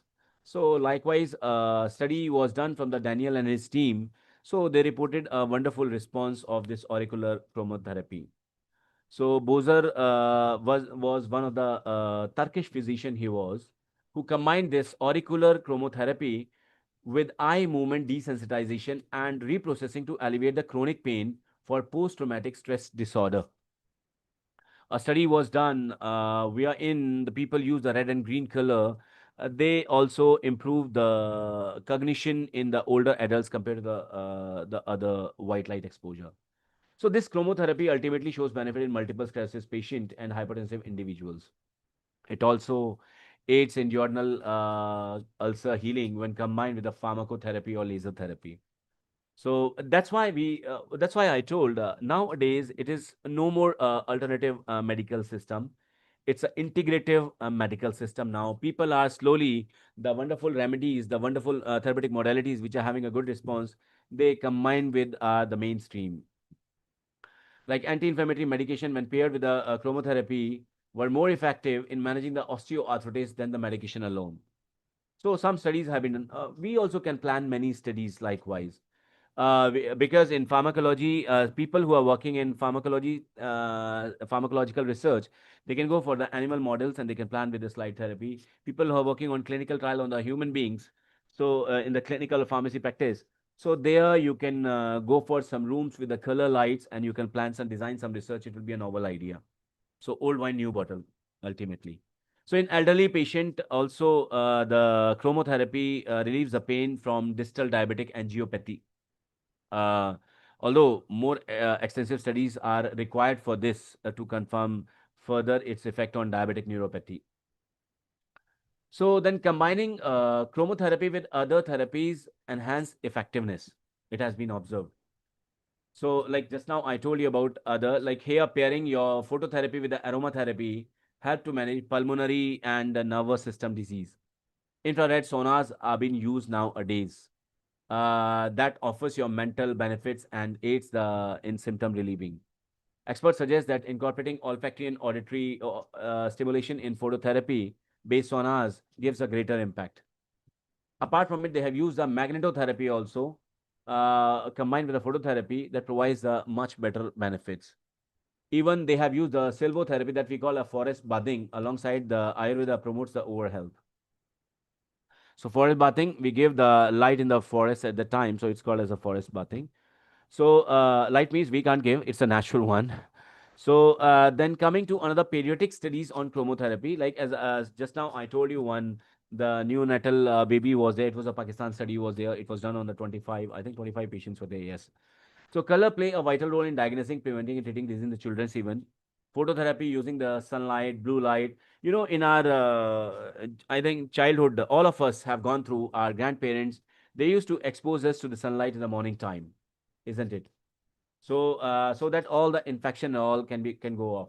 So that's called as a phototherapy technique only. But nowadays in the modern science, we use the blue light or full spectrum violet as a well-established treatment for the neonatal jaundice. A small study on a 5 student found that the colors can help the elementary school children to reduce their anxiety also. During the COVID-19 time pandemic, the chromotherapy supported the students in coping with the lifestyle changes, preventing the psychological distress. So a controlled trial was done on in Pakistan. It was in the college student showed that exposure to 453 nanometer blue light combined with the high dosity effectively reduced the anxiety. Then coming to the green light, it has been found to improve the lung function and reduce the asthma symptom in allergic children. Whereas the blue light is known to benefit the atopic dermatitis by reducing the lesion size, itching, and improving. So many of us, we are working on a dermatitis, right? So we can use this model together with it. Hydrotherapy, non-selective chromotherapy, and low-intensity laser blood irradiation also have together shown the benefit for the atopic dermatitis. Some coming to the latest advances now, what are happening into it. One is we call photobiomodulation. So what is this? It is also called as low-level light therapy, we call. This biomodulation is a form of light therapy which utilizes the non-ionizing form of light sources that include lasers, LEDs, and broadband light in visible and near infrared spectrum to stimulate the cells. Basically, it's a non-thermal process which involves the endogenous chromophore that elicit the photophysical and photochemical events at various biological scales. These PBM devices are usually FDA approved. Light is absorbed by the photoreceptor in the mitochondria and the cell membrane, and which activates your mitochondrial ATP production. And this ATP activates the signaling pathway that promote the cell proliferation, migration, and differentiation. So you can see with this, if it is affecting that much, means how much wonder the effects will be. So light source is in this. If we want to see how it works, here the light source is placed near or in contact with the skin, because we told two things are there. One is you can see, or one is the radiations can be put onto you. So light source is placed near or in contact with the skin, allowing the light energy to pass or penetrate where it interacts with the chromophore located in the cells, resulting in the photophysical and photochemical changes, which leads to alteration in molecular and cellular tissue levels. So this light further induces complex chain of physiological reaction in disease and damaged tissue and accelerate the wound healing and tissue regeneration, increase circulation. Nowadays, tissue regeneration and your wound healing activity is very, very common. So maybe if you want, you can plan some model for this.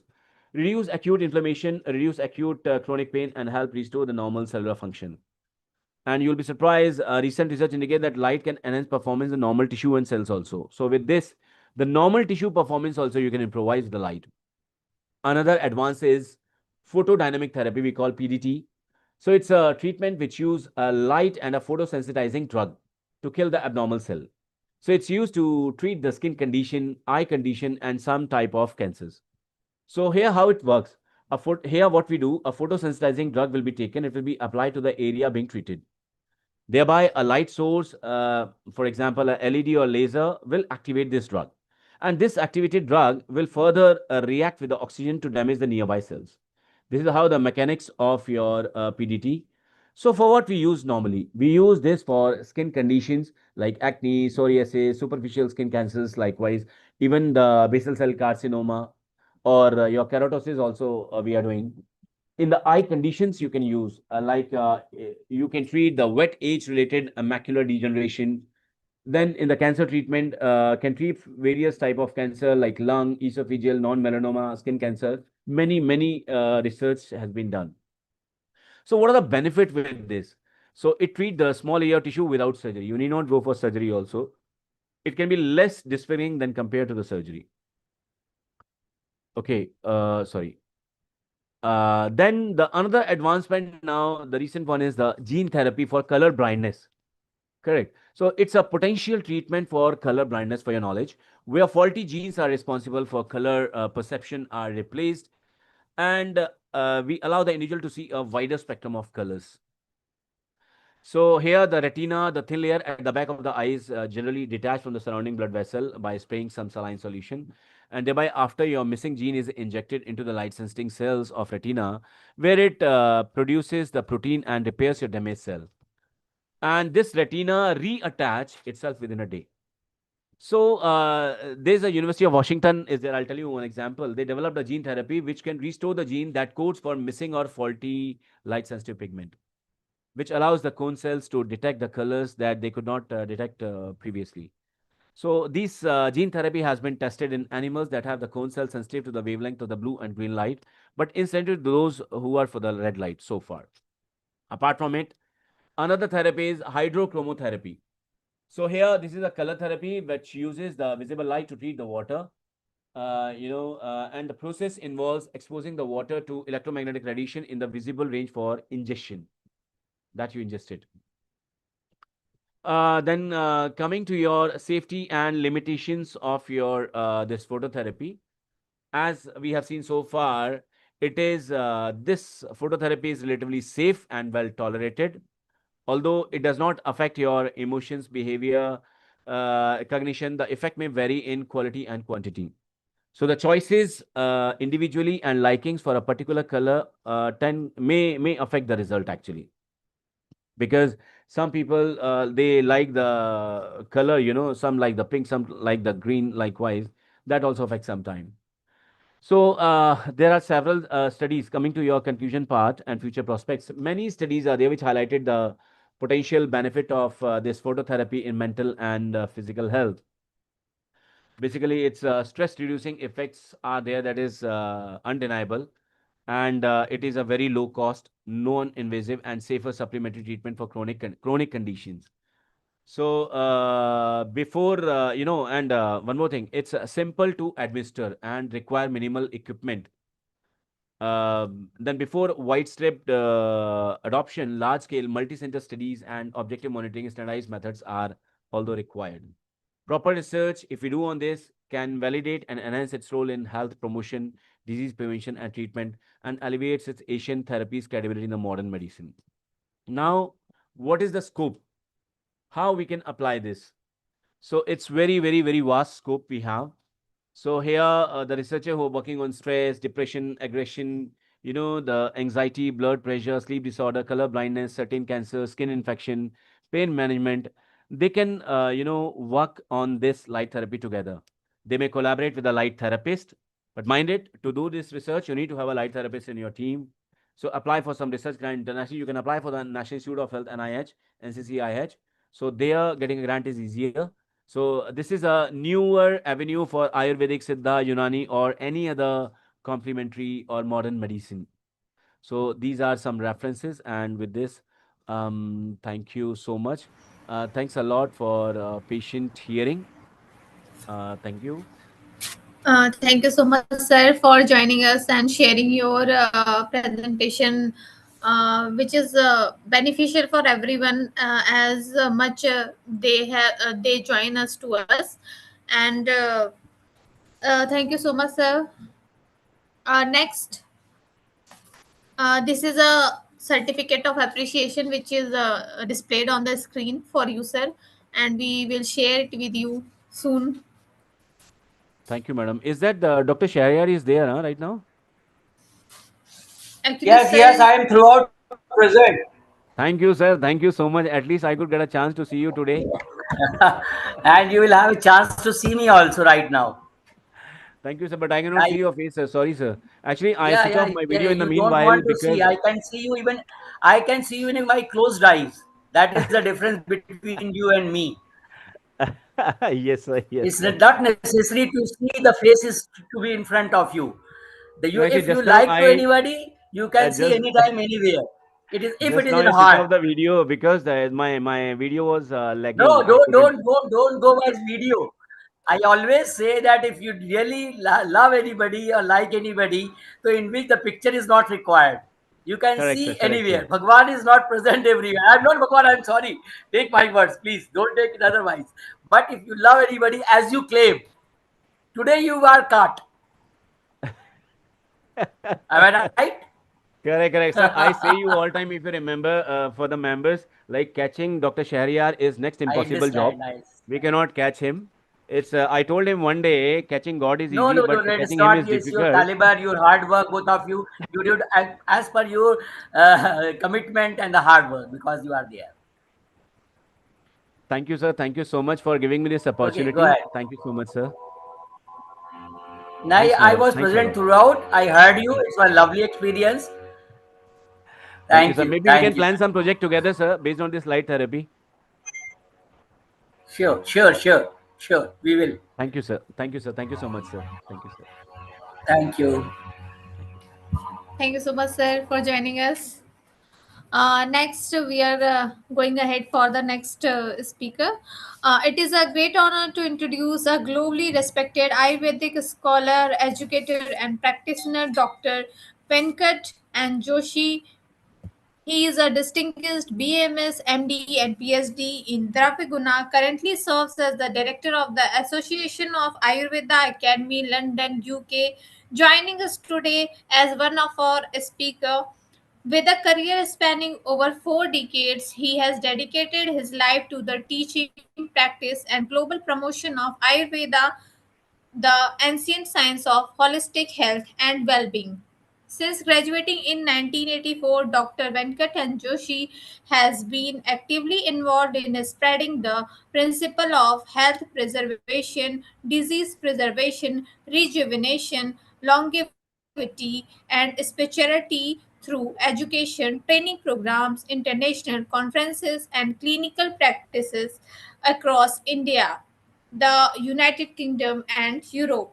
He completed his PhD in Draviguna from Gujarat Ayurveda University, Jamnagar, with a research focus on the role of medicinal herbs in fertility enhancement and reproductive health. He also earned his MD in Ayurveda from the same prestigious institution, along with a BMS degree from Osmania University, Hyderabad. Dr. Venkata and Joshi has held several esteemed academic and administrative positions throughout his career, including serving as a lecturer at Chaitanya Ayurveda Mahavidyalaya, Maharashtra, assistant professor at N.K. Jeb Shetty Ayurveda College, Karnataka, and as professor, PG head, and principal at ALN Rao Memorial Ayurveda College.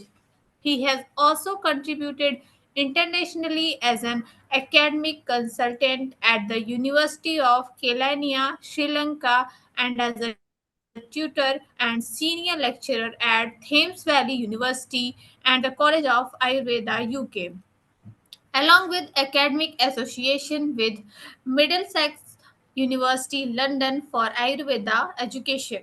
He is an active member of several prestigious professional bodies, including the Complementary Therapist Association London, the Ayurveda Medical Association, and the American Association of Ayurveda Practitioner USA. Dr. Venkatan Joshi possesses exceptional expertise in all 8 branches of Ayurveda, including Panchakarma therapies, herbal formulation, diet and lifestyle management, and integrative healing practices. His knowledge extends into Vedic science, yoga, and spiritual disciplines, making his approach truly holistic. A multilingual scholar, he is a proficient in Telugu, Kannada, Hindi, Marathi, Gujarati, and Sanskrit, enabling him to connect with diverse audiences globally. He has also contributed to the academic world through publications, including notable works such as Chamatkara Nighantu, along with several research articles in international journals. Sir continues to actively promote Ayurveda worldwide through seminar, guest lectures, and training programs, currently across the UK and Europe, with future outreach planned in several European countries. Today, Sir is going to deliver his lecture on the topic Ayurveda Sustainability from Time Immemorial. I kindly request you to share your valuable insight with the audience. Sir, please join. Thank you very much for this elaborative introduction. Thank And you. first of all, my sincere gratitudes to Chairperson Dr. Shahar sir, and as well as Akhil Sharma ji, Vijay Bhalla ji, Anil Sharma ji, and Anil Kumar Nasa ji, and many more organizers from the Indian Pharmacy Graduates Association to Malaysian Indian Siddha Ayurveda Association, etc. Thank you very much for giving this opportunity. I am in Hungary now, in Budapest, after meeting with the Indian embassy over here in the European countries for the promotion of Ayurveda. And we know that this is a renaissance of Ayurveda, which is occurring after our beloved Honorable Prime Minister's prime vision of One Earth and One Health policy. And this is what the integrative in protocols and medicine and integration, inclusiveness of all Indian knowledge systems into the rest of the world from the East. As from the time immemorial, I should mention about this sustainability of these practices long time, because I endorse it to my experiences with little exposures since ever, from the 1989 onwards into Johns Hopkins Medical University, Baltimore, where I was a postdoctoral trainee, could see into the local markets of the vegetable markets in Baltimore. The old women were selling the herbs. And then it was fascinating to me, first ever, to go and see how this traditional richness of cultural, in spite of these cultural diversities and regional variations into the ethnic, racial to geographical variations, the nature and its resources are being astoundingly is being used into the cultural practices of all nations, whether it is developed or developing. And that is where I started on and off my journey, and then to find out and spreading the Ayurveda with the Croatian Ayurveda Academy being registered, and European Ayurveda Academy being registered in France, and as well as UK Association is being registered for the educational standards. First ever our associations are being approved, accredited by ATAB, and now we are having a new venture of outsourcing the BAMS curriculum under the Ayush Ministry into the European countries, first ever. And then see how the inclusiveness as natural systems and where we are practicing here. For example, I am here now in Budapest, where yesterday I have done this wonderful food as medicine workshop with all the students and as well as modern doctors over here. And when I just started first taking so many supplements over here, to see how Ayurveda's significance of food as medicine will work. So when I shown this different kind of the raw hand pound red rice coming through, this is from Thai, whether it is from China, whether it is from French, whether it is from Spain, whether it is from Sri Lanka, whether it is from India, and what is that aspect of Ayurveda's nurturing values from the natural resources which are coming from the organic products, starting from the Raktashali red rice. So how do we do that? So I have like a the double-blind crossover kind of experimental studies on the sample collections from different countries, raw hand-pound red rice, for example, and then without knowing this, which country which originates from this, to test what is that the time which it takes for this rice being cooked in, what is that amount of water does it require, what is that stickiness and gluiness of snigdha pichilata it retains, what is that sweetness into the palatability of the volunteers organoleptic methods of validation.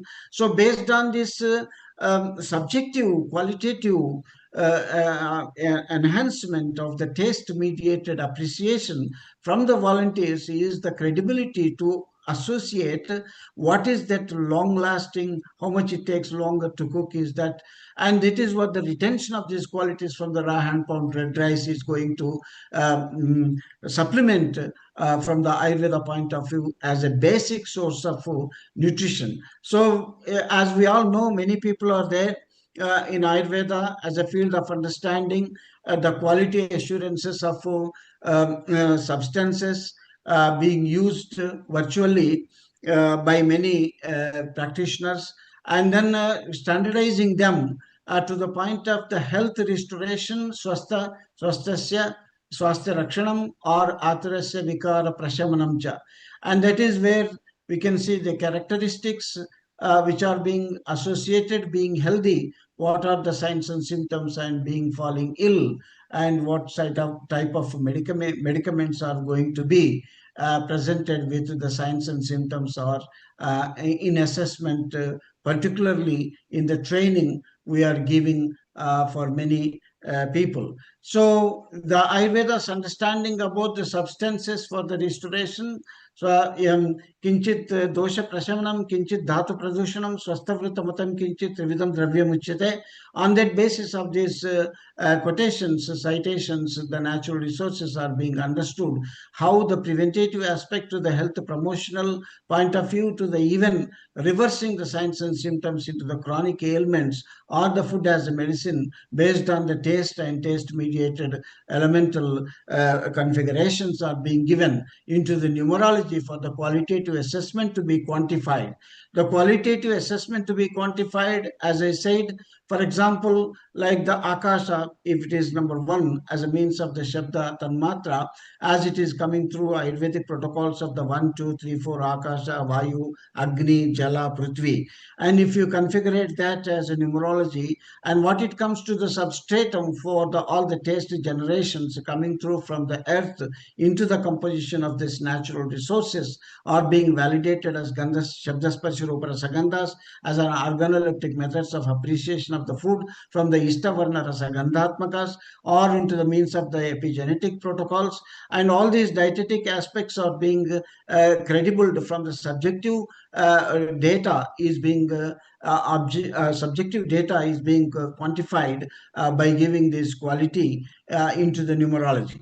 For example, Ayurveda professionals will understand how significant that Prithvi and Up Mahabhutas, as it comes to the point of the generation of the Swadu or palatability or the Madhura, and then Madhura, Madhuratara, Madhuratama, into the gradations of the quality assurance of the compatibility of this food as medicine substances onto the taste perception is going to be the health restorative.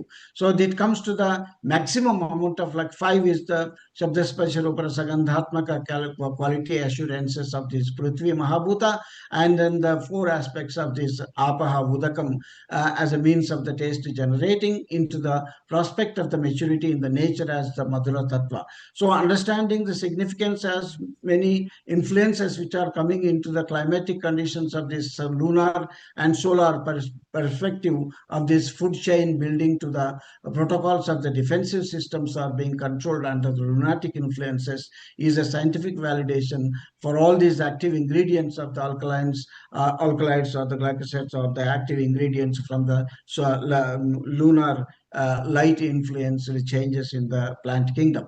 So understanding these diversities, and we are educating the people in the European countries to the UK with all these food as medicine workshops as a means of the interventions from the preventive aspect to the lifestyle modifications, and then the mind health which is coming through from the gut liver brain axis. So this is the way we are working through into the 4 areas of this microbiota, gut health restorations from this digestion to the better absorption from this food as medicine point of view, and then to the mental health is being unfolded gradually with these practices what we are training actively into those terms of these restorations of the health. And then see the preventative to the health promotion to the rejuvenation to the therapeutics is the basis of these transliterations from Ayurveda principles are well being narrated under these educational activities into the from the east into the west. So in my whole experience of understanding the compatibility and synergism, when we talk about one example in my whole lifetime as being studied through from the Rasayana interventions of Ayurveda and Charaka, huge chapters are being contributed for these Rasayana effects of these many natural resources, and how these work in terms of one supplement when I studied on the Bhallataka for Semicarpus anacardium. So this Semicarpus anacardium and its seedlings as a nutritious, rich dietary supplementations like a cashew family, and we can see anacardiaceae mango family, and what is that the succulent pseudo fruit having these qualities is edible point of view, but the fruit as a means of pericarp and endocarp is with the toxic oily substances as a medicinal therapeutic point of view. Ayurveda's understanding about the processing or purifications with the istika churnas to the gomutra svedanas and so many methods are being explained, and irrespective of the 10 possible modes of preparations of Balataka Tailas to the Kshira to the Guda to the Gruta, all the Rasayanas preparations in the Charaka is being well documented. Previous speakers were telling about this innovation or the novelty from the point of view of the global wisdom, what it is present from the East is to be reinvented, rediscovered to the point of the traditional usages. So one of the traditional forms of the richness of fortifying the Balataka with the Caryota urens. Caryota urens is the kittul which comes regularly from Sri Lankan sources in the markets, where the kittul treacle and kittul candy, which is available, Caryota urens. What we are trying to do and enrich the Balataka into those systems for the practicals to show how the compatibility and synergism outweighing the normal processing of the purification methods of Balataka retain the qualities and enrich the safety protocols is being my study since 1984 when I passed out, because as a child I was suffering with this vitiligo, and then I found there is a rural traditional folklore practices and exposed to that old granny treatments, and that's where I learned and brought this compatibility and shown to the several European countries. And back there our students going from Croatia and academia and explaining these simple methods of the Bhalata Guda preparations out of these Tala preparations. So the Tala Guda preparations, and then the how it is different from the sugarcane jaggery preparations. That is where the compatibility synergism is being studied for its well utility for the cancer patients, and then the palliative management. And it is because Ayurveda's understanding about not just only the three modes of pathways, Rasa Rakta point of view, Dhatu point of view, or this musculoskeletal point of view, Marma Asti Sandhi Gata point of view, or the visceral point of view. The affinity of reaching these substances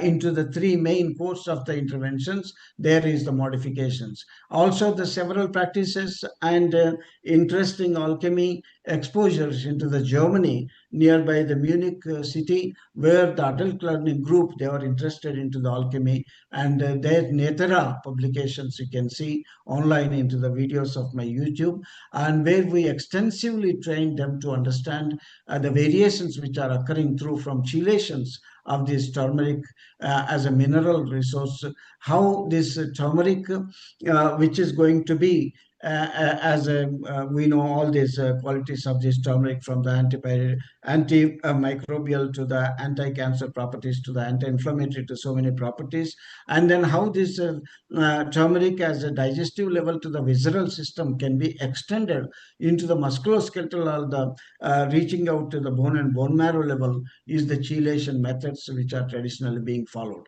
So this we have to understand for the innovations and experiment and show with the earthen part, and then calcium carbonate, where richness of this calcium carbonate in the whales, we can collect this Ca2CO3 plus H2O, as we understand CaOH plus and carbon dioxide releasing chemical for equations into the Ayurvedic processing of the natural methods of using the organic whole milk being intervened with the calcium carbonate and enriched turmeric cones are being embedded, and 7 treatments are being given as a self-boiling method of cooking the limestone turmeric cones. So organic turmeric into the chelation methods are being sliced out and see macroscopically and as well as organoleptically the color changes and the preparations which are going to be as the most important significant Ayurveda's reaches, because we understand that all the yellow substances, from whether it is a mineral source of the sulfur or the mercurial source of the masculine Shiva energy or the mother energy, and the mythological symbolism of this mercury and sulfur interventions making into a black carbon based Sut Karjali, we understand, and significantly the turmeric and the calcium carbonate is going to make that kind of the red interventions, which is like the blood or the maternal contributions of this visceral health, all these organ systems of the costa is being contribution from the mother. So these mythological, not just mythological, into the science of experimentations coming through from these from these simple techniques to reinstate the innovation into the formulations is the what we are doing in the European countries. And if you look into the so many natural resources available in the European countries, for example, Chinopodium alba, which is considered as a wild spinach, which is being relatively grown as a Vedic plant, which is being extensively available in UK and European countries, naturally grown. How it could be these species are being survived from the time immemorial as a millennia? You can see like the Kumari Kandam from that Kanyakumari point of view, these trades which are going through from the sea, and which is an evidence through from Colosseum museums in the Rome also I have seen, and as well as Neanderthal ancient caveman museums also I could see. Some of the like Shivalingi Bija, for example, Brainia lacinosa, as a fertility inducing, along with these ivory artifacts. And I found wondered to see these ancient tropical herbs are being under the trade from first century or before first century onwards. So that is where our culture was intact and being traded extensively from Bharat to the rest of the world, is being renounced now. For last year's visit of our Honorable Prime Minister in Croatia, Zagreb also, and fortunately would like to submit all these dossiers, what's happening, and natural resources which are available in Croatia. I could even see wilderness of these Jyotishmati celestial paniculatus is being grown. So whether you talk about the Aranda varieties or the Karavira varieties or the Nirgundi varieties or these Changeri varieties, and as well as the Berberis, which is like a Berberis vulgaris, the Arhatra varieties, and you name so many herbs which are naturally being found. And that is where we are trying to educate the people what are the resources naturally available and how it can be benefited and in being used for the synergism to build with the compatibility from the food as a basis of interventions, basic understanding, and then seriously allowing these practices of converting. And we can see that simple means of making what is this ginger types freshly available, how this ginger being cooked and being expressed, the juice with the Himalayan pink salt into the lipid profiles. The lipid profiles, you can see how vata based or pitta based or kapha based contents should be selective. For example, like the sesame, we understand how significant the oil is, but then you can see there are so many like the whether it is avocado oil or it is pumpkin oil or the olive oil as a neutral basis of these oils which are being enriched in the European countries to make this micro nanoparticles of grinding the fresh ginger, cooked ginger with the Himalayan pink salt in the lipid profile is a simple application, but it has an extensive individualized, personalized use of this digestive restorative. And then when it is being used for the microbiome restoration, reinstation from the food as a medicine. So on the simple basis of this Lavanadra Bhakshanam Sada Patyam Bhojanagre. So there are so many things what we are doing in European countries, and then representing into the Brussels of the European parliamentary meetings. 3 meetings did held. British Association of Practitioners of Indian Origin, and then integrative protocols and methods and practices, how contributions are being actively being growing, and with this inclusiveness and non-invasive protocols of the interventions into the wellness centers to the well-being reinstated, and so much is being happening into the UK and Europe with all this accreditation is being going on for our regulation activities under the One Earth and One Health policy.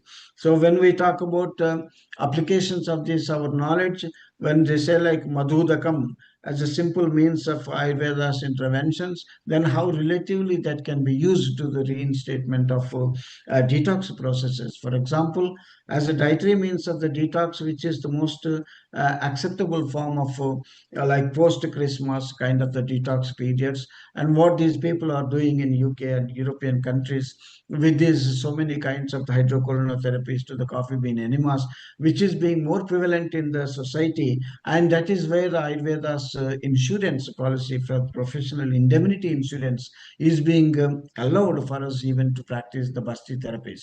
So considering what it is prevalent in the complementary or alternative or traditional or the regional methods of the health restorations, and we are finding the policy makers to be or being supported or being controlled or governed by these regulations.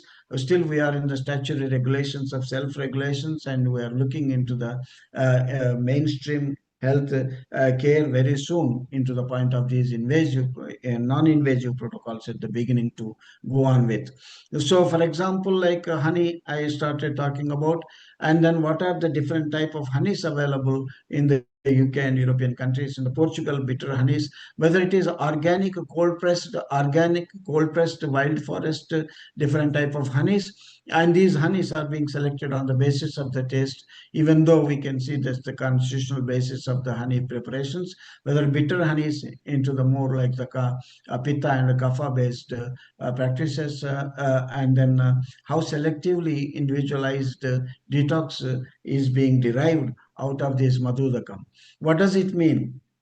As a means of mesmerizing treatments, 1 day to 3 days or maximum 7 days, we understand parapanchakarma procedures of reinstation of Ayurveda detox process. So whether these dilutions into the different dilutions on the basis of the Krura Costa or Mrudu Costa or Madhya Costa, how much is the honey is being dissolved into the distilled water, is being given orally on empty stomach, and to the point of the nauseation is the stomach capacity of an individual, and within the half an hour period of the course into the consumption, while acceptability of these fantas, different preparations of these fantas as an adjuvant being given on empty stomach to rapid absorption of this honey water. And we understand how significant unpasteurized honey having a colloidal suspension of several substances which are antigenic and as well as immunomodulating properties coming through from the sugars and proteins and fungi and bacteria and pollen, and so much of contributions from the bee in transformations of the colloidal suspension. Ayurveda definitely use it for immunomodulation.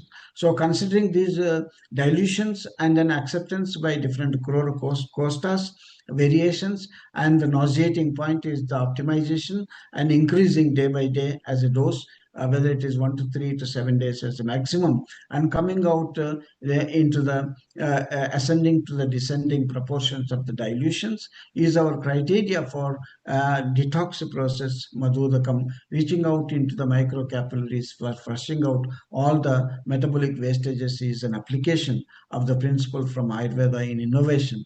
And that is where we are trying to do and enrich the knowledge of this education for the wellness and the mind health into the well-being is our priority, working through from these organizations into the education and academics at the moment as an example to see. And what are these detox, like we understood, like the Swastavrita Matas Dravyas, and then how significant the raw hand powder ties to the mung beans, and then what are the natural alkaline vegetable sources which are available here. For example, in all the European countries, we have asparagus. As wonderfully the students will go into the woods in the morning and collect the fresh asparagus roots.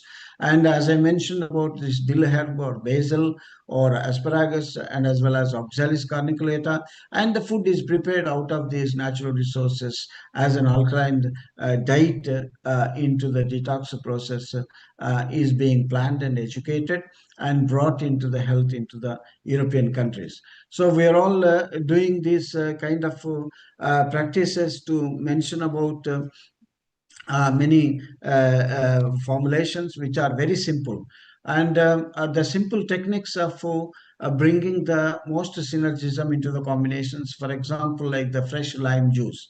The fresh lime juice, as I started mentioning about how compatibility with the cariotyurins, as I reiterated, cariotyurins, the kittul is the kind of the toddy tree from South India to the Sri Lankan, which is being traded as the finest form of the sugars. Ultimately, we know that the healing process is by this acceptability of this type of the sugars into the cellular level of metabolism, and understanding the significance and modulations coming through from the saturation, like the fresh lime juice into the kittel candy, is a basis of our preparations with the ultraviolet or the experimentations with these colored glasses exposed to the sunlight.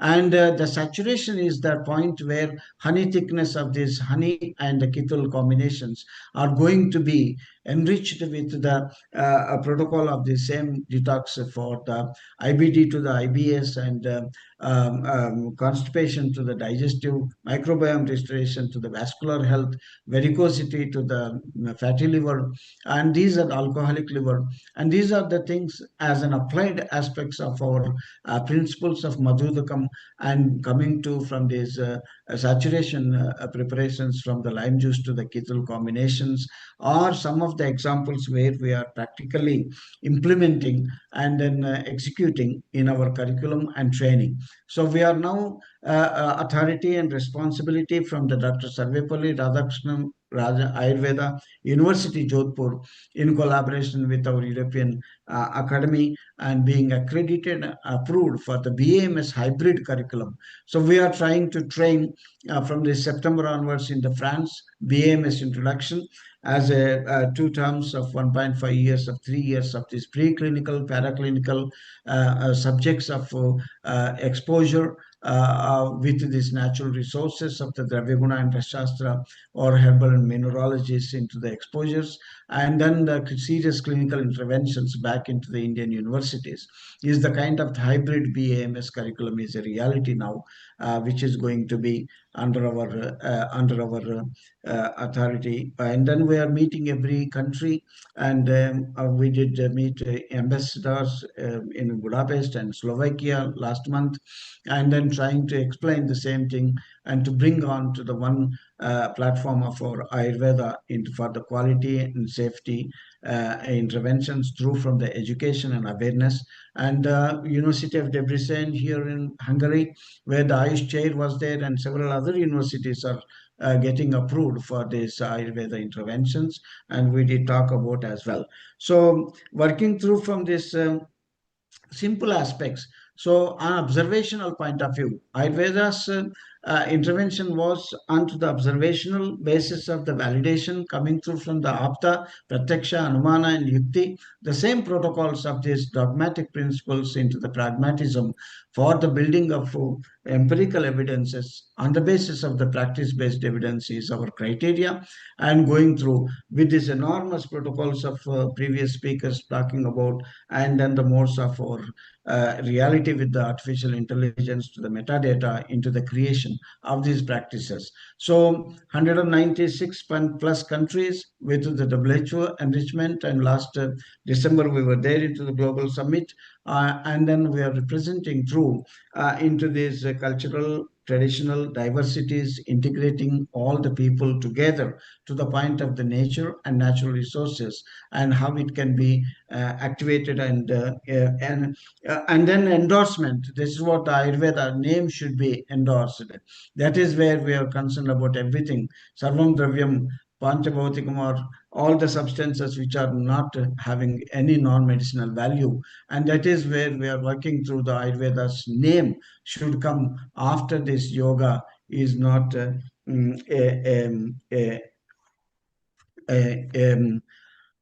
is not a non-reality. It is going to be a soon a bigger reality of this integration of these natural systems are going to be recognized.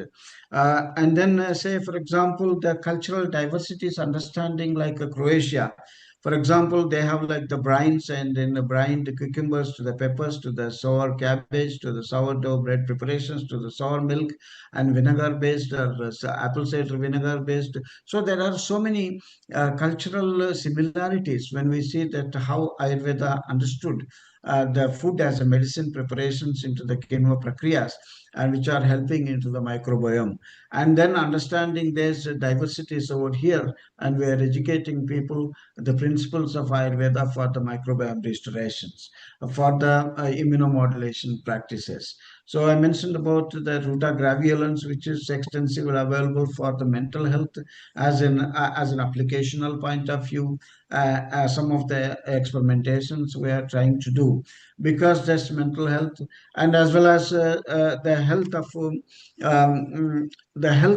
postnatal. For example, the antenatal to the postnatal and neonatal care through from the Ayurveda interventions is extensively collaborating with the gentle birth method.com, where we have so much of a potential social health seekers are coming through from these wellness centers and well-being centers for the fertility inducing programs. And then Ayur entrepreneurs are being educated for bringing that how much ensuring qualities for the progeny is enriched. For example, I started understanding these things, little changes, when my grandchildren were born in the NHS hospitals, where I would see this breast milk being pumped out and then kept out with the labels into the refrigeration. That made me to wonder to see that why these kind of practices, even nurses are being advised that the working mothers, they can give they can feed later after pumping the breast milk. So that made me to think about how should we help out by community interest company to educate. Breast milk is not that that you can pump it and feed it within 24 hours or any time next day. So we started experimenting, showing like distilled water, and we know how the drop of this breast milk with the temperature variance to the cloud variations to the similarities of the dissolving into the waters. And then these are the simple techniques to show them the health of the shankhavam or the shita qualities of this breast milk reinstated with the food as a medicine. And otherwise all these color variations of the refrigeration of the mother's breast milk is an evidence to show is not healthy for the babies. So these are the observational things already into the so much of labor and selective mothers are going to deliver home deliveries, waterproof birth deliveries, and natural reinstations, fumigation methods, even in star hotels with these royal treatments, and the celebrities coming and having following all these protocols of the mother and baby health care is a reality now, which is happening. So understanding the fumigation methods and aromatic methods of this taking out, and the applications of the 45 days of post labor depressions to be controlled by these Ayurvedic protocols is a biggest social contributions what our associations are doing from time onwards. And then baby massages, of course, they are all there as a means of health restorative products, what we are doing through from. And uh, yes, say for example, the problems which are coming through from into this, whether it is ashwagandha based or guduchi based or all these uh, observations as a toxicity inducing, because the findings of the alkaloids coming through from the leaves of the ashwagandha or from the roots, and how somebody is enriched these molecules in Japan, found to be against to some part of cancers, is a success stories. And we cannot just trade all panchangas of the ashwagandha and Videnia somnifera. How we understand how this cortical woody fiber, which is their hayagandha, vajigandha, when you pluck, and in Bhusaval, we use it to show practicals and say how this bark can be easily peeled off and freshly being prepared into the Kshira Paka preparations of the granule Paka preparations. Ashwagandha is going to be effective. Otherwise, it is not the same. As we can also see Tephrosia perfusia of this Sharapunka for this liver, sorry, splenomegaly, and how this simple one root, when it is being properly prepared as a decoction forms, are being much beneficial is an observations to train, and it is not available into the fresh form over here. And then applied aspects of the applied aspects of these health restorations from the younger generations, because that is more important to see how younger generations with the ADHD and as well as autism spectrum disorders, and these are the areas we are also working through. And enrichment of this ghee preparation from the unsalted butter, how much it can be done with these betel leaves to the fresh turmeric to the moringa to the vellari, centella asiatica. These are some of the substances for making these fortifications of preparations practically to show the ghee preparations when it is not the A2 cow milk or the indigenous cows or the Girnar cows or their geese, which are not available in the West. So how we can educate them and make them to the quality sustainability of these nutritional substances, and then the children will not get allergic to the dairy products or the gluten allergies or sensitivities from the nut allergies, and as well as children are born with the skin diseases. That is where we are concentrating on the mother health to restore back the child health, and that's attention deficit hyperactive disorders with this medicated ghee based of the food interventions, and then food as medicine is the preparations. Just Vellari, Central Asiatica alone, with this raw hand pound red rice and mung bean preparations with the coconut milk, and enriched these admissible spices like say Trijataka, like Fagela Patra, Nagakesara, and as well as we understand how simple are these spices which can be enriched into the food as medicine for the mental health is restoration from the nutritional point of view. For example, I mentioned about Balataka Asti, which is the nuts, and as well as Charoli, like Buchanania Lanjan. And these are the nuts which are used in pediatrics, and those are the things which are enriching with this, whether it is a dry date based or saffron based, and as well as kettle based and nuts based concoctions for the children to come out of these fidgetings or the chocolates or the sweets and candies and muffs and these things, to avoid into the enrichment of the nutritional palatability and taste for the health restoration. So there are so much of these practices what we are doing and educating to bring out the health restoration for the children, and mental health is the biggest challenge for us working through into the UK and European countries. And yes, the other important aspects of um, regulations. Thanks a lot. I think my time is getting very closer. Um, I'm very much thankful for all these organizers for giving me this opportunity. And it is a reality of all these non-invasive protocols and pain management, natural restoration of the health through from the rejuvenation and as well as the rasayana treatments are the most important thing for the health restoration. Thanks a lot. Thanks for giving me the opportunity. Namaste.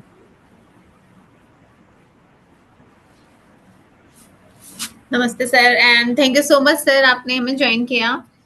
Thank you so much, और बहुत ही knowledgeable session था ये. Thank you so much sir. और एक sir small token of appreciation, an online certificate has been displayed on the screen, which is also we will share with you. Thank you. Thank you very much. Thank you. Namaste. Thank you so much, sir. Next, we have Professor Dr. Vidhu Ayeri from SPR Jamia Hamdard. She is a highly respected academician and researcher, currently serving as professor and farmer dean and head Department of Pharmacognosy and Phytochemistry at the School of Pharmaceutical Education and Research, Jamia Hamdard. With an illustrious career spanning over 3 decades since 1989, she has made significant contribution to the field of medicinal plant research focusing on pharmacognosy, phytochemistry, analytical methods, and pharmacological evaluation. Her work has played a crucial role in the standardization, quality control, and scientific validation of traditional herbal medicines, strengthening the bridge between Ayurveda and modern science. Professor Airy has been actively involved in several prestigious national roles, including being a member of the Herbal Products subgroup of the Indian Pharmacopoeia Commission and serving as a subject expert for UGC CEC e-content programs. She has also contributed as an expert in evaluating phytopharmaceutical drug proposals for regulatory approval under CDSCO. A dedicated mentor, she has guided 25 PhD scholars and over 100 postgraduate students, significantly contributing to academic and research excellence. Her scholarly contributions include 150 plus research publications, multiple books, and book chapters in reputed national and international platforms. She has also received notable research grants from organizations such as NMPBDST and DBT reflecting her strong research capabilities and commitment to innovation. Today, she will be delivering her talk on the topic Phytopharmaceuticals, the way forward for research in Ayurveda. Ma'am, we are honored to have you with us. I Thank kindly you. invite you to share your invaluable insights. Thank you very much. And am I audible? Yes, ma'am, you are audible. Okay. Yes, And ma'am, you are audible. Before starting, I would like to add, most reverted, my respected ma'am, Professor Vidhu. I'm fortunate that I am her student, and I don't know whether she is fortunate to have me as a student or not, but I am very fortunate to have you as my teacher. Uh, since inception, when I joined Jamia Hamdard, she was my teacher. She always guided me. She has very strong ethical values, very strong character, very strong in her subject. And I'm fortunate that I have learned many things from her. And I'm very thankful that even though 1 month back I have invited her for the talk, but unfortunately, due to some other engagement, I could not speak to her. But 2 days back, she called me back or text me that what is the schedule, and unfortunately I called her back, but she was so uh, grateful that she recalled me that you have invited me for this, but no, nothing has been reverted back. So I requested Dr. Akhil to communicate with ma'am so that the things can be formalized. I'm sorry, ma'am, I could not connect you in between because of some other priorities. As you understand, we have just completed our convocation yesterday. That's why. But you are always in our heart. We cannot forget you. You will always be loved like earlier. Thank you very much to be here, and I am fortunate that to have you a teacher, my teacher. Thank oh you. my God, thank you very much. I am overwhelmed. I have no words to express this gratitude. I am in gratitude, to be associated with students like you. And a very good afternoon to all of you. Honorable Chairperson, Professor Shahar, Dr. Akhil Sharma, many learned speakers, and my dear students. So, if you permit, I'll share my presentation. Thank you so Ma'am, much. please go ahead. Yes.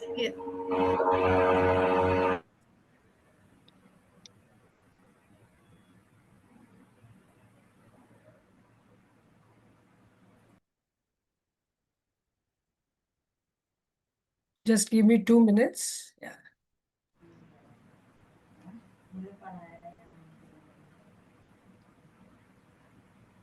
Is my screen visible?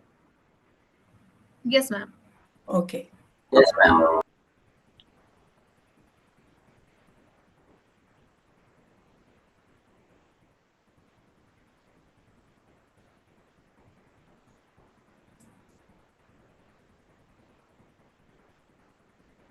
Okay.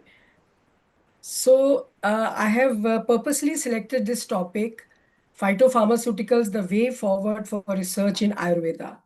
Many a times I was also listening since morning that what we should do in Ayurveda. All of us know, that what is the significance of Ayurveda. It is not one of but the oldest system of medicine which has been recorded. It is recorded. And you will be amazed, especially I would like to share with the students that if you happen to, read the various samhitas, you will find that each and every detail of the plants, of the body system, of the pharmacy, everything is written in the text. And whenever you find time, please visit the All India Institute of Ayurveda at Mathura. At Mathura Road, you can say. And it is wonderful. You will have a lovely experience. So when I was, listening to all the eminent speakers, I was wondering that they are very right, and some of the challenges which they have given. Now you can see that with so much of research going on, these challenges are now just, myths. We have already addressed these challenges, and I will let you know that how we can integrate this system of medicine, the philosophy which is behind Ayurveda, with the modern tools. So the scope of research is that you have to integrate ancient concepts with modern tools. Now, when I say modern tools, it means that the analytical chemistry, which is very important, and this, without chemistry, we are nothing. Without chemistry, we are nothing, because the subject is pharmacognosy and phytochemistry. And whether it is Ayurveda or any traditional systems of medicine, all are dealing with plants. All are dealing with plants. The only difference is that what we have to address. We have to address that the treatment which is given in various systems of medicine, how the chemistry of the plant changes. That we need to make understand the world. Nobody is questioning your philosophy. Nobody is questioning.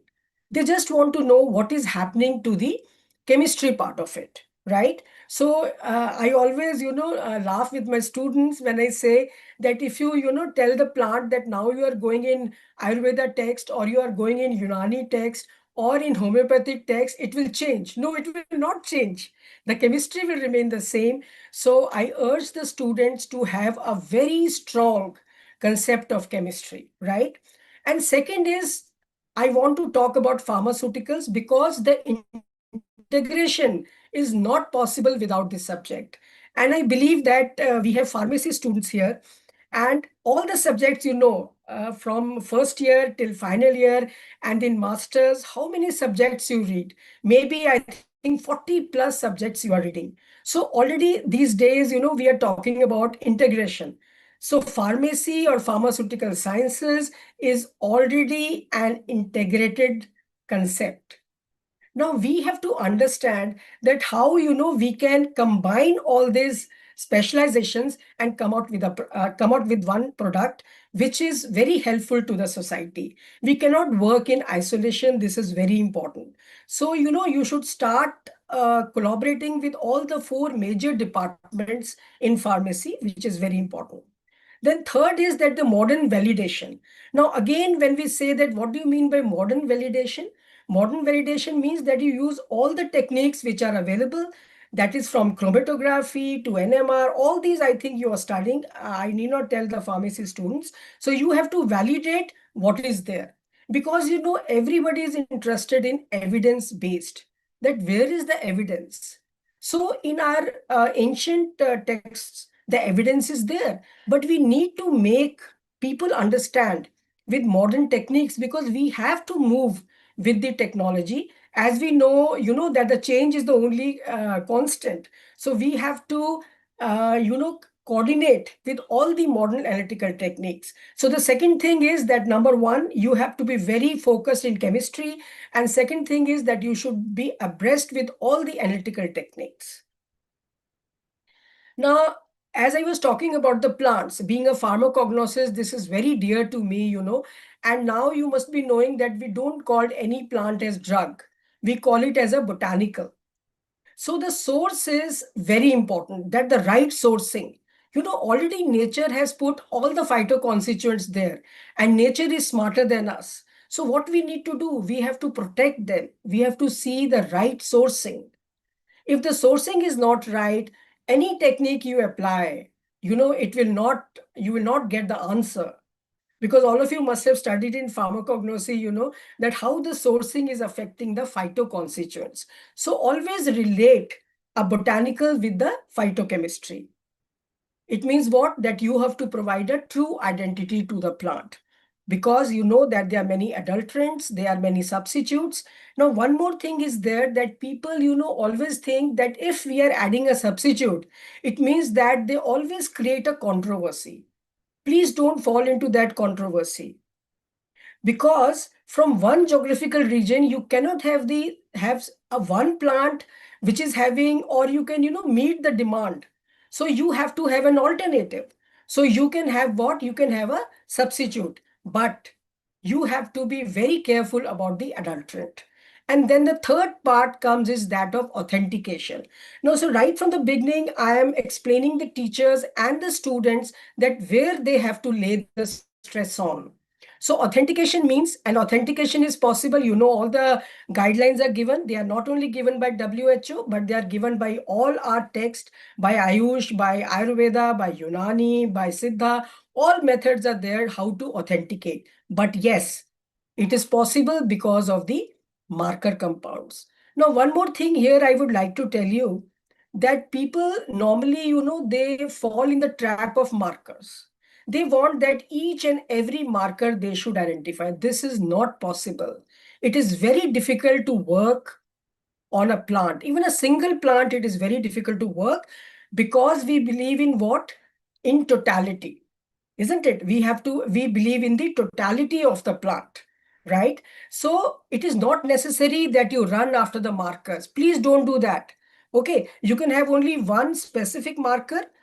Otherwise, you can look for total flavonoids, total phenols, but always think, that these total flavonoids and total phenols, they are present in all the plants. So if you find out, a total flavonoid, total phenols, it is good for you, because they are helping the plant. And always the plant, it helps itself first for its existence. And then it says, okay, now others can take from me. So, but it is important that you look in for this. If you're not getting any specific, try to find out the totality, total alkaloid, total tannins, total flavonoids, because we don't want to play, with the philosophy of the plant. That is the totality of the plant. And one more thing is there, that when we were working on plants all over the world, they said, okay, identify it with the help of a marker. So there was a difficulty. So now a new definition has come, that if you are not getting a marker, what you need to do, you take the entire plant as a marker. Entire plant as a marker you will be able to take only when you have the right sourcing and you have a true identity to the plant. So what is the need for integration and how we should go in for that? I think I already told you that pharmaceutical sciences.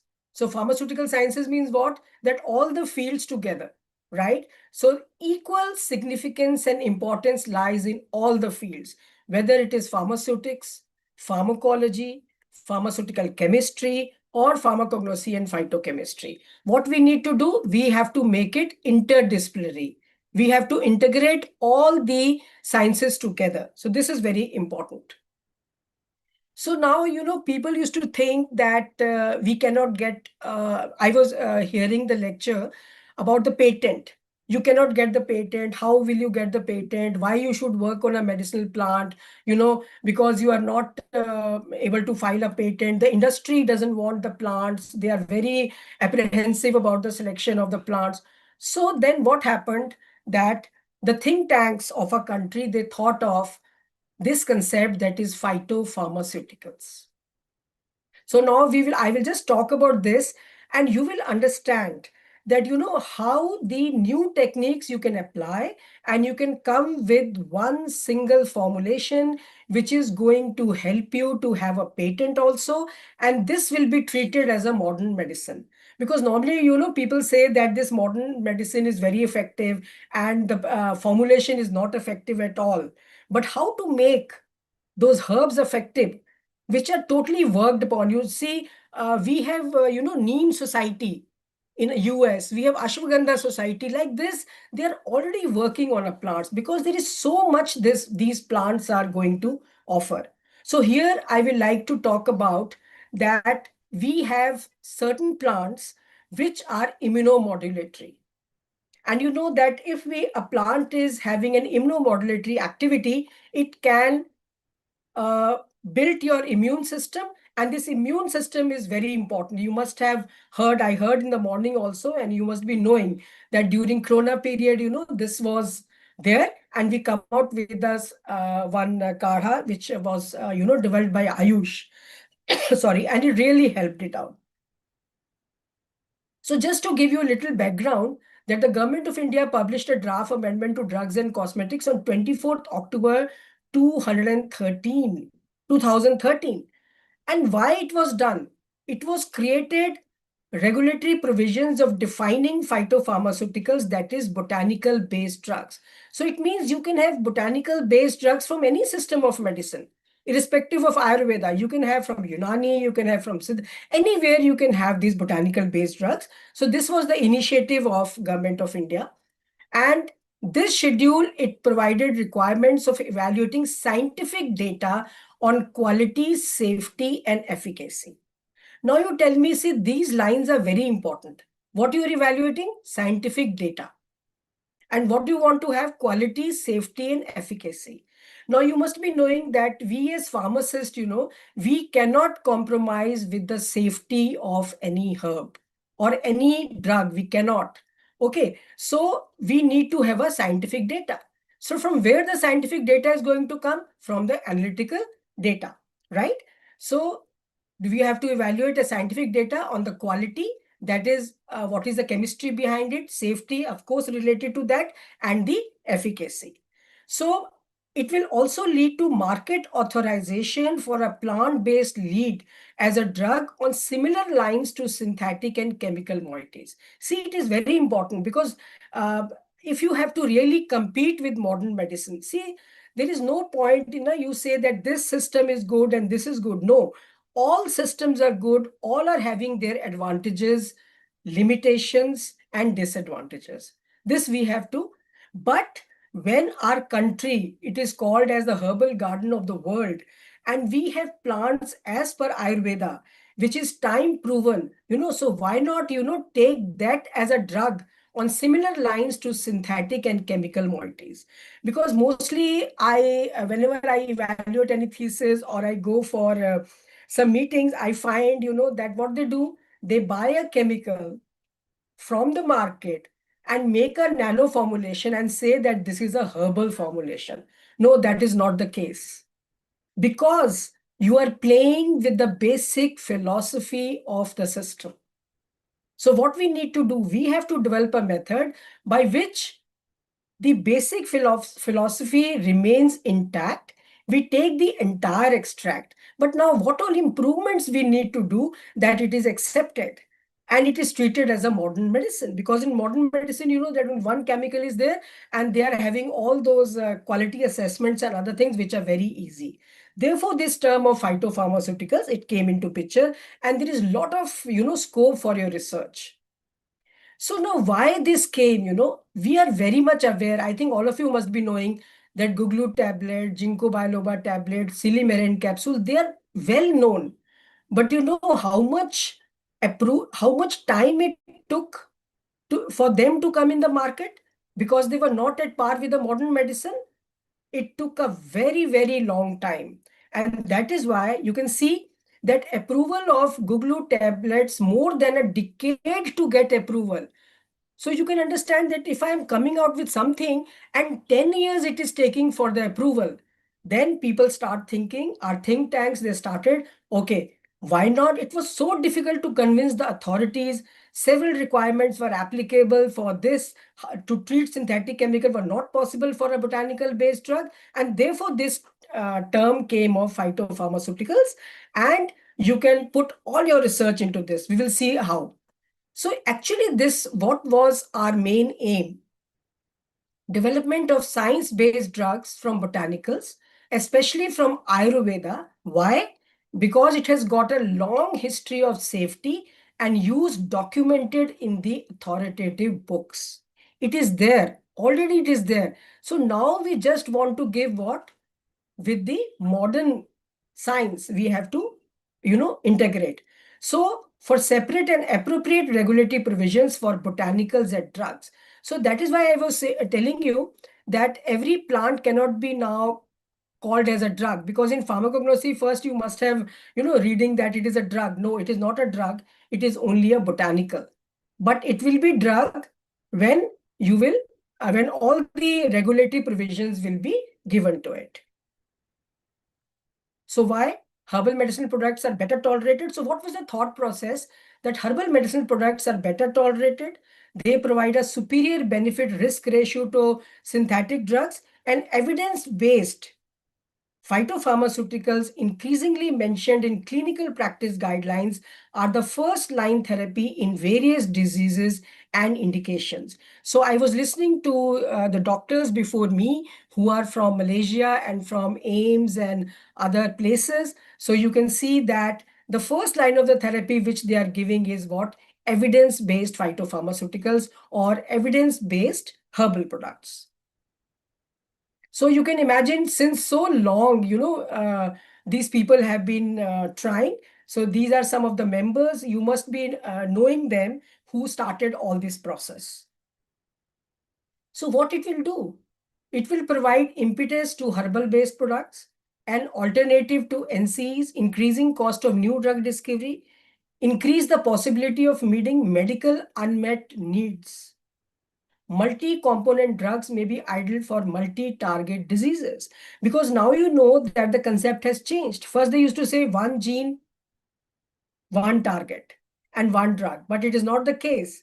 And that is why what they are doing is that already the drugs, which the new molecules, synthetic molecules, which have come, they are repurposing them. Suppose it is a drug which is acting on the liver. They are also trying it for the heart. They are also trying it for other organs. And this is the basic philosophy of Ayurveda. That is why in a plant we have so many constituents which are taking not only care of one particular organ, but they are taking care of the system as a whole. And it provides a window of IPR, unlike Ayurvedic drugs. Okay, so Ayurvedic drugs, because they're already, mentioned there, and you cannot have this thing IPR on Ayurvedic drugs. Only few of them, suppose the process is different, as it was told by ma'am in the morning. But if you develop a phytopharmaceutical, it will provide a window of IPR. Then Honorable Supreme Court judgment prohibiting cross prescription. When 5 or 6 drugs are prescribed, there is always, cross prescription. So this has been also given by the Honorable Supreme Court judgment. So this will prohibit cross prescription also. Now, what is a phytopharmaceutical? Purified. Just please try to understand this. Purified and standardized. So what do you mean by purified? That is, by different techniques, you are taking out that fraction which is rich in a particular constituent.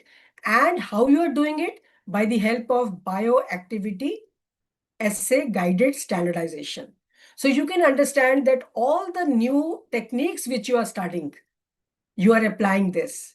So purified and standardized fraction with defined minimum 4 bioactive or phytochemical compounds, which are qualitatively and quantitatively assessed of an extract of a medicinal plant or its part for internal or external use of human beings or animals for diagnosis, treatment, mitigation. The rest of the definition is the same.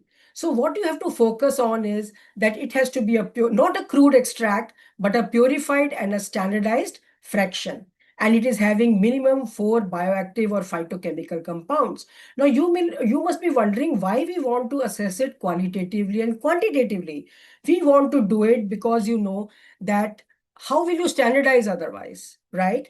And then when you have to do the clinical trials, or you have to do the in vitro studies or in vivo animal studies, how will you do it? How will you decide the dose? So you must have seen that these days your paper is not accepted in ethnopharmacological pharmacology journals if you really, tell them that how many compounds are there and they are qualitatively and quantitatively assessed, because it is very, important. Why it is important? To calculate the dose. You just cannot say, I have taken an extract, I am giving to animal, and that is why I see all the toxicity things used to happen. And that's why I told you that the right sourcing is very important and identity is very important to prevent all that, toxicity. You must have also heard, in the news that whenever a herbal plant is there, they say, no, don't use it because all the toxicity is there. So it means that nothing is wrong with the system. What is wrong is that you are not doing the right sourcing.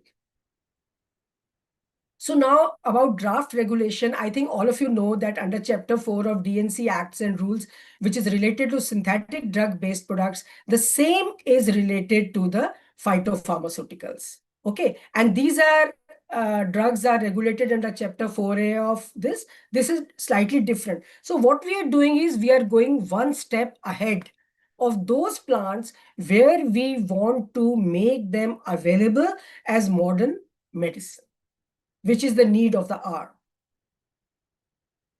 Okay, so one may continue to manufacture and sell ASU drugs under the current licensing system as per classical text. You can do it like this, but even if you are taking and you mention in any research paper that this is mentioned there in the Ayurvedic text or in the traditional text, but they will definitely going to ask you that what is present in the extract. So if you have a marker, very good. If you don't have a marker, only standardize with the known markers, or you can take the entire plant as a marker. So these are some of the way outs, not to only depend that you have to buy very expensive markers from the market. So what it permits, see, this is actually integration, what we are talking about, that how Ayurveda can be related to modern medicine. So permits development as a drug adopting the drug development technologies. Now you say, ki, I have so many, new technologies, what I should do? Apply those techniques. What you are studying, solvent extraction. Apply this technique, fractionation, potentiating steps. When you study analytical techniques, that is why I told you that please be very strong in the chemistry. In your chemistry, natural products, and all these, I think, modern extraction techniques, everything you are studying in chemistry. So two important subjects are there, and apply all these techniques to get what? To get a purified extract. So what we are stressing on, and this is the need of the hour also, here only you are going to put your research. Stress on high degree of characterization of the plant-based ingredient as a phytopharmaceutical, right? So always see, please don't, confuse with Ayurvedic drugs as a whole. There is no confusion. And second is that when you take the phytopharmaceuticals, this what I am telling you is innovation, where you can integrate, where you can collaborate with all the 4 departments of pharmacy, and you can come out with something new. Okay. Now you will be wondering from where I should take the medicinal plant. It can be a botanical from any part of the globe, and it is in line with the regulations. It is very difficult to give approval to a phytopharmaceutical. We are having very strong standards than other countries, because what we are doing is these countries are what? They are having a scientific evaluation and data generation. So when we are also developing a phytopharmaceutical, we are generating evidence-based data, which we can put in front of the people. Look here, that this constituent is acting on this and this system. So that is why it does not simply depend on traditional knowledge. With the traditional knowledge, you have to move on. You have to move on by applying the modern analytical techniques. That is why why China is ahead. China is ahead because they never questioned their traditional system. But what they did, they applied all the new techniques and verified what was written in the traditional text with the help of the modern techniques. Okay, so what it will do? What it will do, it will promote innovations and development of new drugs from botanicals in a very scientific way, would give boost to research in drug development for innovators, industry, national labs, and pharmaceutical research labs in India. Because otherwise, everybody is very apprehensive about working on a plant because they say, we can't. It differs from place to place. There is a difference, but there is a whole. If you just go to CDSCO site, please go to CDSCO site and see that what are the questions are being asked and how they have clearly mentioned that how you can give a boost to the Ayurvedic drugs. So the leads can have their origin not only in traditional medicines like ASU, they can have in so many, because we are mostly following in India all this, and to be mandatorily evaluated for safety. See, this is very important point, safety and toxicology. So you can take help of the pharmacology department and efficacy through well-conducted human clinical trials, and on the same lines similar to synthetic compounds. Now, why we will have similar lines? Because we know what is present in the extract. It is a purified extract. It is not a toxic constituent. When you have all this data clear, you can do all the human clinical trials on lines which are similar to synthetic compound based drugs. So such mandatory requirements do not apply to Ayurvedic medicines, we know that. But what you can do in this system, you can go for the possible mechanism of action also. So why I am generally writing this, that not applied to Ayurvedic medicines?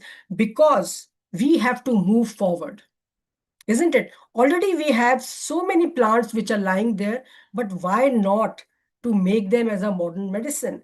And being a pharmacognosy and phytochemistry student, you must be knowing that so many medicines, for example, if you see anti-malarial or the drugs which are acting on the central nervous system, till date, we are not able to find any drug which is related to opium alkaloids. Now cannabinoids have come into picture. So all these things are there. Then why not, people should have more benefit from our medicinal plants. This was the whole aim of making phytopharmaceuticals, and of which you can be totally part of it.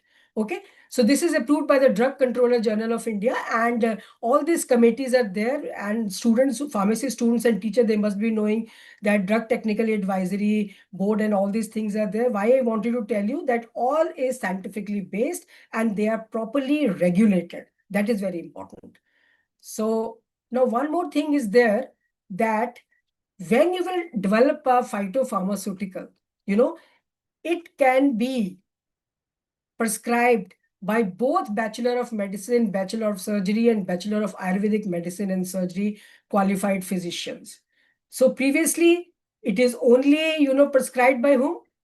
Only by the traditional system of medicine. But now the modern, so you can see that how much revenue one can collect by developing a phytopharmaceutical. One phytopharmaceutical, and this has got a huge market because it can be prescribed by MBBS doctors and both modern medicine, both the things can be done. And as I told you, new areas of exploration for research, innovation, everything, and it will also provide you IPR. Physicians of modern medicine can prescribe without any barrier of judgment of Honorable Supreme Court, which is very important. These are the expected outcomes.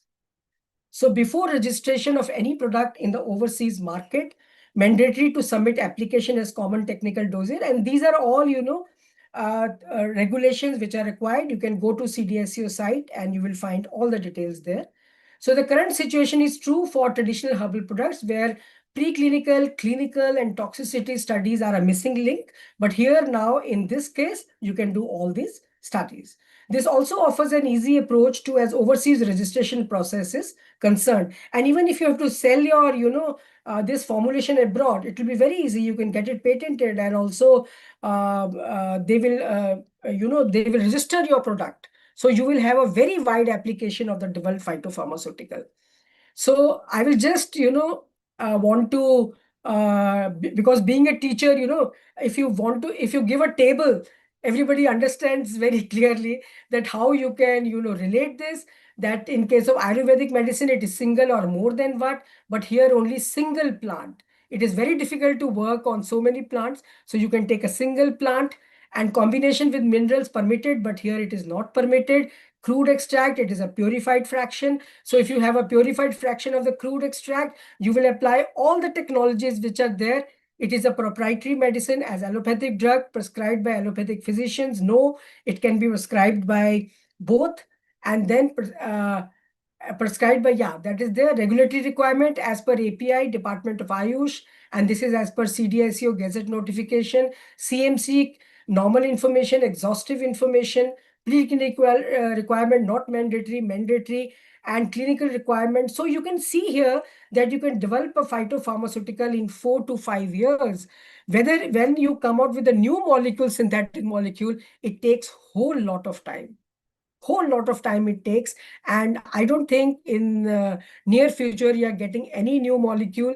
The molecules which are already there, these are just being repurposed. So you have excellent opportunity to work on your medicinal plants, right? So some of the clarifications were there that multiple plants are not permissible, and you don't, it is not a direct extract, and then you should have all these, that is good collection practices, and that that is why I told you that you should have a proper identity, or authentication, sourcing, very important.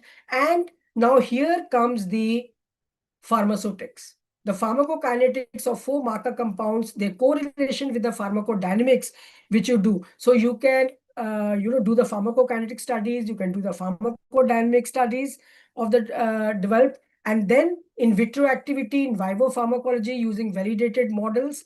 Then all these practices, good lab practice, everything which you are studying, you have to put your entire information as a pharmacy student collaborating and come out with a phytopharmaceutical.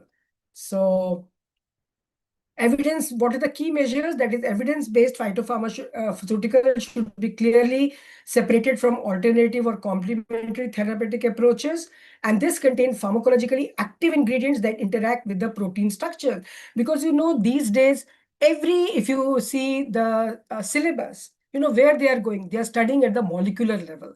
All are studying at the molecular level. So here also, what you're doing, molecular level means what? That how it is interacting with the protein structures.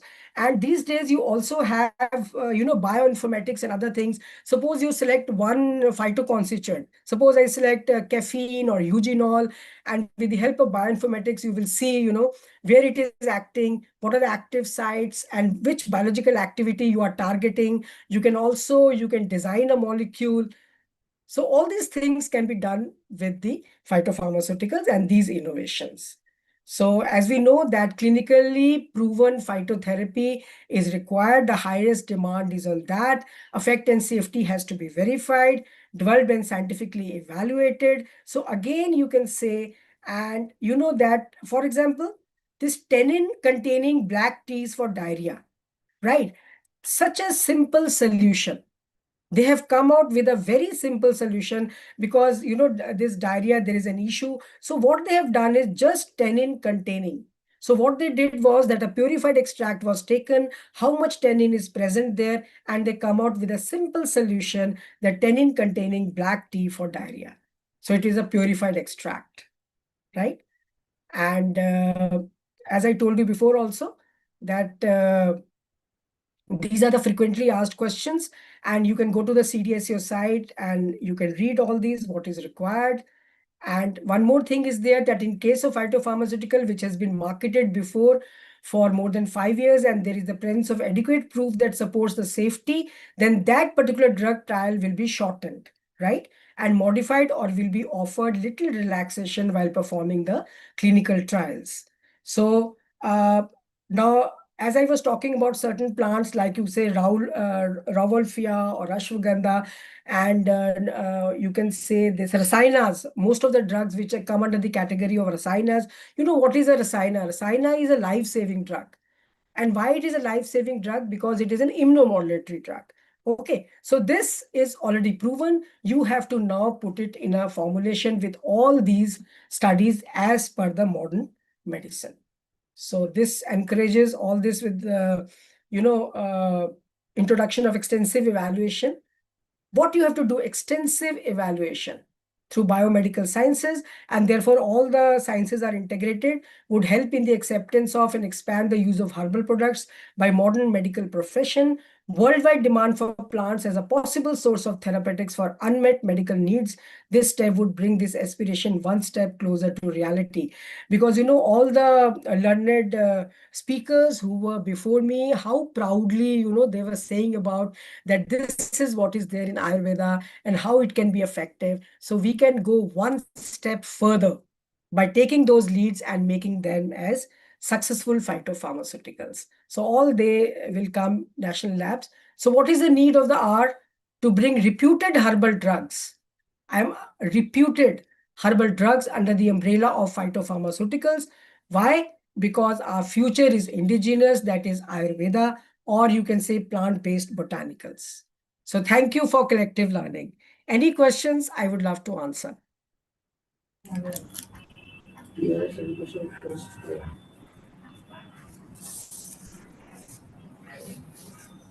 Yes. I hope I could put forth my point.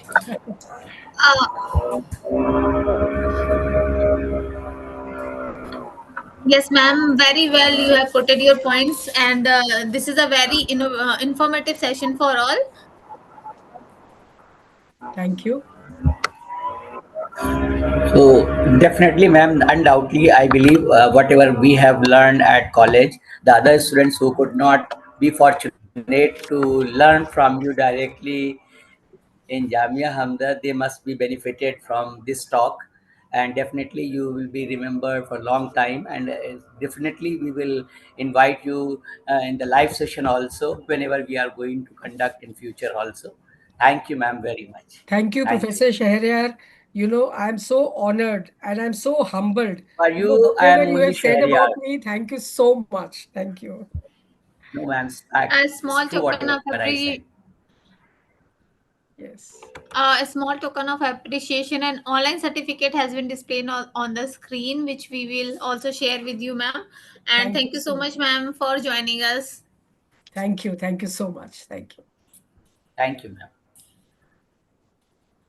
Next, I would like to invite Agastya Rathi, MISA Secretary from Malaysia. She is a distinguished fifth generation Siddha practitioner and an accomplished public speaker with over 28 years of experience in traditional healing, preventive wellness, and community education in Malaysia. Her work uniquely integrates classical Siddha knowledge with modern public health awareness, making her a highly respected figure in the field. She is the founder of the Indian Traditional Medicine Coaching Center in Kulim, Malaysia's first such initiative aimed at advancing practitioner training and public awareness. She has also established a Hinduism inspired autism support center and developed a Siddha based daily detox herbal wellness product. In addition to her leadership roles as secretary of MISA and former vice president of PEP team, she has made significant contribution to public education through television, radio, and print media, reaching thousands of individuals. Her outreach includes mentoring practitioners, conducting free online Siddha classes, and organizing community wellness programs. Her impactful work has benefited over 15,000 patients and inspired countless individuals through health awareness initiatives. Today, she will be delivering her talk on challenges and opportunities of practicing Siddha medicine in Malaysia, a global perspective. Ma'am, we are honored to have you with us. I kindly invite to share your insights with us. Thank you, ma'am. Am I audible? Yes, ma'am, you are audible. Yeah, you can see my screen. Yes, ma'am. Okay. Screen is also visible. Okay. Thank you for the gracious introduction. I'm honored to have this opportunity to meet and listen to expertise in Ayurveda. And my sincere thanks to Dr. Niraj from AIMS University to giving me the opportunity. Today, I'm going to talk about Siddha medicine in Malaysia, challenges and opportunities. Traditional medicine continues to be used by millions of people worldwide. Yet, an important question remains: can systems like Siddha medicine truly thrive outside their place of origin? Vanakkam and good morning. Good evening. I'm Brahmasi Vaidya Agastya from Malaysia, representing the Malaysian Siddha Ayurveda Association, MESA.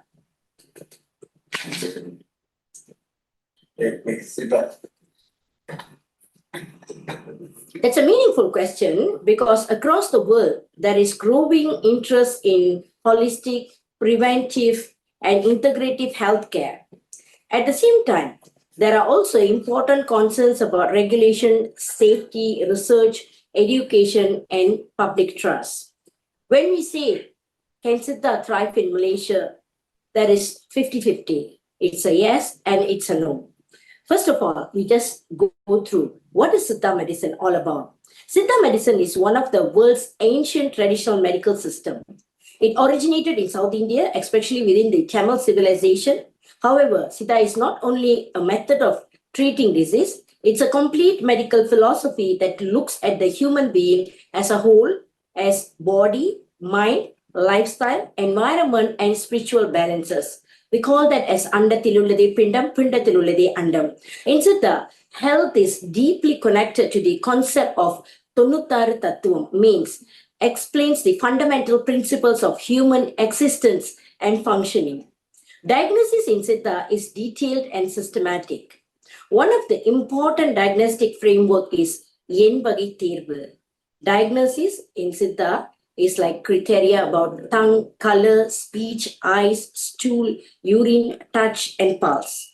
The eightfold method of clinical examination. This includes several forms of observation and assessment that help practitioners understand the patient's body constitutions, the nature of disease, and the internal balance among them. It approaches, there's another system of diagnosis. It's like Nadi, Neerkuri, and Nekuri remain especially significant. In treatment, Siddha broadly includes Agamarundu and Puramarundu, means we use 32 types of internal medicines and 32 types of external medicine to treat the patients. The Siddha Materia Medica is broad and sophisticated. It includes herbal, mineral, animal-based medicines, all prepared according to traditional principles, including special purification and processing method. At the same time, Siddha is not only medicine in a narrow sense, it is also a disciplined way of life.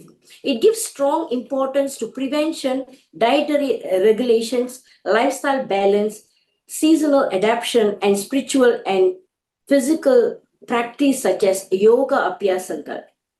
In this way, Siddha is truly a holistic medical system that brings together diagnosis, treatment, prevention, and discipline of living. When we look at the situations in Malaysia, Siddha medicine presents both promise and challenges. Malaysia is a multicultural country with a long historical of traditional healing system. Yet, public awareness of Siddha medicine is still relatively limited when compared with Ayurveda, Malay traditional medicine, and traditional Chinese medicine. Among many members of the public, Ayurveda is more widely recognized by name, while Siddha often remains less understood, even though its philosophical depth and therapeutic strength are significant. These lower levels of awareness is one of the main realities of Siddha practice in Malaysia today. In terms of patient's profile, many who seek Siddha care are not usually first contact patients. Very often, they come after receiving treatment through Western medicines, especially in chronic or long-standing conditions when they continue to experience recurrent side effects, incomplete relief, or ongoing discomfort. In such cases, Siddha becomes either an alternative path or a complementary path for patients who are searching for deeper, more holistic care. As for practice settings, Siddha in Malaysia is mainly found in traditional practice centers, community-based settings, and among lineage-based practitioners who have inherited this knowledge through family tradition and Guru Paramparaya transmission. In the Malaysian context, there is also an important point to note. Practitioners recognized through the grandfathering pathway in Siddha appear to be greater in number than Ayurveda. This reflects the historical continuity of Siddha practice within certain communities, even if it is still not equally visible at the national level. When compared with systems such as Ayurveda and traditional Chinese medicine, Siddha in Malaysia remains less institutionalized and less publicity promoted. But this does not mean in the absence. Rather, it continues with a quieter visibility sustained by dedicated practitioners, inherited knowledge, and patient trust. So the present really of Siddha medicine in Malaysia is this awareness still limited. Patient entry often happens through chronic care need and practice remains community rooted. Yet the system continues to survive with meaningful relevance. This itself shows that Siddha has resilience, continuity, and potential. One of the major challenges in practicing Siddha medicine in Malaysia is the ongoing regulatory transition. Malaysia has taken important steps to organize and regulate traditional and complementary medicine through the Traditional and Complementary Medicine Act 2016, or we call that as Act 775. Under this framework, practice is regulated through the Traditional and Complementary Medicine Council, and practitioner registered is recognized. Practice areas began 15th of March 2021. A transitional of grandfathering routes was introduced for experienced practitioners who did not hold formally recognized qualification. This route was later extended until 20th of February 2025, that is about last year. The Ministry of Health also indicated that application through the experience route would no longer be accepted from September 2024. These developments shows that Malaysia is moving steadily from a largely informal, traditional-based practice environment towards a more regulated professional system. Historically, one of the early efforts to bring traditional Indian medicine practice together in Malaysia was through PEPTIM, the Malaysian Association of Traditional Indian Medicine, which has appeared in official reporting as one of the umbrella bodies representing the field. Over time, the broader regulatory ecosystem matured further with the establishment of the council and the recognition of different practice areas, including traditional Indian medicine. A second major challenge in Siddha medicine is public awareness. In Malaysia, many people are more familiar with Ayurveda by name, while Siddha remains less visible. Even within the wider category of traditional Indian medicine, when we talk about Indian traditional medicine, there's about more than 25% they knew only Ayurveda. So the issue is not only whether Siddha is effective, the issue is also whether people know the Siddha exists as a distinct medical system. The effects patients, access, practitioners' visibility, and institutional recognition. At the same time, Malaysia's own policy framework acknowledged traditional Indian medicine as one of the country's established traditional practice streams. This means the foundation is already present, but awareness remains uneven. A third challenge is the trust gap between traditional system and modern biomedicine. Today, many patients first turn to modern medicine because of its hospital infrastructure, diagnostic technology, emergency response capacity, and the expectation of rapid symptoms relief. This is understandable. Modern medicine is especially strong in acute and life-saving intervention.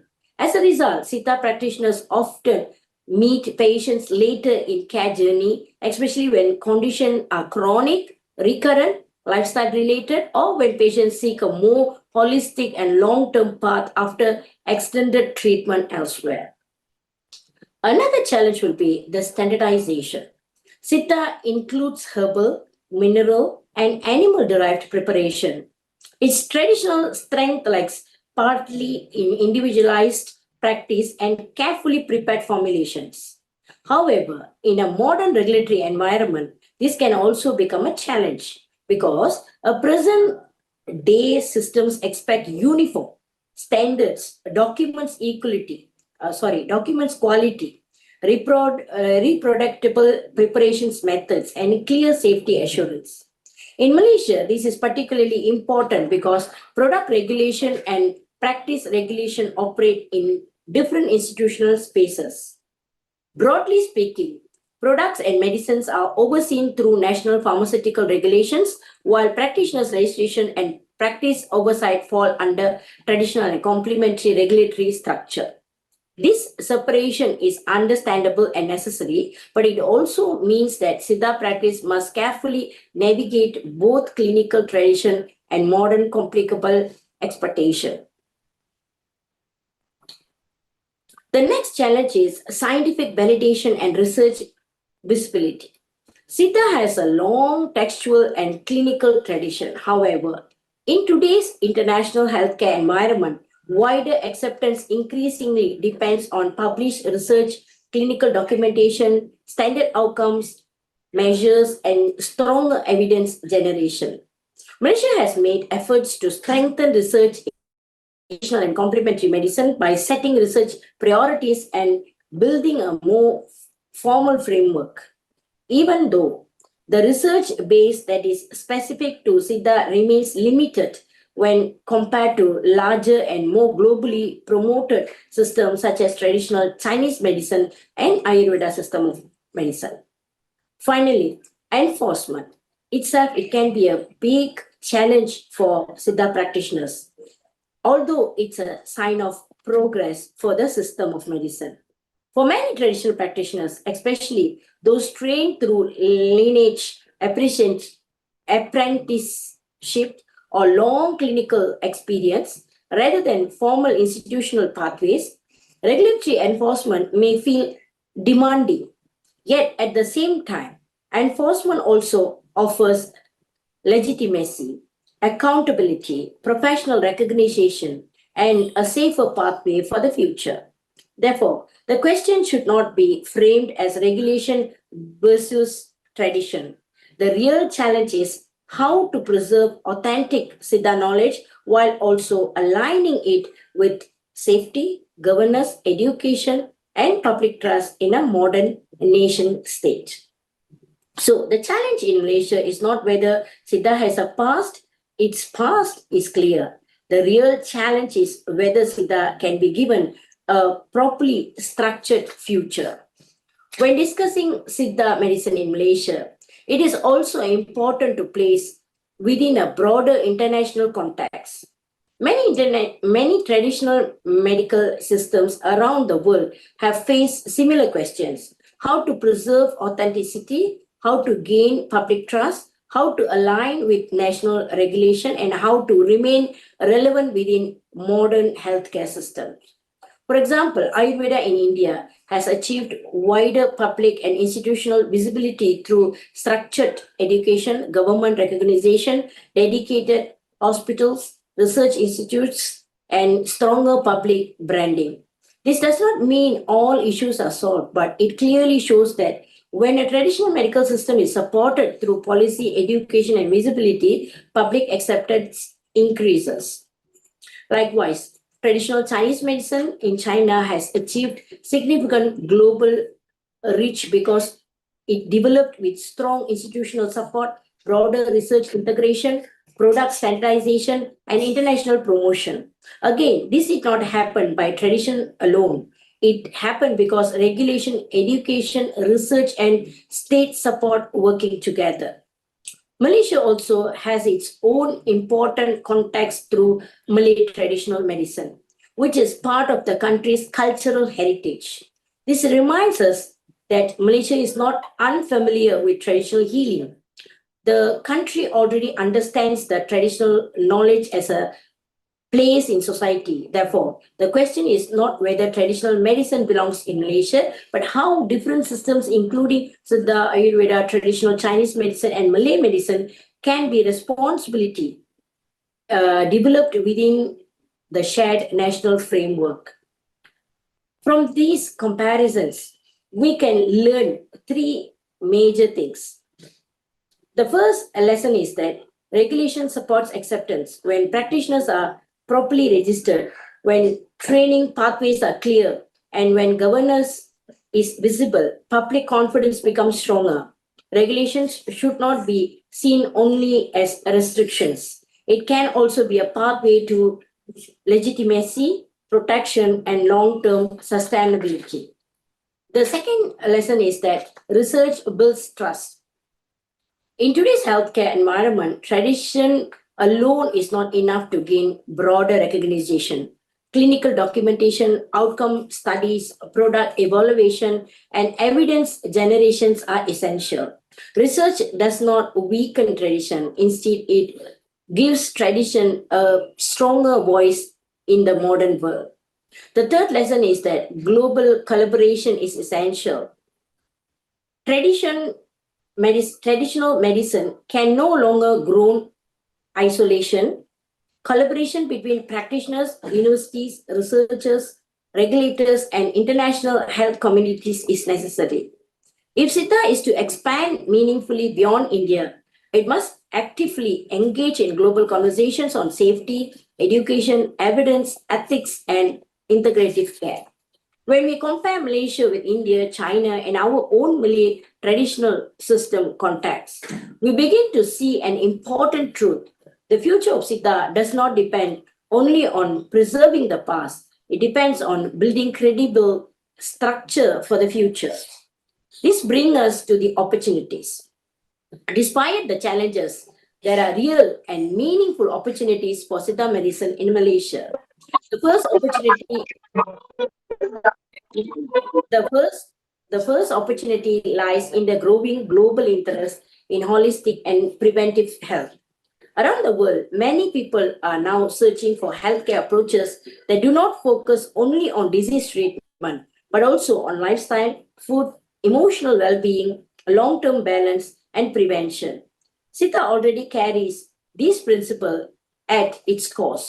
This means Siddha has the ability to contribute meaningfully to modern conversation on integrative care, especially in chronic disease management, wellness support, and preventive health. The second opportunity lies in Malaysia's multicultural setting. Malaysia is a society where different healing systems already coexist. This creates space for dialogue, learning, and cross-cultural medical understanding.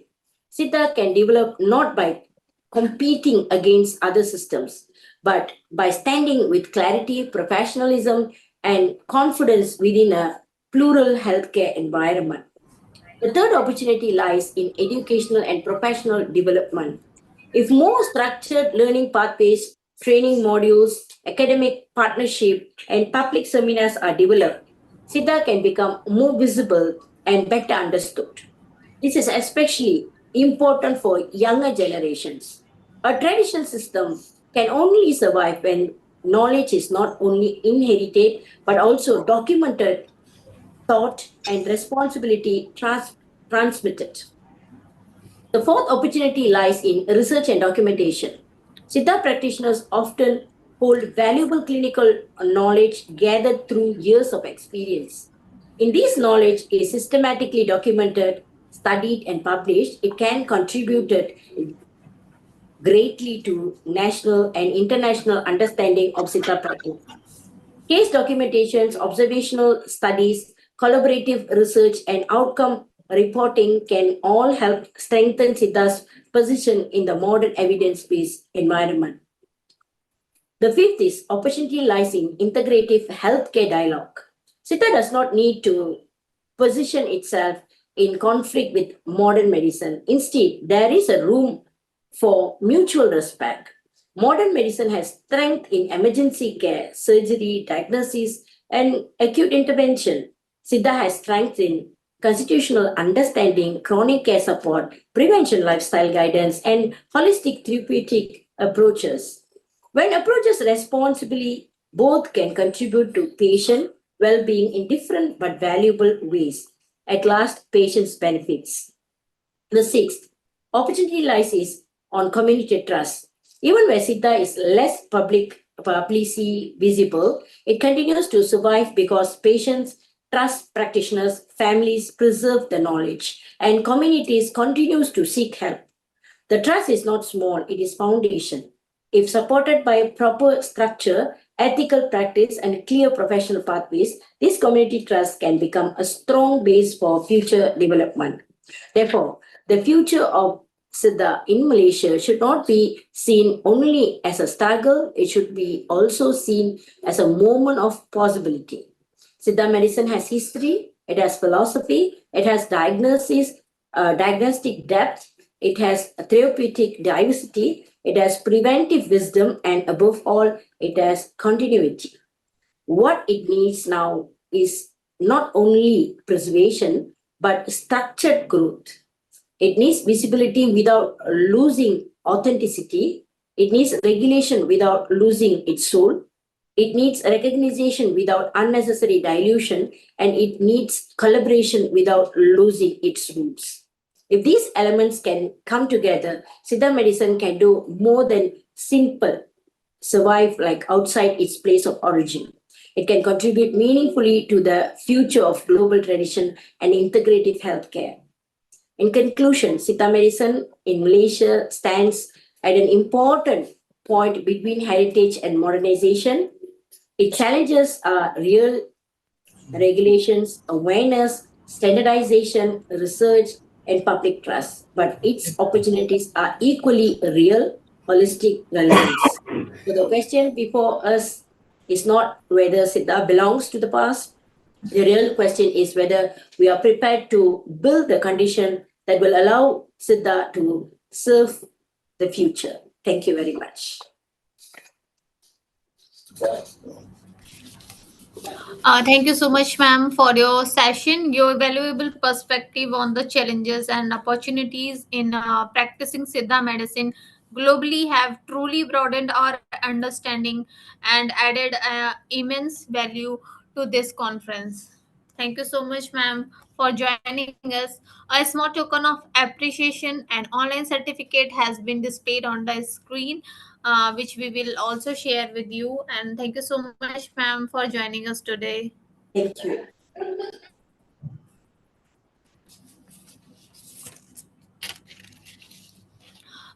Finally, I would like to invite our last speaker of the session, Dr. Vijay Singh, who is working as a principal technical officer in the CSIR Institute of Genomics and Integrative Biology and associate professor in the Academy of Scientific and Innovative Research.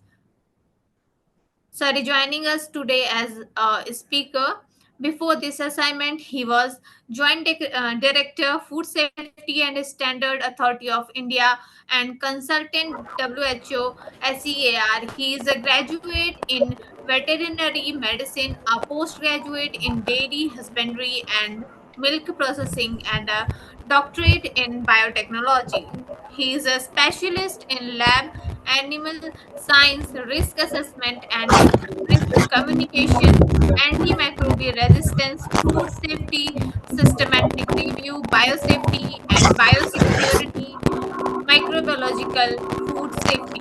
He is president of Laboratory Animal Scientist Association of India and regional secretary of International Society of Applied Ethology, auditor of Bureau of Indian Standard, National Accreditation Board for Testing and Calibration Laboratories, and Organization for Economic Cooperation and Development, Good Laboratory Practices. Also, he is a member of several international and national body. Notables are Pacific Rim Ad Hoc Specialist, Triple ALAC International Diplomat, Indian College of Laboratory Animal Medicine Expert, member, a special focus group in animal welfare of World Veterinary Associations, University link for University Federation of Animal Welfare of India, consultant food safety, WHO, regional resource person, World Organization for Animal Health, expert member, Please the start. Joint FAO. Done. It's okay. Okay, sir. Sure. Thank you so much, sir, for Thank you. joining us. Thank you. So thank you very much. I think there is Before, disturbance. sorry, sir, I will interrupt. I will interrupt. I sorry. Let me take this privilege to speak something about you. Namaskar, sir, and welcome. Mhm. I'm really honored to see you here because you are so much busy person and you spared your precious time. I understand your engagements, and the most important thing for the students, I would like to say, who are participating this event, wherever you go, whatever type of the five-star hotel you have the food. Since morning we are serving you best of best people in the since morning in this conference, and you will definitely love to have. And whatever kind of food you have in any five-star hotel, at the end the dessert is always served at the end. So Dr. Vijay Pal is our dessert. So you will definitely love to hear. And I generally assume that I'm a good teacher. But whenever I hear Dr. Vijay Pal, I feel like that I'm nowhere before him. He is superb, so exceptional explainer, intelligent, and he is a master of his subject. These are the very few words which I can incorporate, but I love him a lot, and he also reciprocate equally. Thank you so much, Sir Vijayji. You are here, and we are honored to be you here. Thank you. Thank you very Over to much, you, sir. Sir Khan Saab, and I don't hesitate to say that I love you too, and you are one of the few person who are ready to change for the good outcome, which is extremely rare nowadays. And you know, by me, by as a person, that I am basically make sure the things happen and should happen the way it's supposed to happen.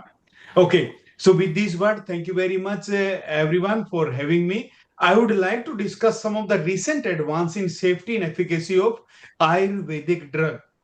So previous speaker are also emphasizing how do you do the safety and efficacy of Ayurvedic drug. This is still a gray area in Ayurvedic drug, in phytopharmaceutical, in nutraceutical, in FSSAI. Still, there is not very much defined space that where the person should register either nutria, either phyto, or either as a Ayurvedic drug. But I will discuss with you few of the point. Next slide, please. So, generally, people believe that chemical cannot be safe and herbal cannot be harmful. Please forget that. That's not true. We have to believe in scientific evidence. Next slide, please. So in this one, we have a next 25% of today's or 25% of today prescription drugs contain compound isolated from plant. We know a lot are coming from the plant. And definitely Ayurveda, which is basically originated from India, have a very good resource. And modern medicine also passed through a battery of tests for calculating risk versus benefit ratio. Mechanism of action and side effects are basically known. But here we have few of the things which are basically was not very clear, but now it is becoming clear. Coming to the next slide is standardization and quality assurance of herbal drug. This is not our domain. This is basically the domain of Ayurvedic physician and those companies who are making Ayurvedic drug. But just to have a flavor of you, they have the organoleptic things like color, texture, odor, and this fracture, etc. And in botanicals, they have microscopic and microscopic, qualitative, quantitative, same. And this is electron microscopy, power study, marking external and shape. And also physical, chemical, biological, and organoleptic. But trust me, when you really have a drug which is pharmacologically approved and really have the same herbal thing, same Ayurvedic compound which supposed to have, you really have a very good effect. It is as good as like your allopathy. But what happened? The standardization, collection, as well as testing is not up to the mark. And if it is not up to the mark, our standard gets down and we don't get that effect we supposed to be get. And because of that reason, that sometimes we blame that Ayurveda drug is not very good. But this standardization and quality assurance is very critical. HPTLC and all sort of this pharmacopoeia have been published in Ayurveda, which should be followed and done. Next slide, please. So now we have safety and toxic evaluation of Ayurvedic, Siddha and Unani medicine. And recently, I have the pleasure to attend the means homeopathic also, but they still don't have this kind of a clear-cut guideline that if this because safety and evaluation, how do they go about it? And because of that reason, they are still grappling that whether to go for the GLP study, non-GLP study, or follow the and this modern medicine or what. So the safety and toxicity evaluation of Ayurvedic, Siddha and Unani medicine, either they combination of two or more of known herbal composition with more than the prescribed dose, ingredients and formula known but not used as medicine, parental route of administration and not included in Ayurvedic formula. So these are the situation when you need, when you have a combination of two and more, or we more than prescribed dose. Earlier it was 2 mg, now you are giving 4 mg. Ingredient and formula are known but not used as medicine. So you have something somewhere the people are using, but it is not used as a medicine. You have some oral route, but you want to adopt some other route and not included in Indian Ayurvedic pharmacopoeia. So what are the tests you need to do before you go for this one? Safety. These are the safety testing. Acute toxicity in mice and rat, repeated dose toxicity in study in rat, reproductive and development toxicity studies, genotoxin and carcinogenicity, and metal associated toxicity. Metal mineral is one of the ingredients. This is extremely important. This is very special for Ayurvedic drug like lead, arsenic, mercury, cadmium, and zinc. And for topical preparation, dermal toxicity, dermal allergy, phototoxicity, allergenicity, and these are the tests basically needed. And this is as per law, which I am talking about. Next slide, please. So we have to have a PK study also, which is basically for IND approval for the clinical trial 2019. Next slide, please. But PKPD study are totally different from safety study. So this is basically from our Ayurveda, the regulation, which is basically for phytopharma, what to do, when to do, and what cases are needed, what is required. Suppose if you have Ayurveda, Siddha and Unani drug given in 158B as a referred in 3A, do you need ingredients are as per the text, indication are also as per text, safety study not required, publicity literature required, and proof of effectiveness not required. So when you have certain thing in certain, can you go back please?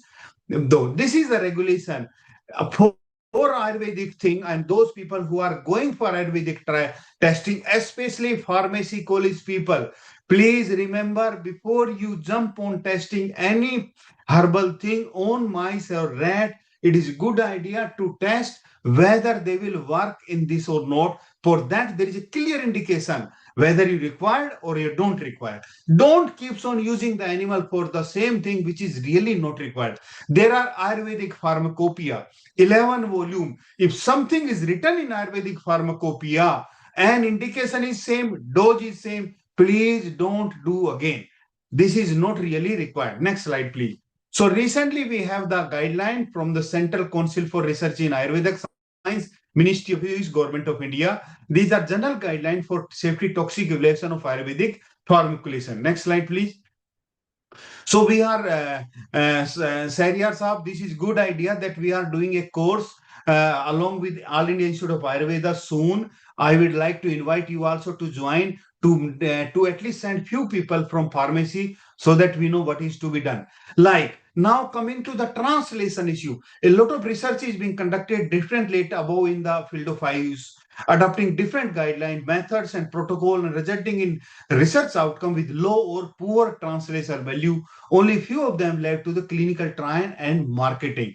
So protocols, method and guideline which are being followed are not standardized, or they are not referring to the Ayurvedic guideline, which are basically from CCRS guideline. And this may attributed because of lack of awareness regarding IUS strategy for ND and provision for drug and cosmetic act related to IUS. So there is a drug and cosmetic act now which is having this clear-cut guidelines, and also CCRS have come up, and there is no single comprehensive guideline to conduct research in IUS sector available. There are fractions of guideline, but they're comprehensive, as like for a traditional normal medicine, normal new molecule. There is a clear-cut guideline how you do it in vitro, in vivo, safety, and the efficacy in all studies and clinical trial. Such guidelines are not there. It is coming up quite clear, but still not very clear. And many of the time we keeps on repeating the same thing which need not to be. Next slide, please. So recent development is that CCR has developed 3 comprehensive and concise guidelines. Drug development, that is standardization and quality assurance, as I told you before, about macroscopic, microscopic and all that one. Safety and toxic study, which I am going to discuss now, and also clinical evaluation. But before that one, 2 very important things. Please go to the Ayurvedic pharmacopoeia. If it is already same, don't do it. Also the regulation, whether you really need to do it or whether it is not required. If there is a published literature and in this code, this is not this regulation is not asking, then why are you going to do? Now, what is needed is integration. A system approach may be adopted to validate the therapies with integration of principle of Ayurveda and biomedicine. We know a lot about molecular biology. We know a lot about the pharmacy. Now it is good idea to have the marriage of these two. So biomedicine and Ayurveda without losing the vital fundamental of both systems. So we know this Ayurveda, we have this Vata, Pitta, Kapha and many things. We don't want to lose that one, but we also got it married to the modern biomedicine. Non-clinical evaluation of the drug usually consists of standard animal toxic study, which are very clear. Most of people are doing up to the mark. And now new modern facility have come up into Ayurveda facilities like AIA, which I know personally, also in homeopathic, which is very much a good facility. And now we need to do the things as per the safety standard of good laboratory practices. Animal toxic study need to be like the first thing is which is coming is acute toxic study. They are non-clinical. So remember, there is clinical and non-clinical. Non-clinical means also sometimes they call this preclinical, which is basically done in animal. In animal, you can do for safety as well as for efficacy study, PKPD and all these pharmacodynamics. So I am only concerned about the safety, which is also called as preclinical. When you say acute toxicity study, goal of the non-clinical preclinical safety evaluation generally include characterization of toxic effect with respect to target organ, whether it is toxic to liver, kidney, heart, blah, blah. Dose dependent, which dose, 5 mg, 10 mg, 12 mg, or response to the exposure. What happens when you are giving to the drug? Animal become not very active, animal become have piloreaction and many other things. And when appropriate, potential reversibility. Reversibility means you have given the drug, you have some side effect, and effect, can it be reversed? So in this one, animal are exposed to one or more dose within 24 hours. Remember, when we say acute, it is single dose within 24 hours. A limit of the 2 gram per kg or at least 10 times the intended clinical therapeutic. So 10 times the dose which you are thinking to give in human should be given, and whichever is less using the same route as recommended for human. If it is human, it is oral, you have to give oral. If in human it is recommended something else, please use the same route. These things looks very simple, but when we go to the evaluation of our protocol, many of the time you find the people are not taking care and they do a blunder mistake. So intended dose of route, and it is being asked into our forum B, which is we are using for the animal studies. So it has to be followed, which route, which dose, and which are the target organ.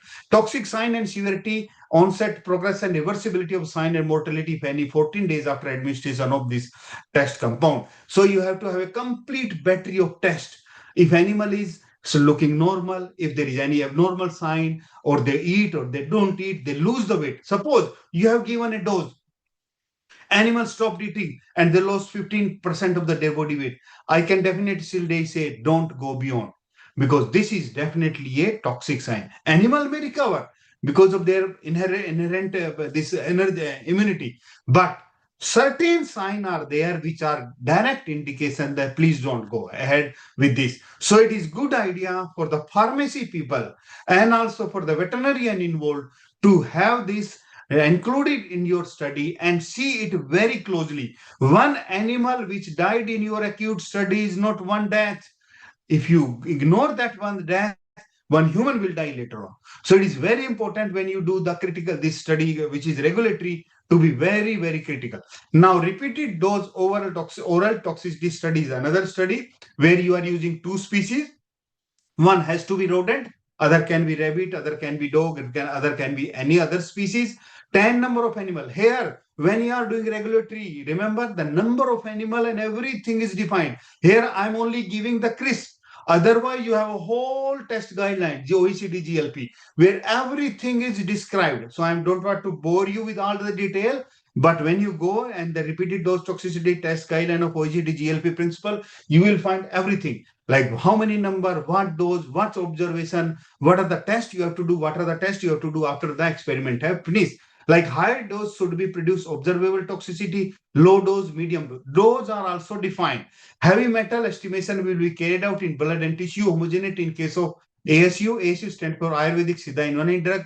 Contain any metal mineral as one of the ingredient like arsenic, zinc, copper. This is because this is extra addition because many of the time Ayurvedic drug are being criticized for having the heavy metal. Next slide.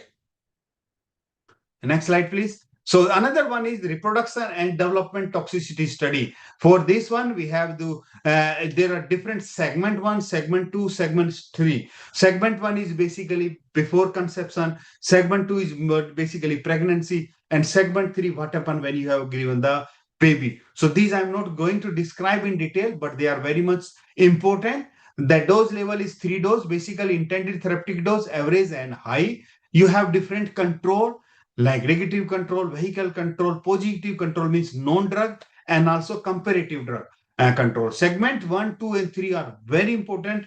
They are basically for female fertility study and drug treatment should continue during mating and subsequently. So whether this drug is going to have any consequence on mating and thereafter. Segment 2, which basically for tetragenicity, what happen if you are giving that something tumor develop into the child, this your pups. Or segment 3, basically pre and post the birth, just immediate after birth, what happened to the kids. And reproductive and development toxicity is very critical. Now dose daily for 60 days and examine the corpus luteum, successful pregnancy, mortality of fetus. Additionally, a gross examination of the organ and tissue of the RDAM should be made. So segment 2, as I told you, tetragenicity administered throughout the period of organogenesis. When the organs are developed, 16 days. So throughout the pregnancy, you have to give the dose. We are considering that its same situation may happen into the human also. That's why we are taking this. And each group should consist of at least 30 animals for rat and mice and at least 12 animals for rat. Here, please make sure that you don't change this. If you say, oh, I don't have these animals, sir, can I do in 6? Better not to do it because these are regulatory study. Examine 2/3 of the dam in each group. So how many examination, what to examine? I told you they are already in the group. And in the case of non-rodents such as rabbit, all the dams in each group should be a top side. A soft side means post-mortem have to be done when they are finished. And the mortality of fetus also sign of the intoxication, effect on body weight, effect on food intake, examination of uterus, ovaries, uterine content, number of corpus lutea, implantation site, resorption, everything has to be checked. Prenatal and lactation period. Next slide, please. So in this one, we continue. One species of female animals as a rat or mice should also be used and one specified in segment 2 study. Number, dose, route should be same as it is intended for. All the dam in each group should be allowed to deliver and nurse their offspring so that we can see how the effect is also being done into the offspring. Dam should be examined for abnormality on delivery. What are the abnormality in the delivery into the fetus, into the female, into the also this placenta. Offspring should be examined for growth and the other test growth and development appearance of specific sign, reproductive performance, establishment of the pregnancy. Next slide, please.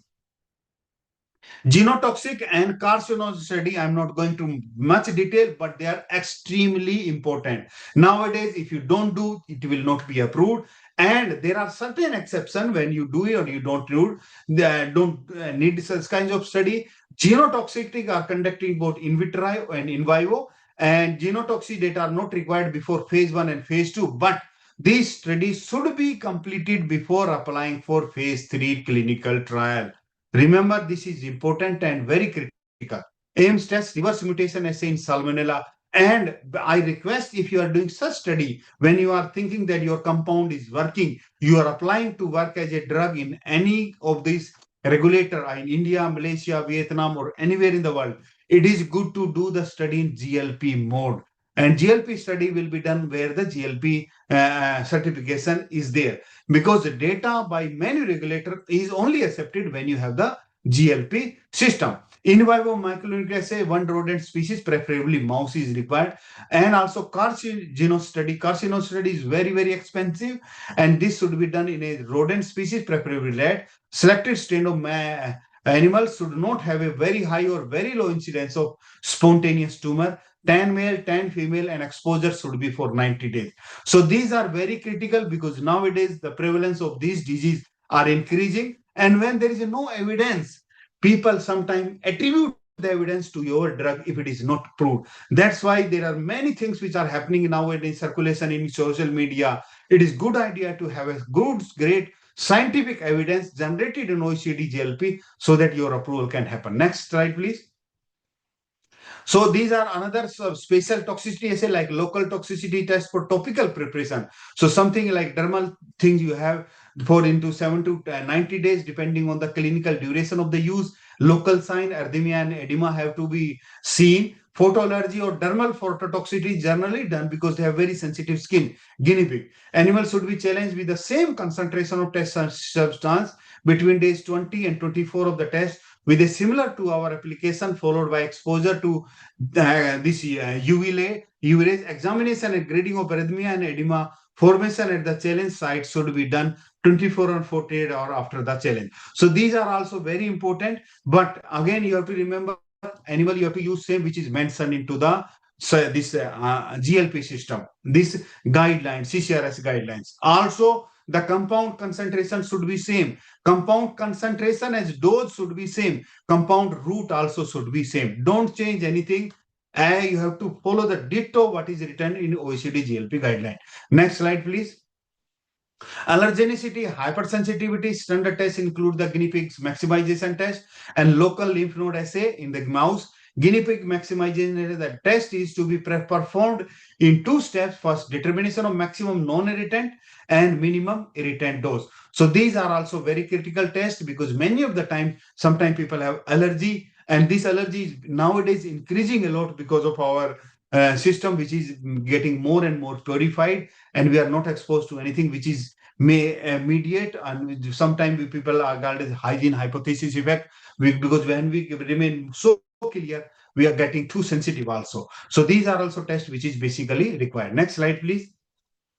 So basically in Ayurveda, generally we go into the molecule. You have a molecule, then you have a mouse test, that is preclinical study, and the man, then is a clinical study. Here we can go reverse because we already have some of the evidence from the human. We can find some of the safety and toxicology into the preclinical or into the mouse, and we can go back and have a trial into the man in the modern system way. Next slide, please.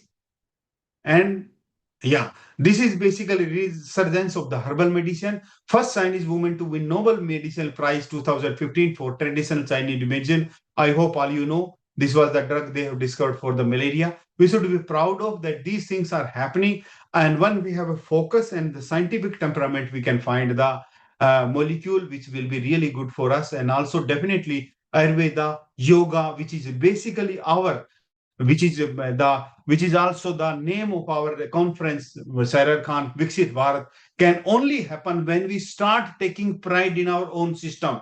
We should not take validation from other, but we should also take care of the science aspect, and nobody can challenge that what is the science behind it. That will be good for us and good for the Ayurveda and other system. I think this is my last slide. Next slide, please. Thank you very much. If you have any question, I am free to answer. Thank you so much, sir, for joining us and sharing your valuable thoughts and on recent advances in the safety and efficacy of Ayurvedic drugs. Thank you very much, ma'am. A small token of appreciation, an online certificate has been displayed on the screen, which we will also share with you, sir. Thank you. Thank you very much. Have a nice day. Thank you so much, sir. To you, sir. Thank you for sparing your precious time, and I am sure that the students must have learned many things. And if they have any question, they will definitely connect you as and when required basis. I know that you are always available for the students, and whosoever want help from you, you are always available. So I request to our students that as and when required, they may write to him, and he will definitely a great help for all of you. So nice Thank you, of sir. you, Vijay Palji. Thank you very Thank much. you, sir. Thank you very much. Bye bye. Thank you, sir. Thank you. Thank you. Thank Thank you. you so much, sir. Lovely. Now we move towards one of the most exciting segment of the conference, the announcement of result for the oral and poster presentations. We received an overwhelming response from participants, and the quality of presentation was really very high and truly commendable. Selecting the winners was indeed a challenging task for our judges, as we can see that bachelor students can perform very well in the poster presentation, and we have more than one winners in each category. So I am going to announce. Let us start with the oral presentation category. The first position is goes to Dhanalakshmi UM from National University of Science and Technology, Muscat, Oman. And the second one is the Kritika SG from the Oxford College of Pharmacy, Bangalore, India. And the second position goes to Dr. Hetal Khadola from Institute of Teaching and Research in Ayurveda, ITRA, Jamnagar. And second position is also held by Dr. Moneshwar P. Patar from SDM College of Ayurveda and Hospital, Hassan, Mangalore. The third position is secured by Muhammad M. Muhammad from City University, Ludhiana, Punjab, India. I would like to congratulate to everyone who is participated in our oral presentation. Now I am moving toward the result of the poster presentation winners. In this, the first position is awarded to Neetu Varghese from Chettinad School of Pharmaceutical Sciences, Chettinad Hospital and Research Institute, Chettinad Academy of Research and Education, Tamil Nadu. The second position goes to Vinja Varapu L. Anusha from SIMS College of Pharmacy. And the second position is also held by Dr. Josna NG from JSS Ayurvedic Medical College and Hospital, Mysuru, Karnataka. The third position is goes to Hafsa Zunaid from Jamia Hamdard, New Delhi. And third position is also held by Shreyasi Banerjee from Jadavpur University, Kolkata, West Bengal.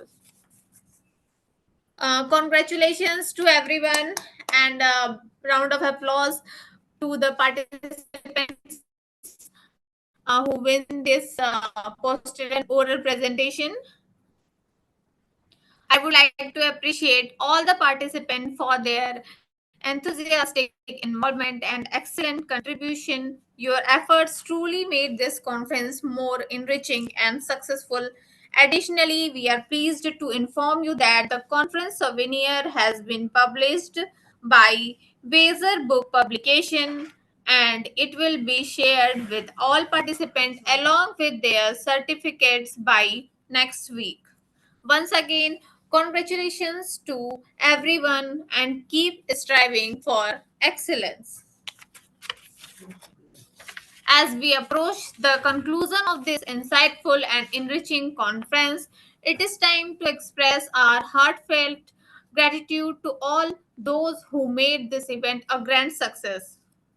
I now would like to invite Miss Sunita from P.R.S. Educational Trust, who is a scientific writer and pharmaceutical professional with over 7 years of experience in biomedical research, clinical pharmacy, and academic publishing. She is currently serving as a scientific writer at PRS Educational Trust, where she has contributed extensively to academic literature, including over 60 plus book chapters, two research articles, and more than 10 review papers in the field of pharmaceutical sciences, healthcare technology, and data driven medicine. She holds a Masters of Pharmacy degree with a specialization in pharmaceutics and has a strong expertise in research, methodology, and scientific communications. Her key research interests include nanotechnology-based drug delivery system, herbal formulation, artificial intelligence in healthcare, and blockchain application in medical data management. She also a co-inventor of multiple Indian design patent related to pharmaceutical devices and formulation with the multidisciplinary approach. She continues to contribute to innovation and academic excellence in healthcare and pharmaceutical sciences. I would like to welcome to ma'am to deliver the vote of thanks.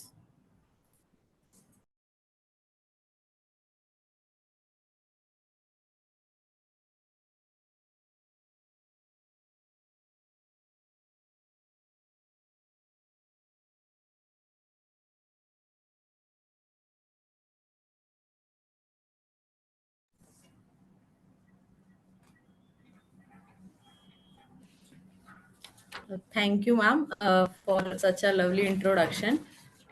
Respected chairperson, distinguished chief guest, honored patrons, esteemed speakers, and dear participants. It is my proud privilege to propose the vote of thanks for today's international conference on Ayurveda, a way forward for wellness, Viksit Bharat 2047. At the outset, I express my heartfelt gratitude to the organizers, P.R.S. Educational Trust, in association with the Indian Pharmacy Graduates Association (IPGA) and the Malaysian Indian Siddha Ayurveda Association (MISA) for successful hosting this insightful and enriching conference on a global platform. I extend my sincere thanks to our respected chairperson, Professor Dr. M. Sahariar, for setting the tone of the conference with his inspiring address. His words truly highlighted the importance of integration traditional knowledge with modern science. I am deeply grateful to our esteemed patron, Professor Dr. Vijay Bhalla, and our chief patron, Professor Dr. Anil Sharma, and Professor Dr. Atul Kumar Nasa sir, for their motivating insights and valuable guidance. Their perspectives emphasize the relevance of Ayurveda in shaping a healthier future for our nation. A special note of appreciation goes to Dr. G.S. Muniandi, President of MISA, for sharing his international outlook and strengthening global collaboration in traditional medicine system. I would also like to express our sincere gratitude to our chief guest, Professor Dr. Vibhu Sahani, whose enlightening address added great value to this conference and inspired all of us to think beyond conventional boundaries. We are immensely thankful to all our distinguished speakers, Dr. Ramanpreet Walia, Dr. Shushma Telangaonkar, Dr. Khurshid Ahmad Ansari, Professor Dr. Neeraj Kumar Fuleria, Dr. Venkata N. Joshi, Professor Dr. Vidhu Era, VR Agastya Rathi, and Dr. Vijay Pal Singh sir for sharing their expertise and research. Their sessions have truly enriched our knowledge and deepened our understanding of Ayurveda and its future potential. I would also like to appreciate all the participants, researchers, and presenters whose enthusiasm and active participation made this conference meaningful and interactive. My sincere thanks to the organizing committee, technical team, and volunteers who worked tirelessly behind the scene to ensure the smooth conduct of this online conference. As we conclude, let us carry forward the knowledge and inspiration gained today and work collectively towards integrating Ayurveda into modern healthcare for a healthier and stronger India, a true vision of Viksit Bharat 2047. Once again, I thank each and every one of you for being a part of this successful conference. Thank you. Thank you so much.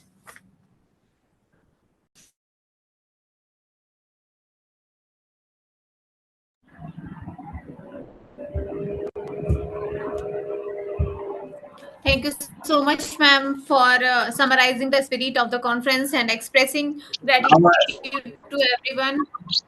Our sincere thanks to Dr. Yes, sir. Ratnakar and Dr. Rakesh, who are the co-chairpersons. They are also Co-chairperson. equally cleared. Although they are not in front, but their contribution cannot be forgotten. Professor Ratnakar and Professor Rakesh. Thank you so much. Sure, sir. Thank you so much, sir, for joining us from morning to till evening. Thank you so much, sir, and thank you so much, sir, for your support. Thank you to all, and I hope the people who are present here. The session was live throughout, and whatever the YouTube videos are available, I request all of you to share in your peers so that the more people should see and learn many things whatever have been taught here. And I expect that more number of the people will join in future for the learning process, because you have been provided a plethora of the best people available, and which is very rare combination in a single conference. Normally we see one or two good people, but here you could find from starting to end you have been served best of best people, so that whatever experience they have shared with all of you, and I expect that it will go down to the bottom and the other people will also learn, and you will be connected with them, so that in future also and see the videos whatever are available at the YouTube and share with your friends, so that who could not make it in this conference, they should learn many things. Thank you very much to the organizer, Dr. Akhil, Dr. Shweta, and their team. Thank you. Thank you so much, sir, for your blessings and support too. Thank you so much, sir. Thank you. Thank you, sir. With this, we come to the end of today's enlightening and successful conference. It has truly been a day filled with knowledge, insightful discussions, and meaningful exchanges. We sincerely thank all our distinguished speakers, respected dignitaries, and enthusiastic participants for making this event a grand success. We hope this conference has enriched your knowledge, inspired new ideas, and strengthened your interest in the field of Ayurveda and holistic wellness. Wishing you all good health, success, and continued excellence in your professional journey. Stay connected, stay inspired, and keep striving toward a healthier and brighter future.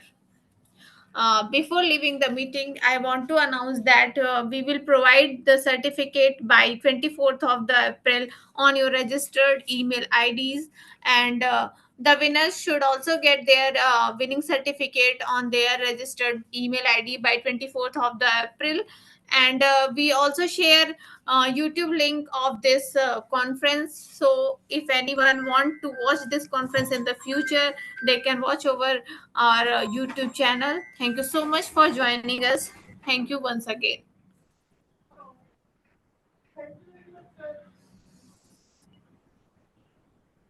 Everyone, please the meeting.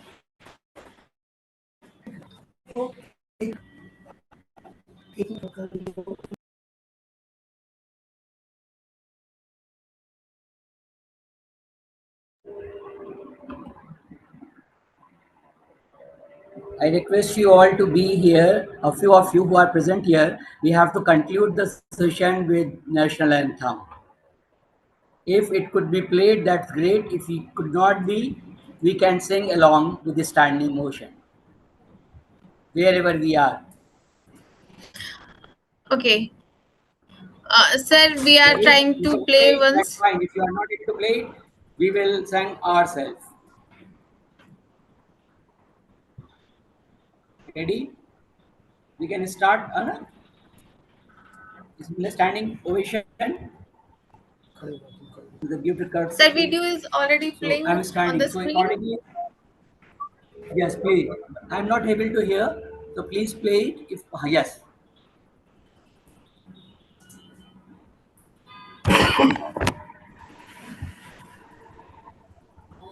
जनगण अधिनायक जय हे भारत भाग्य विधाता पंजाब सिंध गुजरात मराठा द्राविड़ उत्कल बंग विंध्य हिमाचल यमुना गंगा उच्छल जलधि तरंग तब शुभ नामे जागे, तब शुभ आशीष मांगे, गाहे तब जय गाथा, जन गण मंगलदायक जय हे भारत भाग्य विधाता, जय हे जय हे जय हे जय जय जय जय हे.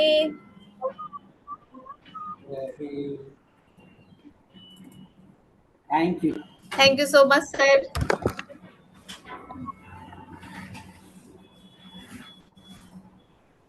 Now you can continue.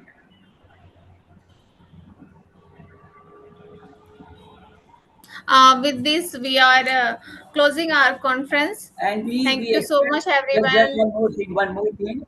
one more thing I would like to say. Yes, sir. I request all the participants that they should definitely give their comments into the chat box where in the YouTube channel, so that if there anything is missing from our side, we will definitely improvise. And if we did good thing, that should also be mentioned into the chat box or whatever the messages are Comment. generally posted into the YouTube channel. So good or bad thing, both thing.